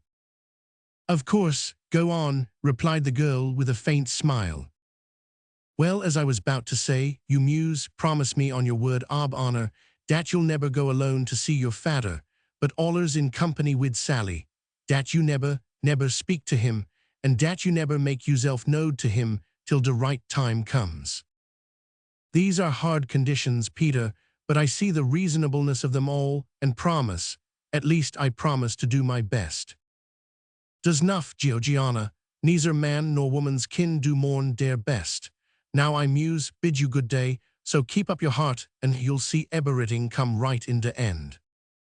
With these cheering words, the sympathetic Negro took his leave, and Hester, resuming her embroidery, sat down at her little window, not to work, but to gaze dreamily at the beautiful sea, and cast about in her mind how she should act in order to alleviate, if possible, her father's sad condition.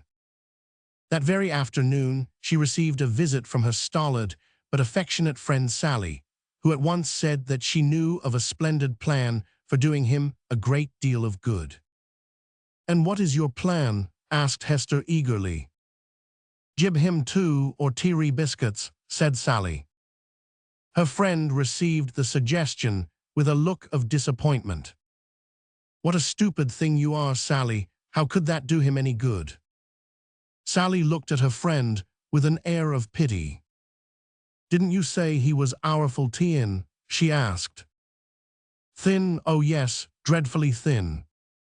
"Well den, isn't dat 'cause he not hab enough to eat? I knows it, bress you. I's been wid a missus as starved me. Sometimes I tink I could eat my shoes. Ob course I got powerful tin, so tin dat wn I stood sidewise you could hardly see me. Well, what de way to get fat and strong? Why, eat, ob course. Eat, does de way. Now your fader get nothing but black bread, and not nuff ob dat, and he get plenty hard work too, so he get tin. So what I proposes is to jib him 2 good biscuits every day. We couldn't jib him more'n 2, 'cause he'd have to hide what he couldn't eat at once, and de drivers would be sure to discover 'em. But 2 biscuits could be gobbled quick on the sly, and would help to make him fat, and to make you easy." "So they would," said Hester, eagerly entertaining the idea after this explanation. "You're a clever girl, Sally." "You say I's stupid jest now." "So I did, Sally. Forgive me. I was stupid besides unkind for saying so. But how shall we manage it? Won't the guards see us doing it?" "No fear, Georgiana. De guards fools. T'ink dere is nobody like 'em. Dey forgit. All de asses in Algiers like 'em. Dis de way ob it. You and me will go to market every day wid baskets on our arms, and we'll of course go round by de walls where your fader works. No doubt it's a roundabout way, but what ob dat?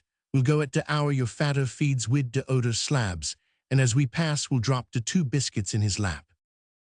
But won't he be taken by surprise, Sally? De first time, yes, but dat won't prevent him gobbling up de biscuits quick.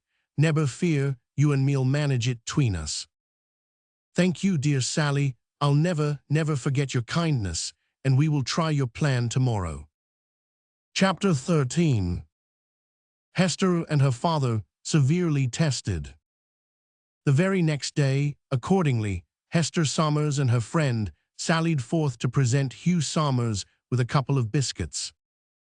It was arranged that the 2 girls should carry baskets of fruit on their heads, and that Hester should have the biscuits conveniently in her right hand, so as to be able to drop them into her father's lap without stopping or even checking her pace as they passed. Of course, Hester was by this time thoroughly alive to the danger of her intended proceedings, both to herself and her father, and was firmly resolved to restrain her feelings. Nevertheless, she could not help trembling when she came in sight of the gang with which her father worked. Sally observed this and grasped her by the arm. "Georgiana," she said, "if you jibs way or speaks or trembles or busts up in any way, I grips you by de neck, as I once did before, and shoves you along wid scolds and whacks, so you look out. Anxiety for my darling father will be a much more powerful restraint, Sally, than your threats," replied the poor girl. Nevertheless, the threat was not without its effect, for it showed Hester that she must have been on the point of giving way, and impressed on her more than ever the necessity of self-restraint. Him, I don't see him," said the negress as they advanced. "There he is, don't you see, just before us," replied Hester in a low, hurried voice. "No, I's growin' blind, I tink. There, look, by himself, on the stone. He seems always to sit on the same spot at dinner time." "Oh yes, I sees. Now you go on stiddy, mind what you's about." With a brief prayer for help to control herself, Hester went straight to where her father sat. He was languidly chewing a piece of the regulation black bread at the time, and looked up at her with the vacant indifference born of despair. The desire to fall on his neck and kiss him was, need we say, almost irresistible, but the poor girl had received strength for the duty in hand. She went close to him, even brushed past him, and dropped the biscuits into his lap. At first the poor man was so astonished that he gazed after the retiring figure and made no effort to conceal this unexpected addition to his meal.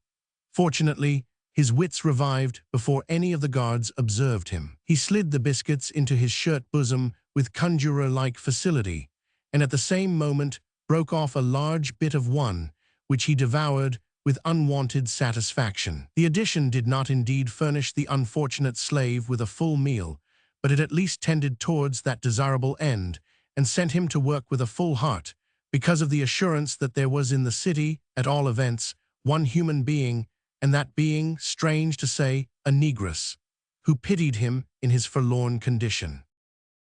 During the remainder of that day, Hugh Somers almost forgot his toils in consequence of his mind being so thoroughly taken up with meditation on the wonderful incident.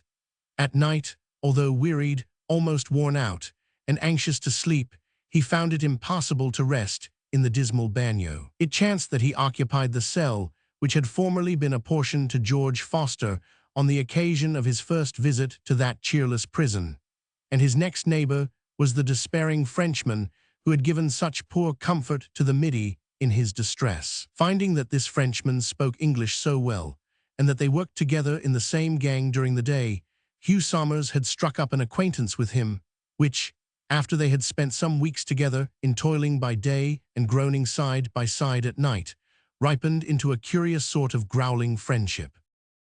This friendship began with a quarrel. The night in which they were first placed in neighboring cells or niches followed a day in which Somers had received an application of the bastinado and been put into irons for fierce rebellion. Being a man of strong emotions, he had groaned a little as he lay trying to sleep in spite of his suffering feet. Failing of his purpose, he took to thinking about Hester, and the groans which had been but feeble for himself became more intense on her account. "Can you not stop that noise?" growled the irate Frenchman, who was kept awake by it. "I'm sorry to disturb you, friend," said Somers gently, for he was really an unselfish man, "but if you knew all I've had to suffer, you would excuse me." "Oh, I know what you have had to suffer," said his comrade testily. "I saw you get the bastinado. I've had it often myself, but it is bearable." "It's not that, man," returned the Englishman with a touch of indignation. "If I had nothing to worry me but the pain of my feet, I'd have been asleep by now. I have worse things to groan about than you can guess, maybe."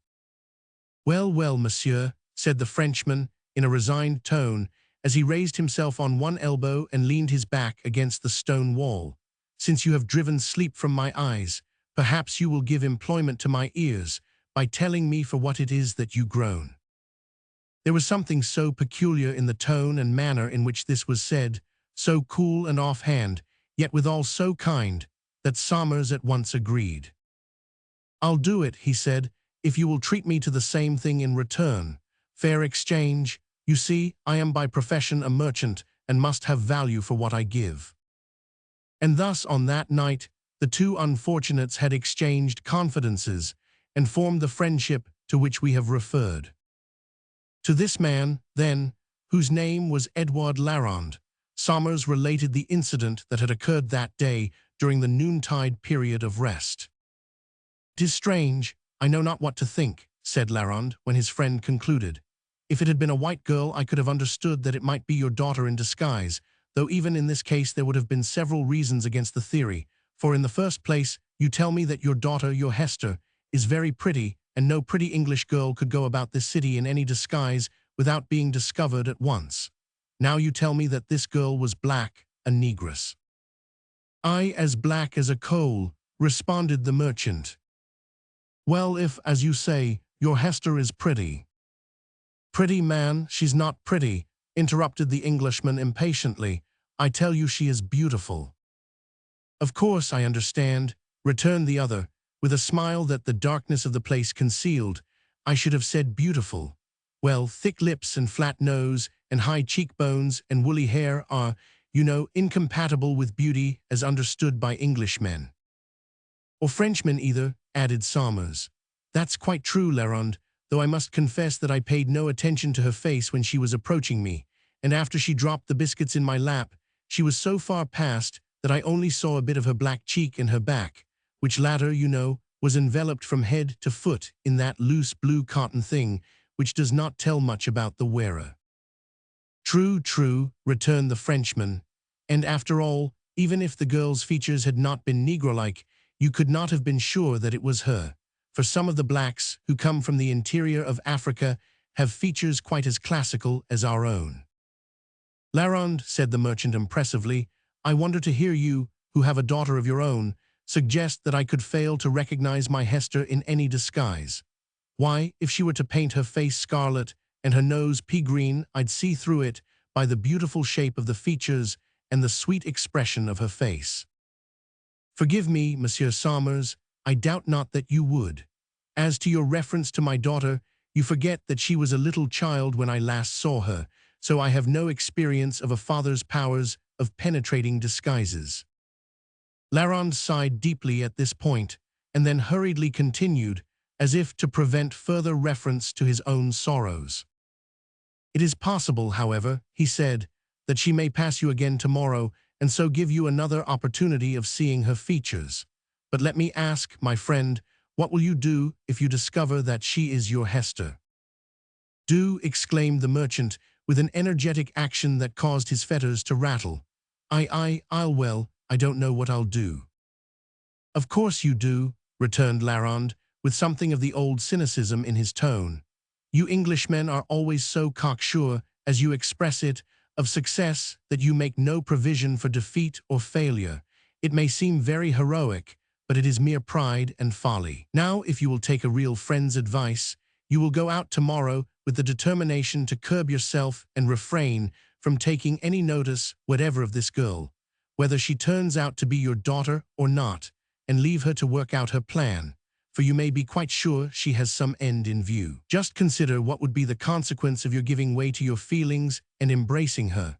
You would by so doing expose her disguise, cause her to be taken up and sent to the harem of some one of the notables, and get heavier irons put on yourself, besides another touch, perhaps, of the bastinado.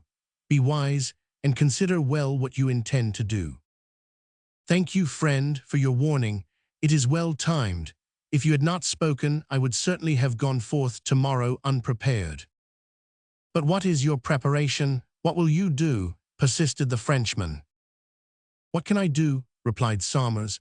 Have you not just shown me that I am utterly helpless? In such a case there is only one course left, namely, to go to him who can succor the helpless. I will ask counsel of God.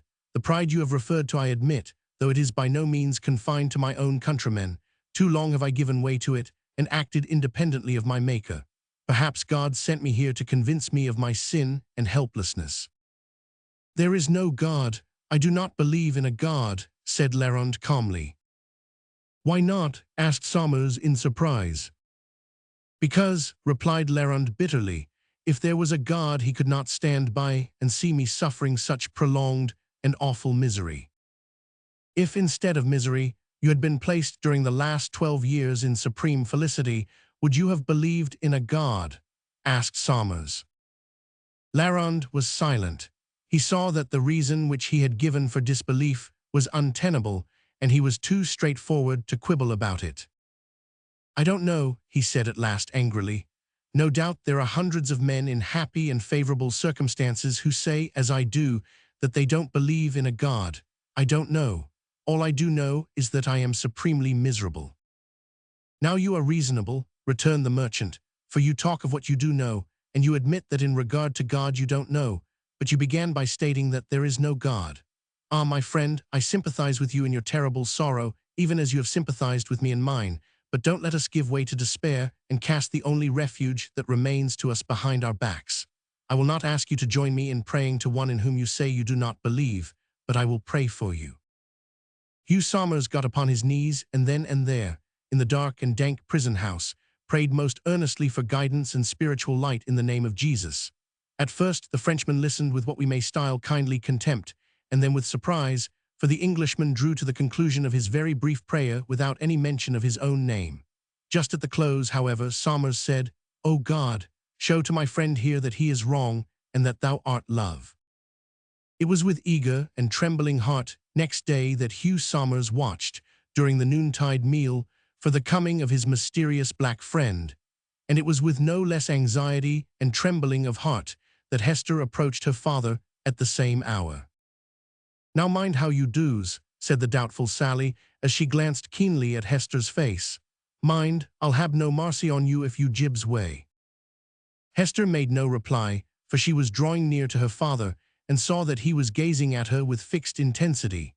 She raised her heart to God, and received strength to pass without a word or look, dropping the biscuits as on the previous day.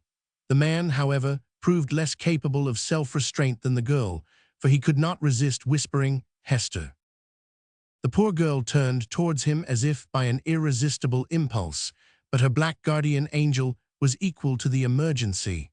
Seizing Hester by the shoulder, she pushed her violently forward, storming at her loudly as on the former occasion. What you black teeing? Have you never seen slabs before? You know better'n de white folk, wastin' ob your precious time. My, won't you get a whackin' fro, Mrs. W.N. you gets home. Recovering herself, Hester at once submitted.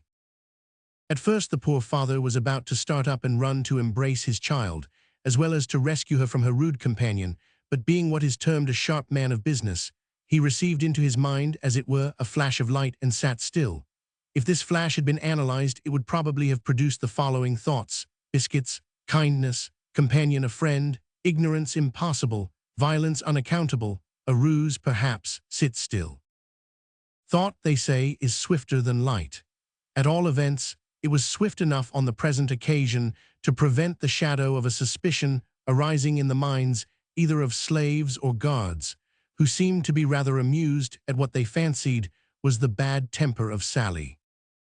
Next day the biscuit dropping was repeated without the scene that had followed, and so wisely was this affair managed by all the parties concerned, that it was carried on for several weeks without a hitch. Under the influence of hope and improved fare, Hugh Somers became so much brighter in spirits and better in health, and so much more tractable that his guards at length removed his heavy fetters and allowed him to toil with free limbs like the majority of the slaves.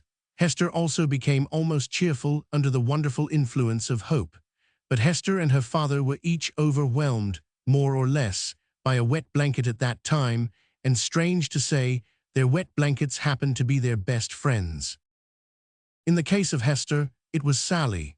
The more hopeful and cheery Hester became, the more did her black friend shake her woolly head and look dismal. "Why, Sally, dear, what's the matter with you?" asked the former one day, as they sat together in the bower on the roof, after returning from their visit to the slave gang. A shake of the girl's head and an unutterable expression in her magnificent black eyes made Hester quite uneasy. "Do tell me, Sally, is there anything the matter with you?" "De matter wid me? Oh no, nothing's neber de matter wid me, 'cept when I eats too much. But it's you and your fatter eyes tinkin' ob. But we are both getting on very well, Sally, are we not?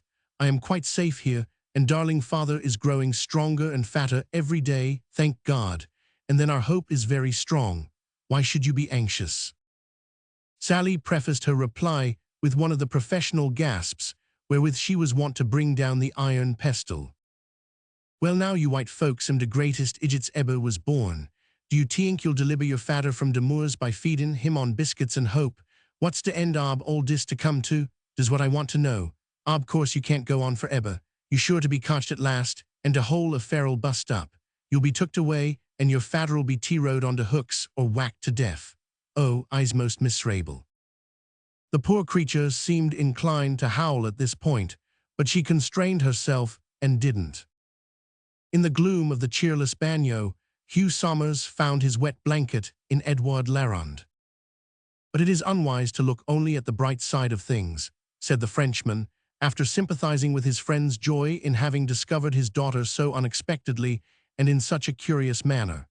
"No doubt, from her disguise, she must, as you say, be in hiding, and in comparative safety with friends, else she could not be moving so freely about this accursed city. But what is to be the end of it all?" Larand unconsciously echoed Sally's question to Hester, but Hugh Somers had not as much to say in reply as his daughter, for he was too well acquainted with the possibilities of life to suppose that biscuits and hope would do much towards the end, although valuable auxiliaries in the meantime. "I see not the end, Larand," he said after a pause, "but the end is in the hands of God, and I will trust him." "So is the middle, and so is the beginning as well as the end," returned Larand cynically. "Why then are you so perplexed and anxious about these if the end is, as you seem to think, so sure? Why don't you trust God all through?" "I do trust God all through, my friend, but there is this difference, that with the end I have nothing to do save to wait patiently and trustfully, whereas with the beginning and middle it is my duty to act and energize hopefully." "But why your anxiety if the whole matter is under safe guidance?" persisted the Frenchman. "Because, while I am absolutely certain that God will do his part wisely and well, I am by no means sure that I shall do my part either well or wisely. You forget, Larand, that we are free agents as well as sinful and foolish, more or less, so that there is legitimate room for anxiety, which only becomes evil when we give way to it, or when it goes the length of questioning the love, wisdom, and power of the Creator. All mystery, Somers. You are only theorizing about what you do not, cannot know anything. You have no ground for what you hold. As you confess never to have studied, or even seriously contemplated, the ground on which I hold it, there is, don't you think, a slight touch of presumption on your part in criticizing so severely what you do not, cannot understand. I profess to have good reasons for what I hold. You profess merely to disbelieve it. Is there not a vast difference here? Perhaps there is, but I'm too sleepy to see it. Would you oblige me by putting your foot on that centipede?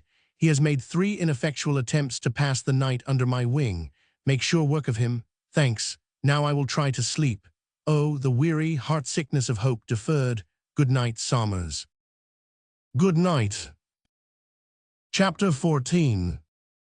A brave dash for life and freedom. "George, come with me," said Peter the Great one afternoon, with face so solemn that the heart of the young midshipman beat faster as he followed his friend. They were in Ben Achmed's garden at the time, for the Middy had been returned to his owner after a night in the common prison, and a threat of much severer treatment if he should ever again venture to lay his infidel hands on one of the faithful. Having led the Middy to the familiar summer house, where most of their earnest or important confabulations were held, Peter sat down and groaned. "What's wrong now?" asked the Middy with anxious looks. "Oh, George, everything's wrong," he replied, flinging himself down on a rustic seat with a reckless air and rolling his eyes horribly. "Everything's wrong. The world's all wrong, Tajida, upside down and inside out." The Middy might have laughed at Peter's expression if he had not been terribly alarmed. "Come, Peter, tell me, is Hester safe?" "I don't know, George." "Don't know? Why do you keep me in such anxiety? Speak, man, speak. What has happened?" "How can I speak, George?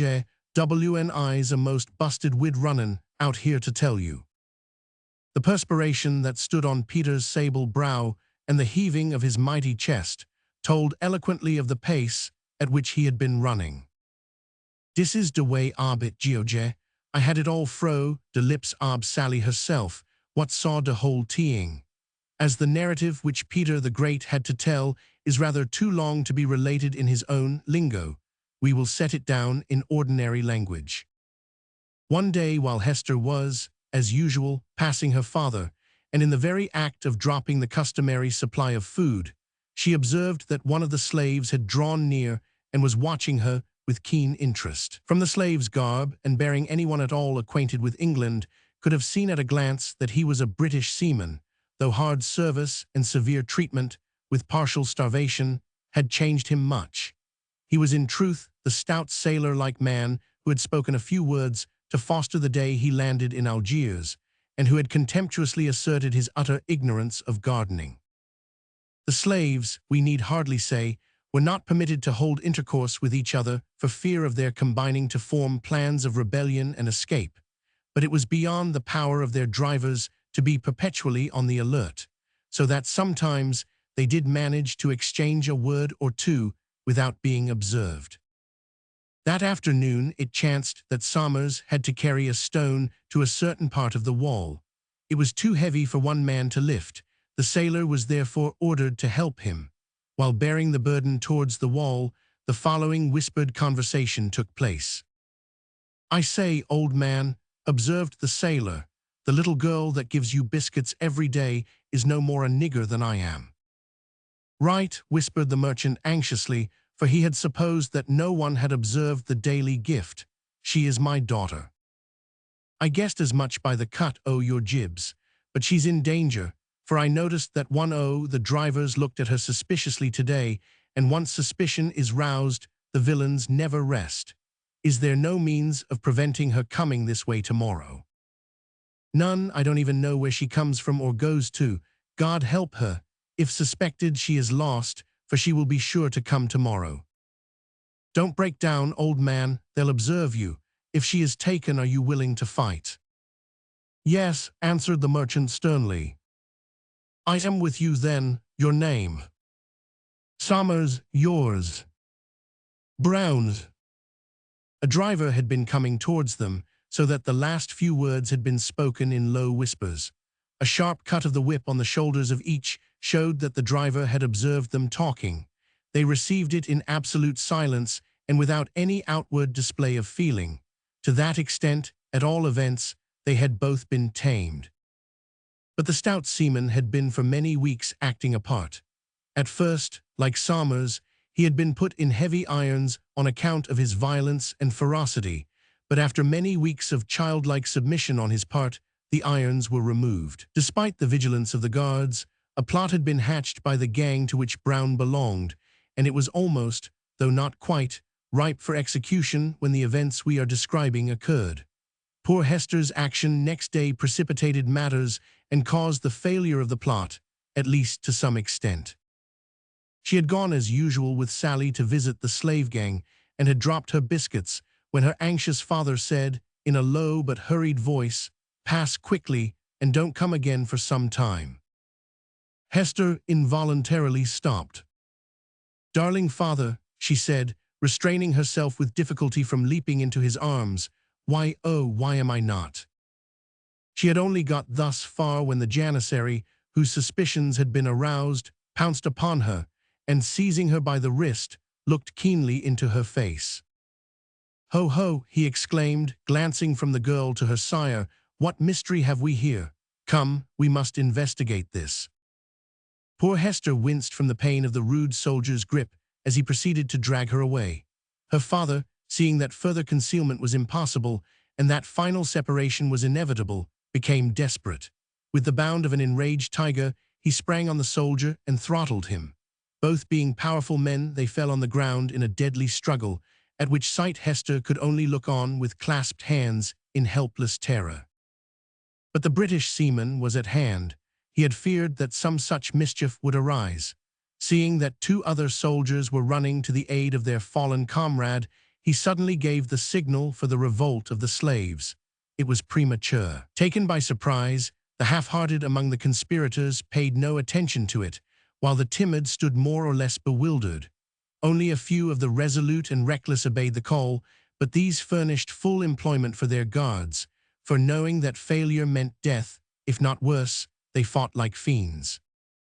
Meanwhile, the first of the two soldiers who came running, sword in hand, towards Somers, was met by Brown. With a piece of wood in his left hand, that worthy parried the blow that was delivered at his head. At the same time, he sent his right fist into the countenance of his adversary with such force that he became limp and dropped like an empty topcoat. This was fortunate, for the companion janissary was close to him when he wheeled round. The blazing look of the seaman, however, induced so much caution in the Turk that instead of using his sword, he drew a long pistol from his girdle and leveled it. Brown leaped upon him, caught the pistol as it exploded just in time to turn the muzzle aside, wrenched the weapon from his foe's grasp, and brought the butt of it down with such a whack on his head that it laid him beside his comrade. Turning quickly to the still struggling pair, he saw that the janissary was black in the face, and that Somers was compressing his throat with both hands and had his knee on his stomach, while Hester and Sally were looking on horrified, but hopeful. At the same time, he saw fresh soldiers running up the street to reinforce the guard. "Hester," he said sharply and seizing the girl's hand, "come, bolt with me. I've knowed your father a good while, quick." "Impossible," she cried, drawing back. "I will not leave my father now." "You'll have to leave him anyhow," cried the sailor. "You can do him no good, if free you might." A shout at the moment caused him to glance round. It proceeded both from slaves and guards, for both at the same moment caught sight of the approach of the reinforcements. The former scattered in all directions, and the latter gave chase, while pistol shots and yells rent the air. Instead of wasting more breath in useless entreaty, Brown seized the light form of Hester in his arms and ran with her to the ramparts. In the confusion of the general skirmish, he was not observed, or if observed, unheeded, by anyone but Sally, who followed him in anxious haste, thinking that the man was mad, for there could be no possible way of escape, she thought, in that direction. She was wrong. There was method in Brown's madness. He had for a long time previously studied all the possibilities with reference to the meditated uprising, and had laid down for himself several courses which he might pursue according to the success, failure, or partial failure of their plans. It was one part of the rampart they were engaged in repairing at that time which had given way and partly fallen into the ditch outside. The portion of the wall still remaining had been further demolished in order that a more secure foundation might be laid. The broken wall here had been but partially rebuilt, and was not nearly as high as the completed wall. A jump from this might be possible to a strong, active man if the ground below was soft or even level, though the risk of broken limbs was considerable. Brown had observed, however, that at this place a small tree grew out from a mass of rock which had been incorporated as part of the wall, and that just below it there stood a huge bush of the cactus kind. To these two he had made up his mind to entrust himself in the event of things coming to the worst. Accordingly, it was to this part of the rampart he ran with Hester in his strong arms. We have said that Sally ran after the sailor with anxiety, but that feeling was deepened into dismay when she saw him approach the portion of the wall just described, and she gave out one of her loudest coffee-pestle gasps when she saw him jump straight off the wall without a moment's hesitation. Craning her neck and gazing downward, she saw the sailor go crashing through the little tree and alight with a squash in the heart of the watery cactus, out of which he leaped with such agility that Sally was led to exclaim under her breath, "Ho, don't the spikes make I jump?" Whether it was the spikes or other influences we cannot tell, but certain it is that Brown did jump with wonderful activity, considering the burden he carried, dashed up the opposite bank, cut across country like a hunted hare, and found shelter in a neighboring wood before the revolt in the city was completely quelled. Here he pulled up and set the terrified Hester down. "You'll excuse me, miss," he said pantingly as he wiped his brows with the sleeve of his shirt, which garment, with a pair of canvas trousers, a grass hat, and thin carpet shoes, constituted his costume. "I'm worry sorry to carry you off again, your will, but you'll thank me for it yet, maybe, for if I had left you behind, you couldn't have helped your poor father, and they'd have took you off for sartin to be a slave. Now d'ye see, if you and I manage to escape, there's no saying what we may do in the way o' raisin' ransom to buy back your father. Anyway, he has been so anxious about you, and afraid o' your bane ketched, and the terrible fate in store for you if you are, that I made up my mind for his sake to carry you off." To this explanation Hester listened with varying feelings. "I believe from the honesty of your look and tone," she said at last, "that you have acted for the best, whether wisely or not remains to be seen, but I thank you heartily for your intentions and especially for your kind feelings towards my dear father, but now I must claim the right to use my own judgment. I will return to the city and succor my father or perish with him. Yet rest assured, I will never forget the brave seaman who has so nobly risked his life to save me. Your name is—" "Brown, miss, at your service." "Well, goodbye, Brown, and God's blessing attend you," she said, extending her black little hand. The seaman gently took it and gave it a timid pressure, as if he feared to crush it in his brawny hand. "I'll shake hands with you," he said, "but I won't say goodbye, for I'll steer back to the city with you. Brown, this is sheer madness. There is no reason in what you propose to do. You cannot help me by sacrificing yourself." "It's exactly what your father would say to you, miss, if he was alongside of us. You can't help me by sacrificing of yourself." Then, perhaps he would follow up that observation by saying, "But you may and can help me if you go why that sailor friend o' mine, who may be rough and ready, but is certainly true blue, who knows the coast hereaway and all its hidden places, and who'll venture his life to do me a good turn, cause why, I once ventured my life to do him a good turn o' the same kind." "Is this true, Brown? Did you know my father before meeting him here, and did he really render you some service?" "Yes, indeed, miss. I have sailed in one o' your father's vessels, and once I was washed overboard by a heavy sea, and he flung over a lifebuoy arter me and jumped into the water himself to keep me afloat till a boat picked us up, for I couldn't swim. Now look 'ere, miss, if you'll consent to sail under my orders for a short spell, you'll have a better chance o' doing your father a sarvice than by returning to that nest o' pirates. Moreover, you'll have to make up your mind pretty quick, for we've lost too much time already." "Go on, Brown, I will trust you," said Hester, placing her hand in that of the seaman, who, without another word, led her swiftly into the bush. Now all this, and a great deal more, was afterwards related by Hester herself to her friends, but at the time all that was known to Sally, the only witness of the exploit, was that Hester Somers had been carried off in the manner related by an apparently friendly British sailor. This she told soon after to Peter the Great, and this was the substance of the communication which Peter the Great, with glaring eyes and bated breath, made to George Foster, who received it with feelings and expressions that varied amazingly as the narrative proceeded. "Is that all?" he asked, when the Negro at length came to a decided stop.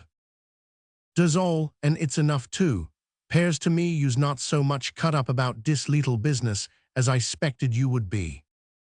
"I am anxious, of course, about Hester," returned the Middy, "but at the same time greatly relieved, first, to know that she is in the hands of a respectable British sailor, and second, that she is not in the hands of these bloodthirsty piratical Moors. But what about her father? Nothing more, I suppose, is known about his fate."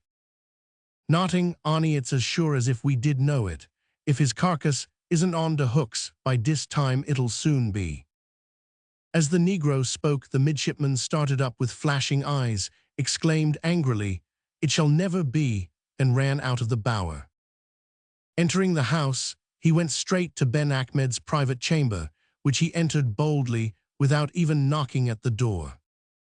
The Moor was seated cross-legs on a mat, solacing himself, as usual, with a pipe.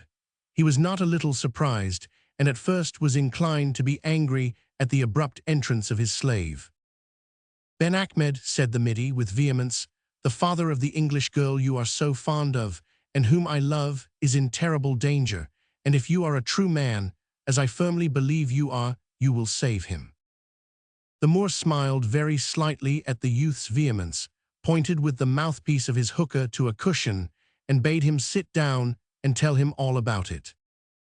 The Middy at once squatted a la Turk, not on the cushion, but on the floor in front of his master, and, with earnest voice and gesture, related the story which Peter the Great had just told him. Ben Achmed was visibly affected by it. "But how can I save him?" he asked, with a look of perplexity. "Did you not once save the life of the Dey?" asked Foster. "I did. How came you to know that?" "I heard it from Peter the Great, who aided you on the occasion, and he told me that the Dey has often since then offered to do you some good turn, but that you have always declined." "That is true," said Ben Achmed, with the look of a man into whose mind a new idea had been introduced. "Yes, something may be done in that way, and it would grieve me that the father of my poor little Hester should die. I will try. Go, have my horse saddled, and send Peter to me." Our midshipman bounded rather than rose from the floor, and uttered an irresistible "God bless you," as he vanished through the doorway on his errand. "Peter," he cried, encountering that worthy as he ran, "will manage it. Go to Ben Achmed. He wants you quick. I'm off to fetch his horse." Foster was much too anxious to have the thing done quickly to give the order to the head groom. He ran direct to the stable, and choosing the fleetest of the Moor's Arab steeds, quickly put on its crimson saddle, with its un-European peaks before and behind, and the other gay portions of harness with which Easterns are wont to caparison their horses. In a wonderfully short space of time, he had the steed round to the front door, and sent another slave to tell his master that it was ready. The Moor had also caparisoned himself, if we may say so, for the intended visit, and he had evidently done it in haste. Nevertheless, his gait was stately, and his movements were slow, as he gravely mounted the horse and rode away. The impatience of the Middy was somewhat relieved, however, when he saw that Ben Achmed, on reaching the main road, put spurs to his horse, and rode towards the city at full gallop. Chapter 15. A strange visit, a strange commission, and a strange display of temper. After Ben Achmed had departed on his mission to the Dey of Algiers, George Foster and Peter the Great re-entered the house, and in the seclusion of the bower continued to discuss the hopes, fears, and possibilities connected with the situation. "Dat was a clever dodge ob yours, George," remarked the Negro, "and I's got good hope dat something will come ob it, for Massa's pretty sure to succeed when he take a teeing in hand." "I'm glad you think so, Peter, and to say truth, I am myself very sanguine. But there is one teeing dat plexes me very much. What is we to do about Pooh, Hester's fader when he's pardoned? The Dey can spare his life, but he won't set him free, and if he don't set him free the slave drivers will be sure to kill I am out ob spite." The Middy was silent, for he could not see his way out of this difficulty. "Perhaps," he said, "Ben Achmed may have thought of that, and will provide against it, for of course he knows all the outs and ins of Moorish life, and he is a thoughtful man. Does true, George, he am a teotful man. Anyhow we kin do nothing more, cept wait and see. But I's much more plexed about Hester, for eben if de sailor am a good and true man, as you say, he can't keep her or hisself alive on notting in de mountains, no more'n he could swim wid her on his back across de Mediterranean. Again the Middy was silent for a time. He could by no means see his way out of this greater difficulty, and his heart almost failed him as he thought of the poor girl wandering in the wilderness without food or shelter. "Perhaps," suggested Peter, "she may manage to get into the town and pass for a nigger as she's doed before, and make tracks for her old place wid Mrs. Lily or wid Dinah." "No doubt she may," cried Foster, grasping at the hope as a drowning man grasps at a plank. "Nothing more likely. Wouldn't it be a good plan for you to go into town at once and make inquiry?" "Dis say it would," returned the Negro. "Does just what I'll do, and if she's not Dara, Dinah may jib my inclek a jog. She's a wonderful woman, Dinah, for working up to human mind. WN it's like goin' to sleep. Pooh, Samson hab discovered dat many times. I'll go at once." "Do, Peter, my fine fellow, and you'll lay me forever under the deepest arb." He was interrupted by a slave who at the moment approached the bower and said that a man wanted to see Peter the Great. "To see Ben Ahmed, you mean," said Peter. "No, to see yourself," returned the slave. "Sen, I am here," said the Negro with a magnificent wave of the hand. In a few minutes the slave returned accompanied by a Negro who limped so badly that he was obliged to use a stick, and whose head was bandaged up with a blue cloth. Arrived at the bower, he stood before Peter the Great and groaned. "You may go," said Peter to the slave, who lingered as if anxious to hear the news of the visitor. When he was out of hearing, Peter turned to the lame man, looked him sharply in the face, and said, "You's bury black in de face, my friend, but you's much blacker in de achart. What business hab you to come here without washin' your white face clean?" "Well, you're a pretty smart chap for a nigger, and I dare say you'll understand that I'd have had some difficulty in fetchin' this here port at all if I'd washed my face," answered the lame man in excellent nautical English. While he spoke, Foster ran towards him, laid a hand on his shoulder, and looked earnestly into his face. "You are the British sailor," he said, "who rescued Miss Somers from the Janissaries." "That's me to a T," replied the sailor with a broad grin. "Is Miss Somers safe?" asked the Middy anxiously. "I safe as any woman can be in this world.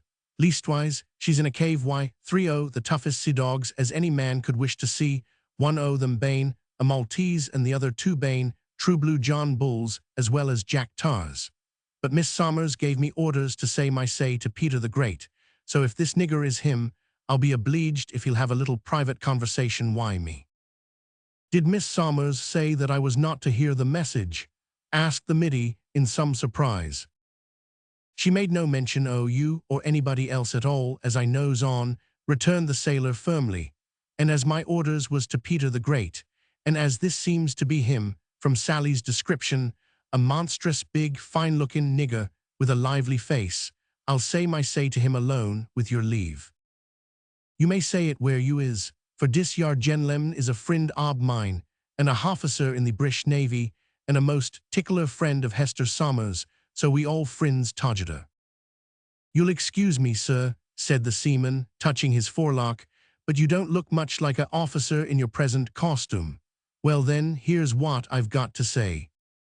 "Don't waste your time, Brown, in spinning the yarn of your rescue of the girl," said Foster, interrupting. "We've heard all about it already from Sally, and can never sufficiently express our thanks to you for your brave conduct. Tell us, now, what happened after you disappeared from Sally's view." The sailor thereupon told them all about his subsequent proceedings, how he had persuaded Hester to accompany him through the woods, and by a roundabout route to a part of the coast, where he expected ere long to find friends to rescue him. From some reason or other best known to himself, he was very secretive in regard to the way in which these friends had managed to communicate with him. You see, I'm not free to speak out all I knows, he said. But surely it's enough to say that my friends have not failed me, that I found them waiting there with a small boat, so light that they had dragged it up and concealed it among the rocks, and that I'd have been on my way to Old England at this good hour if it hadn't been for poor Miss Somers, whom we couldn't think of dishearten. Then she refused to go with you, said Foster. Refused, I should think she did. Nothing, she said, would induce her to leave Algiers while her father was in it. One o' my mates was for forcing her into the boat and carrying her off, willin' or not willin', but I stood out agin him, as I'd done enough o' that to the poor thing already. Then she axed me to come along here and ax Peter the Great if he knowed anything about her father. But I don't know Peter the Great, says I, nor where he lives. Go to Sally, says she, and you'll get all the information you need. But I'll never get the length o' Sally without being nabbed, says I. Oh, says she, no fear o' that. Just you let me make a nigger of you. I always keep the stuff about me in my pocket, for I so often cry it off that I need to renew it frequently. And with that she out with a parcel o' black stuff, and made me into a nigger before you could say Jack Robinson. Fortunately, I've got a pretty fat lump of a nose of my own, and my lips are pretty thick by nater, so that with a little what you may call hard poutin', when I had to pass guards, janissaries, and such like, I managed to get to where Mrs. Lily and Sally lived, and they sent me on here. And now the question is, what's to be done, for it's quite clear that my mates and me can't remain forever hidden among the rocks. We must be off, and I want to know, are we to take this poor gal with us, or are we to leave her behind, and, if so, what are her friends going to do for her? There's no fear of your friends going off without you, I suppose. Well, as they risked their precious lives to rescue me, it ain't likely, returned the seaman. Would it not be well to keep Brown here till Ben Ahmed returns? Asked Foster, turning to Peter the Great. The Negro knitted his brows and looked vacantly up through the leafy roof of the bower, as if in profound meditation. Some of the brighter stars were beginning to twinkle in the darkening sky by that time, and one of them seemed to wink at him encouragingly, for he suddenly turned to the Middy with all the energy of his nature, exclaiming, "I's got it," and brought his great palm down on his greater thigh with a resounding slap. "If it's in your breeches pocket you must have squashed it then," said Brown, referring to the slap. "Anyhow, if you've got it, hold on to it and let's hear what it is." "No, not now, all in good time. Patience, my friend, is a virtue wuff cultivation. You needn't go for to tell that to a banyo slave like me, Mr. Peter. Your greatness might have made you aware that," returned the sailor quietly. An eye-shutting grin was Peter's reply to this, and further converse was stopped by the sound of clattering hoofs. "Massa," exclaimed the Negro, listening, "does good, no time lost. Come wid me, you sham nigger, and I's jib you something to tickle you stomach. You go and look arter de hoss, George." While the Middy ran to the gate to receive his master, Peter the Great led the sham nigger to the culinary regions, where, in a sequestered corner, he supplied him with a bowl containing a savory compound of chicken and rice. "I hope that all has gone well," Foster ventured to ask as the Moor dismounted. "All well, send Peter to me immediately," he replied, and without another word hurried into the house. Calling another slave, and handing over the smoking horse to him, Foster ran to the kitchen. "Peter, you're wanted immediately. Yes, yes, I knows dat. What a teeing it is to be indispensable to anybody. I don't know how he'll ever get along without me." Saying which he hurried away, leaving the Middy to do the honors of the house to the sailor. "I suppose, sir, you haven't a notion what sort o' plans that nigger has got in his head?" asked the latter. "Not the least idea. All I know is that he is a very clever fellow and never seems very confident about anything without good reason. Well, whatever he's a-going to do, I hope he'll look sharp about it, for poor Miss Somers's fate, and the lives o' my mates, to say nothing of my own, is hanging at this moment on a hair, so to speak," returned the sailor, as he carefully scraped up and consumed the very last grain of the savory mess, murmuring as he did so that it was out o' sight the worry best blowout he'd had since he enjoyed his last Christmas dinner in Old England. "Will you have some more?" asked the sympathetic Middy. No more, sir, thank ye. I'm loaded fairly down to the waterline. Another grain would bust up the hatches, but if I might venture to put forth a wish now, a glass o' no. Well, no matter, a drop o' water'll do. I'm well used to it now, having drunk enough to float a 74 since I come to this city o' pirates. You will find coffee much more agreeable as well as better for you. I have learned that from experience, said the Middy, pouring out a tiny cupful from an earthen coffee pot that always stood simmering beside the charcoal fire. Another of that same, sir, if you please, said the seaman, tossing off the cupful, which indeed scarcely sufficed to fill his capacious mouth. Why they should take their liquor in these parts out o' things that ain't much bigger than my old mother's thimble passes my comprehension. You wouldn't mind another?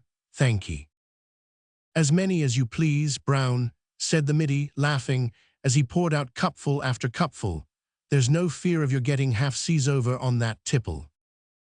I only wish I was half seas over, or even a quarter that length. Your health, sir, returned Brown with a sigh as he drained the last cup. Just then Peter the Great burst into the kitchen in a very elated condition. "George," he cried, "you be off. Massa wants you immediately. But first, let me ax, you understand a place among de rocks where Brown's mates and de boat am hidden?" "Yes, I know the place well." "You knows how to get to it?" "Of course I do." "Does all right, now come along, you sham nigger wid me, has you got enough?" "Bustin' all but." "Does good now you follow me, do what you's told, haul you tongue and look sharp if you darn want your head cut off." "Heave ahead, Cap'n, I'm your man's." The two left the house together and took the road that led to the hill country in rear of the dwelling. Meanwhile George Foster went to the chamber of the Moor. He found his master seated, as was his wont, with the hookah before him, but with the mouthpiece lying idly on his knee and his forehead resting on one hand. So deeply was he absorbed in communing with his own thoughts that he did not observe the entrance of his slave until he had been twice addressed. Then, looking up as if he had been slightly startled, he bade him sit down. "George Foster," he began impressively, at the same time applying a light to his hookah and puffing sedately, "you will be glad to hear that I have been successful with my suit to the day. God has favored me, but a great deal yet remains to be done, and that must be done by you, else." He stopped here, looked pointedly at the Middy, and delivered the remainder of his meaning in pufflets of smoke.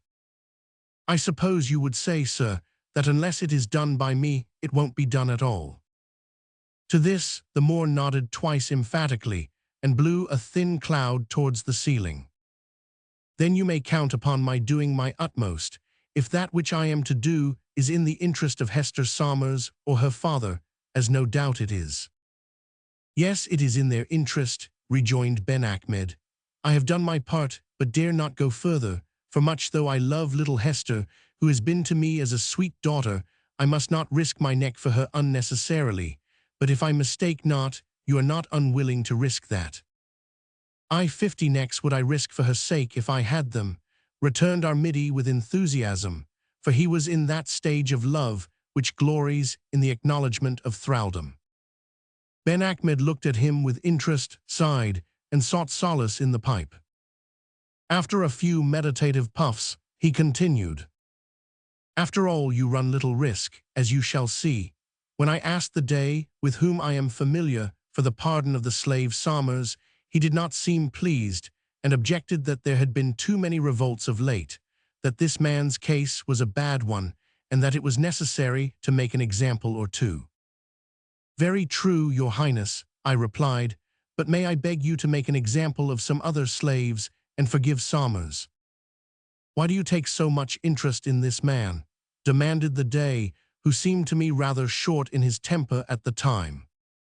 "Because he is the father of one of my female slaves, your highness," I replied, "and it is the fear that they will be separated forever that makes the man desperate and the girl miserable. If you will permit me, I should like to reunite them. Your highness has often expressed a wish to do me some kindness for the privilege I once had of saving your highness's life. Will you now refuse me this man's life? "Nay, I will not refuse you, Ben Achmed, but I do not see that my granting your request will reunite the father and child, unless, indeed, you are prepared to purchase the man." "I am prepared to do so, your highness," I said. "In that case, you are at liberty to go to the bagnio and take him out. Here is my ring." "Now, Foster," continued the Moor, drawing the ring in question from his vest pocket, "take this. Show it to the captain of the guard at the bagnio, who will admit you. Tell him that I sent you for one of the slaves. After that your own intelligence must guide you. Go, and God go with you." "I will do as you command, Ben Achmed," said Foster, "but I must tell you frankly that I will not." "Silence," thundered the Moor, with a look of ferocity which the amazed midshipman could not account for. "Have you not understood me?"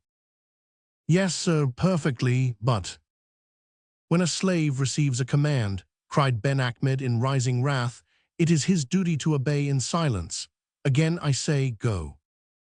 The Middy bowed with feelings of indignation, but on reaching the door paused, and again essayed to speak. "I give you fair warning, Ben Achmed, that I will not." "Silence," again roared the Moor, seizing an ornamental box and hurling it violently at his slave, who, dipping his head, allowed it to go crashing against the wall, while he went out and shut the door. "Well, old boy, I'm absolved from any allegiance to you," he muttered, as he walked smartly down the garden walk towards the gate. "So if I do a good deal more than your bidding, you mustn't be surprised. But your sudden burst of anger is incomprehensible. However, that's not my business now." Had anyone been there to observe the Moor after the Middy had taken his departure, he would have seen that the passion he had displayed evaporated as rapidly as it had arisen, and that he resumed the amber mouthpiece of his hookah with a peculiar smile and an air of calm contentment. Thereafter he ordered out his horse, mounted it in his usual dignified manner, and quietly rode away into the darkness of the night. It may be observed here our Middy had improved greatly in the matter of costume since his appointment to the rank of limner to Ben Achmed. The old canvas jacket, straw hat, etc., had given place to a picturesque Moorish costume which, with the Middy's fine figure and natural bearing, led people to suppose him a man of some note, so that his appearance was not unsuited to the mission he had in hand. We need scarcely say that his spirit was greatly agitated as he walked towards the town, by uncertainty as to how he ought to act in the present emergency, and his mind was much confused by the varied, and to some extent, inexplicable incidents of the evening. His thoughts crystallized, however, as he went along, and he had finally made up his mind what to do by the time he passed the portals Babazon and entered the streets of Algiers. Chapter 16. Mysterious and daring deeds are crowned with success. Threading his way carefully through the badly lighted streets, our Middy went straight to the Casbah, and, rapping boldly at the gate, demanded admittance. "Show me to the guardroom. I wish to speak with the officer in command," he said, in the tone of one accustomed to obedience. The soldier who admitted him introduced him to the officer in charge for the night. "I come, sir," said Foster, with quiet, gentlemanly assurance, "to demand an escort for slaves." "By whose orders?" asked the officer. "The order of His Highness the Dey," answered Foster, producing the ring. The officer examined it, touched his forehead with it in token of submission, and asked how many men were required. "6 will do," returned the Middy, in a slow, meditative manner, as if a little uncertain on the point. "Yes, 6 will suffice. I only wish their escort beyond the gates. Friends might attempt a rescue in the town. When I have them a short distance beyond the gates, I can manage without assistance."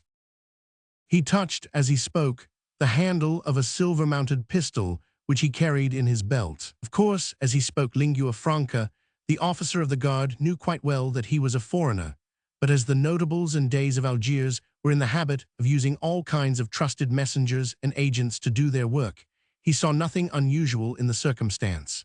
6 armed soldiers were at once turned out, and with these obedient, unquestioning slaves, he marched down the tortuous streets to the bagnio.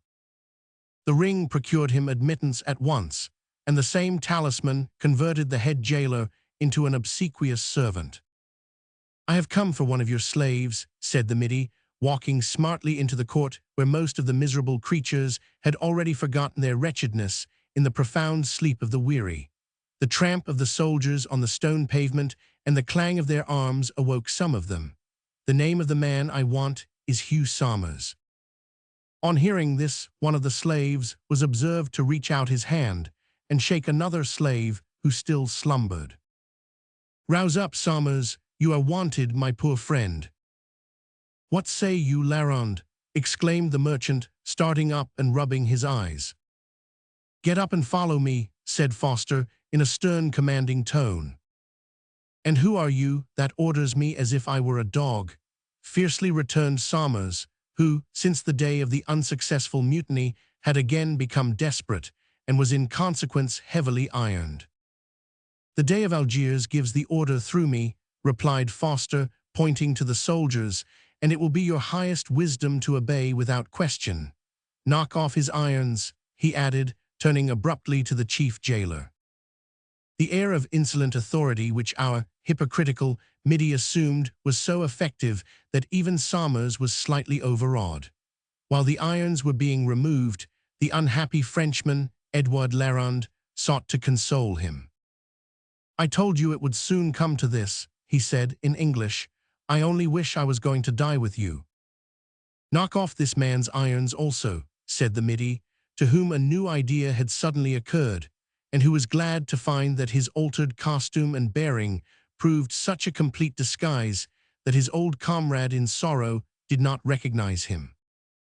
"I thought," said the jailer, "that you said only one slave was wanted." "I say 2 slaves are wanted," growled the midshipman, with a look so fierce that the jailer promptly ordered the removal of Larand's fetters. "Did I not often tell you," muttered Hugh Somers, "that your unguarded tongue would bring you to grief?" "It matters not. I submit, and am ready," returned the Frenchman in a sad tone. "If it were not for my poor wife and child, the world would be well rid of such a useless rebel as I." When the 2 slaves were ready, Foster demanded a piece of rope with which he fastened the left and right wrists of the 2 men together. Then, placing them in the midst of the soldiers, he led them out of the prison and along the main street in the direction of the western gate of the city. Passing through this, the little party advanced into the suburbs until they reached a part of the road beyond, which pedestrians usually found it convenient not to travel after dark. Here Foster called a halt. "I thank you," he said to the leader of the soldiers, at the same time giving him a piece of money. "There is no further occasion for your services, all danger of rescue being past. I can now take care of them myself, being armed, as you see, while they are bound. Convey my thanks and compliments to your commanding officer." The soldier acknowledged the piece of money with a grave inclination of the head, ordered his men to right about face, and marched back to the Casbah, leaving the 3 slaves standing not far from the seashore and gazing at each other in silence. "You seem to have forgotten me, friends," said the Middy in English, pulling a clasp knife out of his pocket. "Yet you have both met me before when we were slaves." "We're slaves," repeated the Frenchman, who was the first to recover from his astonishment. "Are we not still slaves?" he asked, glancing at the cords that bound their wrists. "Not now," said Foster, cutting the cords with his knife. "At least we shall soon be free if we make good use of our opportunities." "Free!" exclaimed both men together, with the energy of a sudden and almost overwhelming hope. "I free, but this is no time for explanation. Follow me closely and in silence." Scarcely crediting their senses, and more than half disposed to believe that the whole affair was one of their too familiar dreams, yet strangely convinced at the same time that it was a reality, the 2 men followed their young leader with alacrity.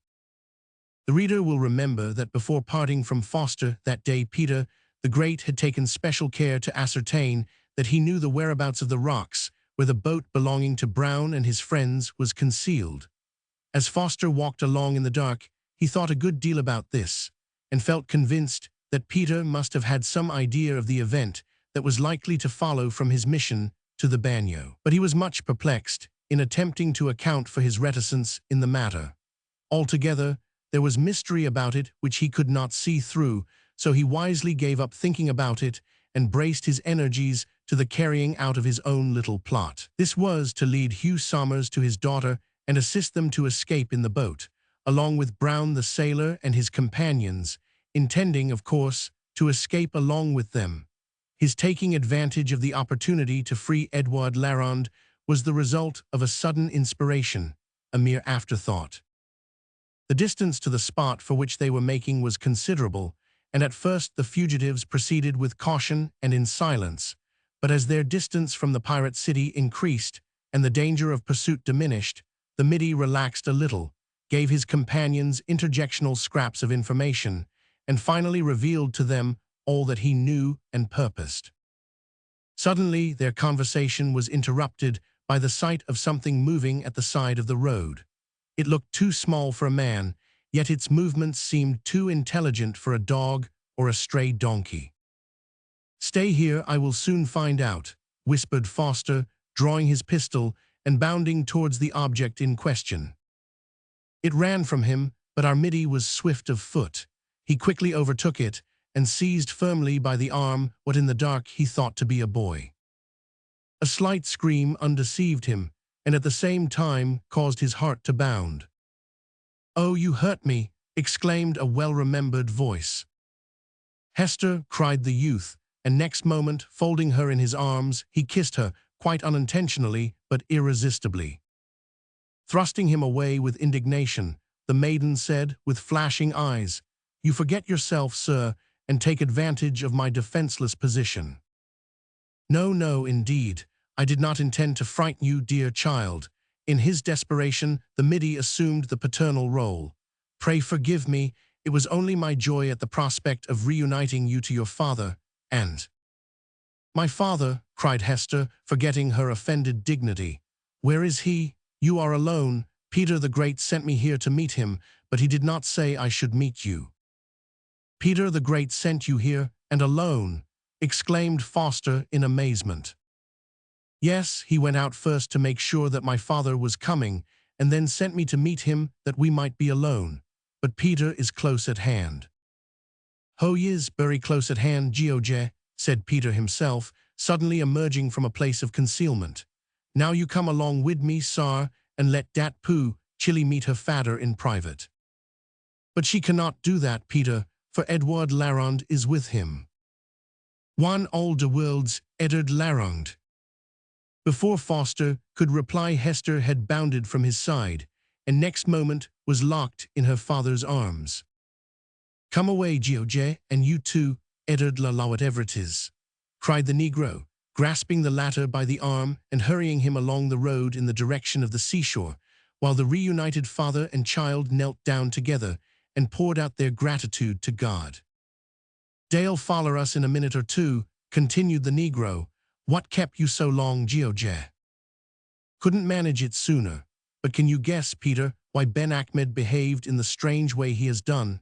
He got into a rage when I attempted to tell him honestly that I did not intend to go back to him or to take Somers to his house, and that I'd try to escape along with him if I could, but he would not listen or let me say a word." "Did you think ob tellin' him all dat?" asked Peter. "I certainly did." "Well, you're not half such a hypocrite as I think you was." "I'm glad to hear you say so, for I don't like to play the part of a hypocrite, Peter. I like to be all fair and above board." "Was it all fair and above board, George, to kiss dat little gal when she was all alone and unprotected? Was it all fair and above board to call her you dear Chilly, as if you was her fader?" "Come, come, Peter, everything is fair, you know, in love and war. But that's not the point. Can you guess, I ask, Ben Ahmed's motive for acting so oddly?" "Oh yes, George, I can guess a'most anybody's motives, zo perhaps I mightn't guess right. I shouldn't wonder now if Ben Ahmed will have to account to day for the total disappearance of Hugh Somers, to say nothing ob Edward la what's his name, and perhaps he'd like to be able to say he'd no notion what the man he sent to fetch the slave was goin' to do. Now he couldn't have say dat, you know, if he let you tell him all about it, like a goose as you was. So he let you go off, d'ye see, Give you your orders so far, and labs the rest to your good sense. Zo dera wasn't too much obdat to leave it to, or you wouldn't have bring away Edard la teeing umbab. But do you really mean to tell me, Peter, that Ben Achmed intended me and Hugh Somers to escape? Does really what I means to tell you, George? Then why didn't you tell me all this before, and save me from a deal of uncertainty? 'Cause in the first place, I had no time to tell you. In the second place, I was ordered not to tell you. In the third place, it's good for midshipmen to be put on their mettle and left to find their own way out of difficulties. And in the fourth place, slabs have no business to be axing the outs and ins, the whys and the wherefores of their masses' affairs. Well, I always knew Ben Achmed had a kind heart, but little thought it was so kind and self-sacrificing as to buy Somers for the very purpose of setting him free. I regret deeply that I did not know this sooner, and that I cannot now have the chance of thanking him with all my heart and soul, and bidding the good man farewell. It is one comfort, however, that I'll be able to send a message back by you. And I'm also glad that I shall not have to part from you, my dear Peter, without telling you how much I love you, and how sorry, very, very sorry, I am to say goodbye. George, returned the Negro earnestly, don't you count your chickens of 4 days hatched, you're not away yet. Foster made no reply. To say truth, he felt a little hurt by the way in which his protestations of regard were received, and by way of changing the subject, he asked if Peter had ever heard anything about the old Dane and his wife and daughter who had been captured at the same time with himself. Dey's been ransomed, all ob dem, got rich friends you see.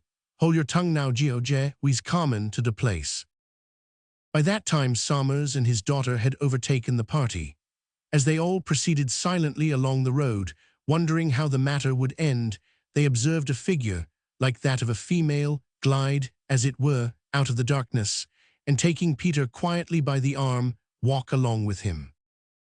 Impelled by curiosity, Foster went forward and looked into her face. Angelica, he exclaimed in surprise. Ob course, answered her husband for her, you don't suppose the wife ob Peter the Great would let George Foster go away without Carmen to the boat to see him off. Ere the Middy could recover from his astonishment, the party came suddenly upon a small cavern in which a light glimmered. At its entrance lay a boat, and beside it, engaged in putting it to rights, were Brown and his 3 companions, the 2 British tars and the Maltese seaman. Is all right? Asked Brown in a low voice as they approached. All right, answered Peter. Now, George, you go in.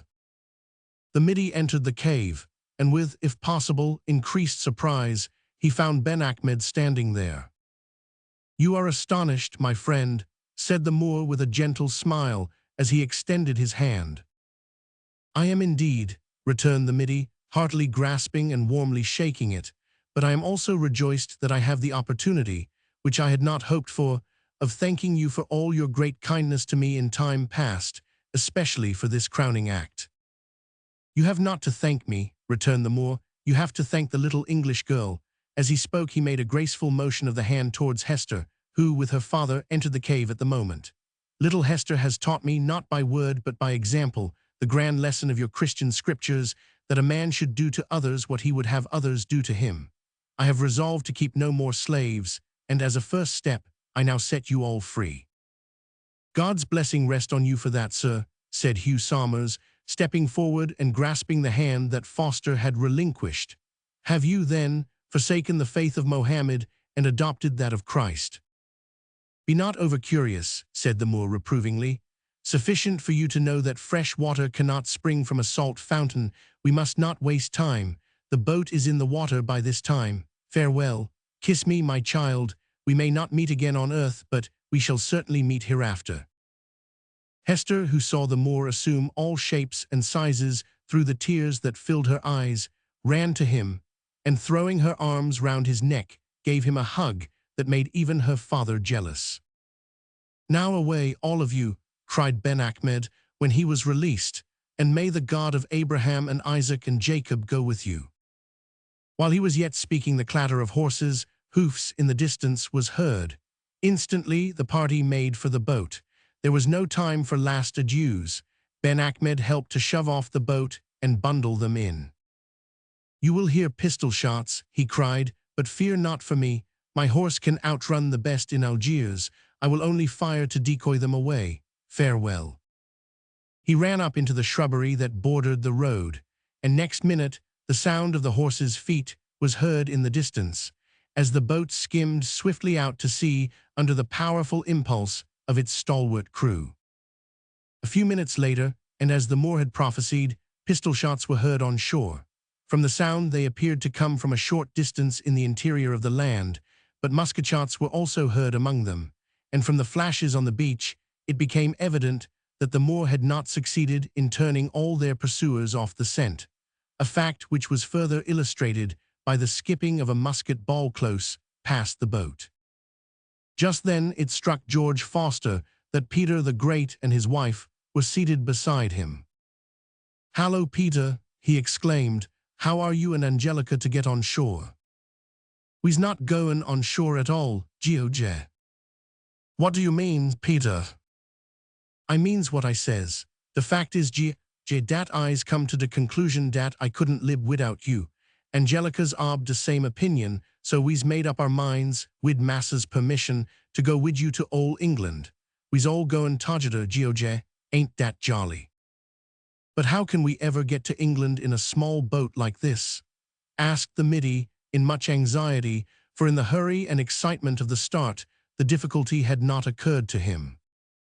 "No fear about that, sir," answered Brown, who pulled the bow oar. "We ain't such fools as to make the voyage in a cockleshell like this.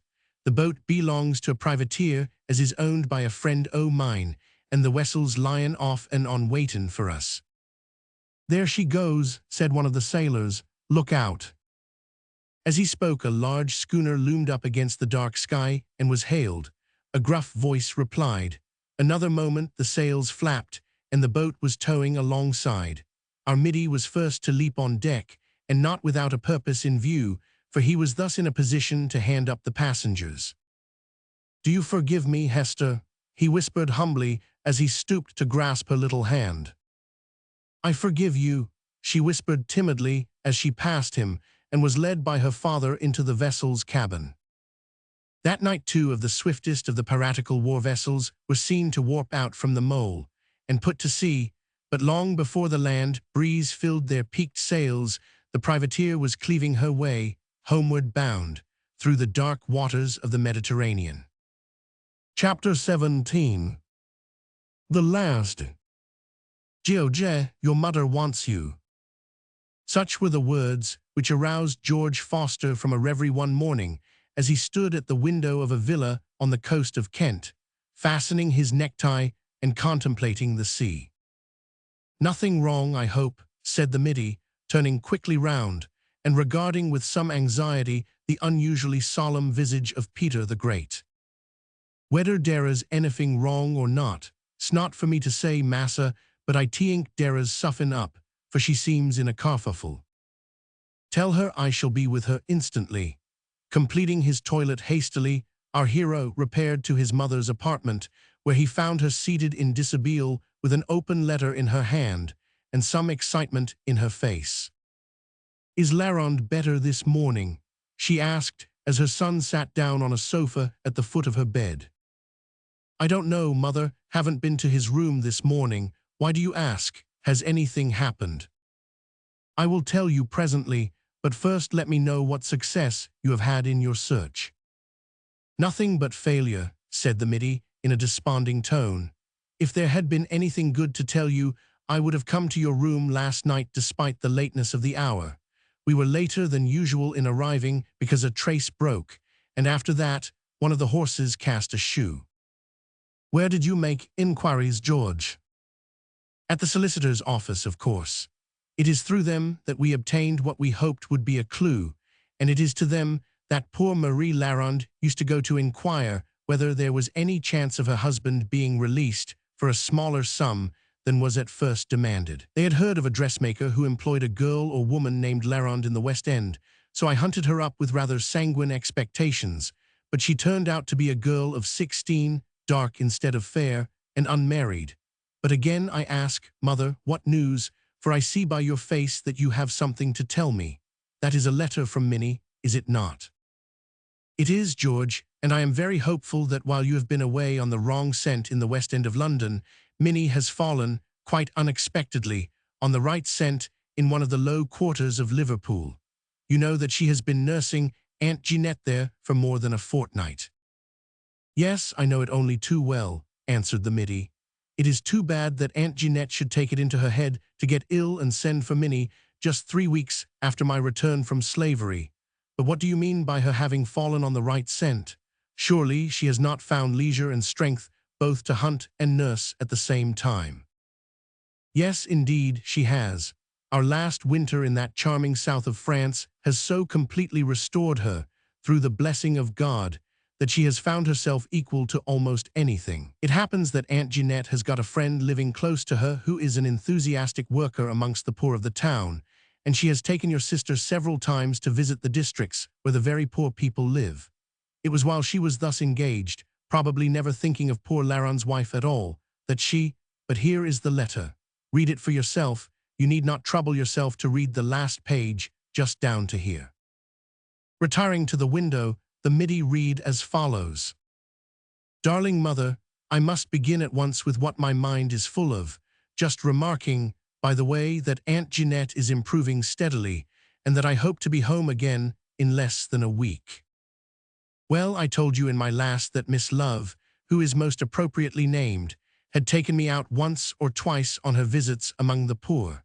And, do you know, it has opened up a new world of ideas and feelings to me. It is such a terrible revelation of the intensity of sorrow and suffering that is endured by a large mass of our fellow creatures.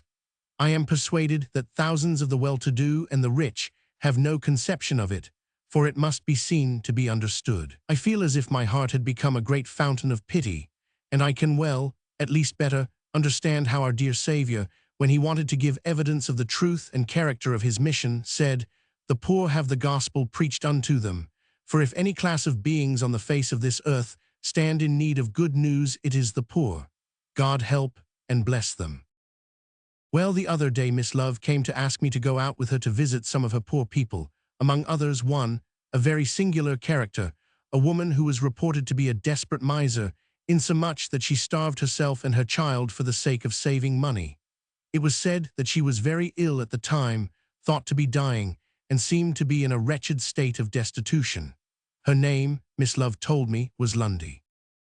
As Auntie was pretty well that day, I gladly accompanied my friend to her district. And it was an awful place. I shudder even now when I think of the sights and sounds and dreadful language I saw and heard there, but I must not turn aside from what I have to tell.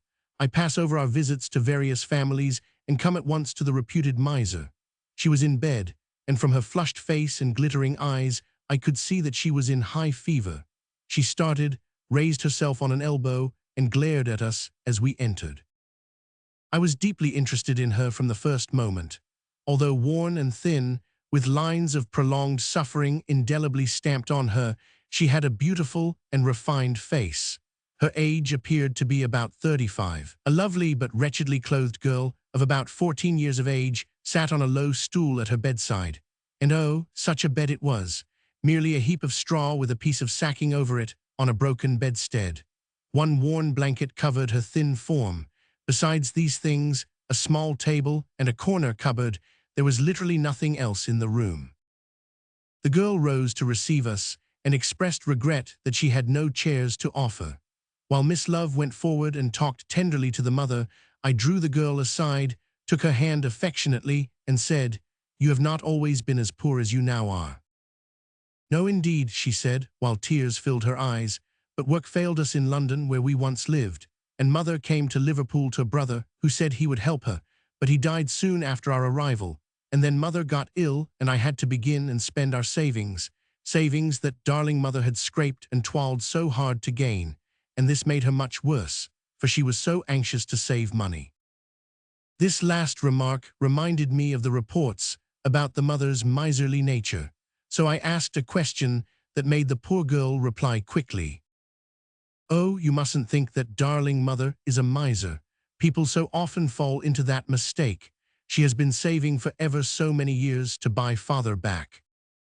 Buy father back, I repeated with a sudden start. Yes, to buy him from the Algerine pirates. I waited for no more, but running to the bedside, looked the poor woman steadily in the face. There could be no doubt about it. There was the fair hair, blue eyes, and clear complexion, though the last was sadly faded from ill health. You should have seen the look of surprise she gave me, but I had been foolishly precipitate. Her mind had been wandering a little before we came in. The shock seemed to throw it further off the balance, for she suddenly looked at me with a calm, sweet smile. Yes, she said, he always called me Marie, though my name was Mary, being a Frenchman, you know, his little Marie he called me. I often think how pleased he will be to see another little Marie grown big when we get him back. But oh, how long they are about sending him, though I have sent the money over and over again. Hush. She looked round with a terrified expression and clutched my shawl with her thin hand. You won't tell, will you? She went on. You have a kind face, I am sure you will not tell, but I have been saving, to send more money to the Moors. I keep it in a bag here under my pillow, but I often fear that someone will discover and steal it. Oh, these Moors must have hard hearts to keep him from me so long, so very long. Here she thrust me from her with unexpected violence, burst into a wild laugh, and began in her delirium to rave against the Moors. Yet, even in the midst of her reproaches, the poor thing prayed that God would soften their hearts and forgive her for being so revengeful. Now, mother, I want to know what is to be done. For when we sent for a doctor, he said that not a word must be said about the return of her husband until she is out of danger and restored to some degree of health. Thus far the Middy read the letter. Mother, he said firmly, the doctor may say what he likes, but I am convinced that the best cure for fever and every other disease under the sun is joy, administered judiciously in small or large doses as the patient is able to bear it. Now, the primary cause of poor Marie's illness is the loss of her husband, therefore the removal of the cause, that is, the recovery of her husband. With God's blessing, interjected Mrs. Foster. Admitted, with the blessing of the great physician, that is the natural cure. Very true, George, but you wisely spoke of small doses. I am not sure that it would be safe to tell Monsieur Larand that we have actually found his wife and child. He also is too weak to bear much agitation. Not so weak as you think, mother, though the sufferings of slave life and subsequent anxiety have brought him very near to the grave. But I will break it to him judiciously.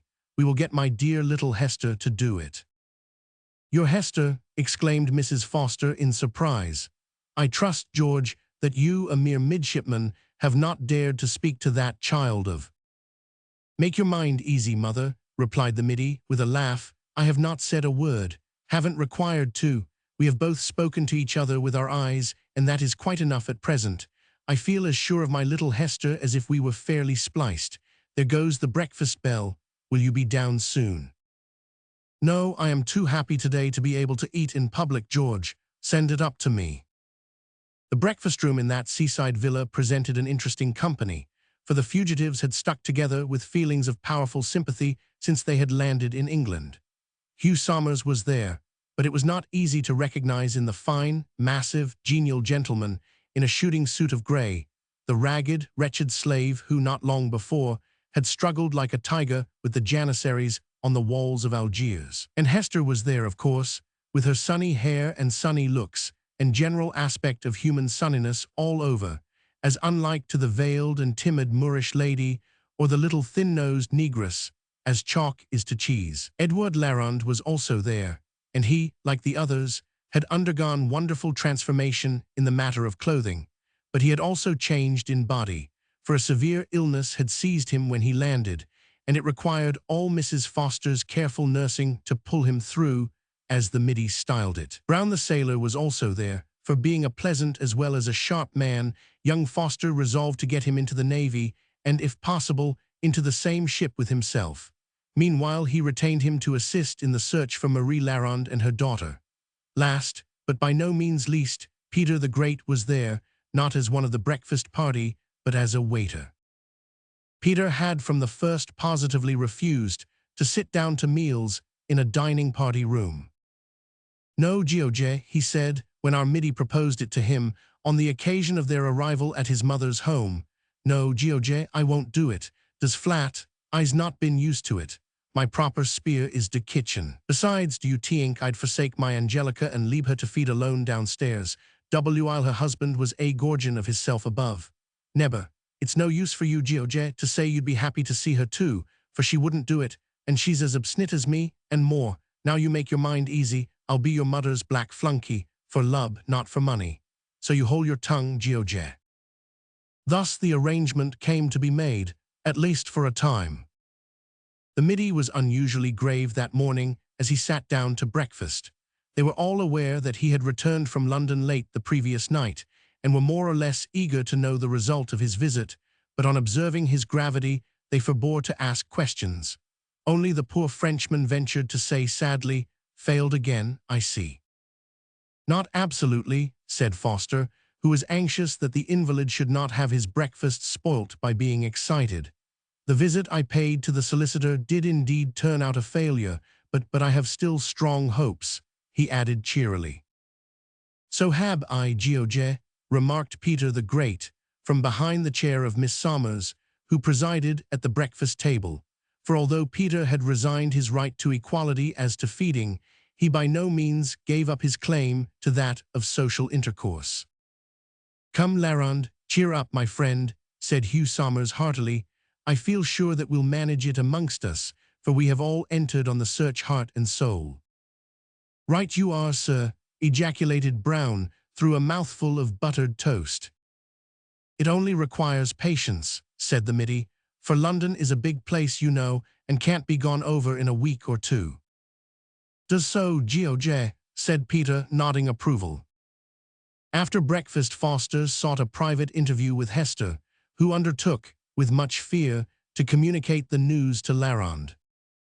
"You see, I think it will come best from you, Hester," said George in a grave, fatherly manner, "because a woman always does these sort of things better than a man, and besides, poor Larand is uncommonly fond of you, as—" He was going to have said, "as everybody is," but with much sagacity he stopped short and sneezed instead. He felt that a commonplace cough from a man with a sound chest would inevitably have betrayed him, so he sneezed. A hypocrite as usual, he thought, and continued aloud. "So you see, Hester, it is very important that you should undertake it, and it will be very kind of you, too." "I would gladly undertake a great deal more than that for the poor man," said Hester earnestly. "When must I do it?" "Now, at once, the sooner the better. He usually goes to the bower at the foot of the garden after breakfast." Without a word, but with a glance that spoke volumes, the maiden ran to the bower. What she said to the Frenchman we need not write down in detail. It is sufficient to note the result. In the course of a short time after she had entered the bower, a loud shout was heard, and next moment Larand was seen rushing towards the house with a flushed countenance and the vigor of an athlete. "My little girl has been too precipitate, I fear," remarked Hugh Somers to the Middy. "Your little girl is never too anything," replied the Middy to Hugh with much gravity. The ex-bagnio slave smiled, but whether at the reply or at the rushing Frenchman, we cannot tell. When Larand reached his room, he found Peter the Great there, on his knees, packing a small valise. "Hallo, Peter, what are you doing? I want that." "Yes, Edward, I know dat. Does why I's packing." "You're a good fellow, Peter, a true friend, but let me do it. I'm in terrible haste." "No, sir, you's not in haste. Dera's lots ob time." He pulled out a watch of the warming pan type and consulted it. "The coach don't start till 1 o'clock. It's now 11, so Dera's no hurry. You just lie down on the bed and I'll pack the bag." Instead of lying down, the poor Frenchman fell on his knees beside the bed and laid his face in his hands. "Yes, does better. Dera's some sense in dat," muttered the Negro as he quietly continued to pack the valise. 2 hours later, and Larand was dashing across country as fast as 4 good horses could take him, with George Foster on one side, Peter the Great on the other, and Brown on the box seat, The forecastle, he called it, beside the red-coated driver. Whatever may be true of your modern 40-mile-an-hour iron horse, there can be no question that the 10-mile-an-hour of those days, behind a spanking team with clattering wheels and swaying springs and cracking whip and sounding horn, felt uncommonly swift and satisfactory. Larand shut his eyes and enjoyed it at first, but the strength engendered by excitement soon began to fail. The long, weary journey helped to make things worse, and when at last they arrived at the journey's end and went with Miss Love and Minnie to the lodging, poor Larand had scarcely strength left to totter to his wife's bedside. This was fortunate, however, for he was the better able to restrain his feelings. "She has had a long, satisfactory sleep, is still sleeping, and is much better," was the nurse's report as they entered. The daughter looked with surprise at the weak, worn man who was led forward. Larand did not observe her. His eyes were fixed on the bed where the pale, thin figure lay. One of Marie's hands lay outside the blanket. The husband knelt, took it gently and laid his cheek on it. Then he began to stroke it softly. The action awoke the sleeper, but she did not open her eyes. "Go on," she murmured gently. "You always used to do that when I was ill or tired. Don't stop it yet, as you always do now, and go away." The sound of her own voice seemed to awake her. She turned her head, and her eyes opened wide while she gazed in his face with a steady stare. Uttering a sharp cry, she seized him round the neck, exclaiming, "Praise the Lord! Yes, Marie, my own, praise the Lord, for he has been merciful to me, a sinner." The unbeliever, whom lash, torture, toil, and woe could not soften, was broken now, for the goodness of the Lord had led him to repentance. Did the Middy, after all, marry Hester, alias Georgiana Somers? No, of course, he did not. He was a full-fledged lieutenant in His Majesty's Navy when he did that. But it was not long, only a couple of years after his return from slavery, when he threw little Hester into a state of tremendous consternation one day by abruptly proposing that they should get spliced immediately and thenceforward sail the sea of life in company. Hester said timidly she couldn't think of it. George said boldly he didn't want her to think of it, but to do it. This was putting the subject in quite a new light, so she smiled, blushed, and hurriedly hid her face on his shoulder. Of course, all the fugitive slaves were at the wedding. There was likewise a large quantity of dark blue cloth, gold lace, and brass buttons at it. Peter the Great came out strong upon that occasion. Although he consented to do menial work, he utterly refused to accept a menial position. Indeed, he claimed as much right to, and interest in, the bride as her own radiant fatter, for had he not been the chief instrument in saving dem Boff from de Moors? As no one ventured to deny the claim, Peter retired to the privacy of the back kitchen, put his arm round Angelica's neck, told her that he had got a gift of enough money to ransom his sister Dinah, laid his woolly head on her shoulder, and absolutely howled for joy. It may be well to remark, in conclusion, that Peter the Great finally agreed to become Mrs. Foster's gardener, as being the surest way of seeing George during his periodical visits home. For much the same reason Hugh Somers settled down in a small house near them. Larand obtained a situation as French master in an academy not far off, and his wife and daughter soon gave evidence that joy is indeed a wonderful medicine. As for George Foster himself, he rose to the top of his profession. How could it be otherwise with such an experience and such a wife? And when, in after years, his sons and daughters clamored, as they were often wont to do, for stories from father, he would invariably send for Peter the Great, in order that he might listen and corroborate or correct what he related of his wonderful adventures when he was a middy among the Moors. The end.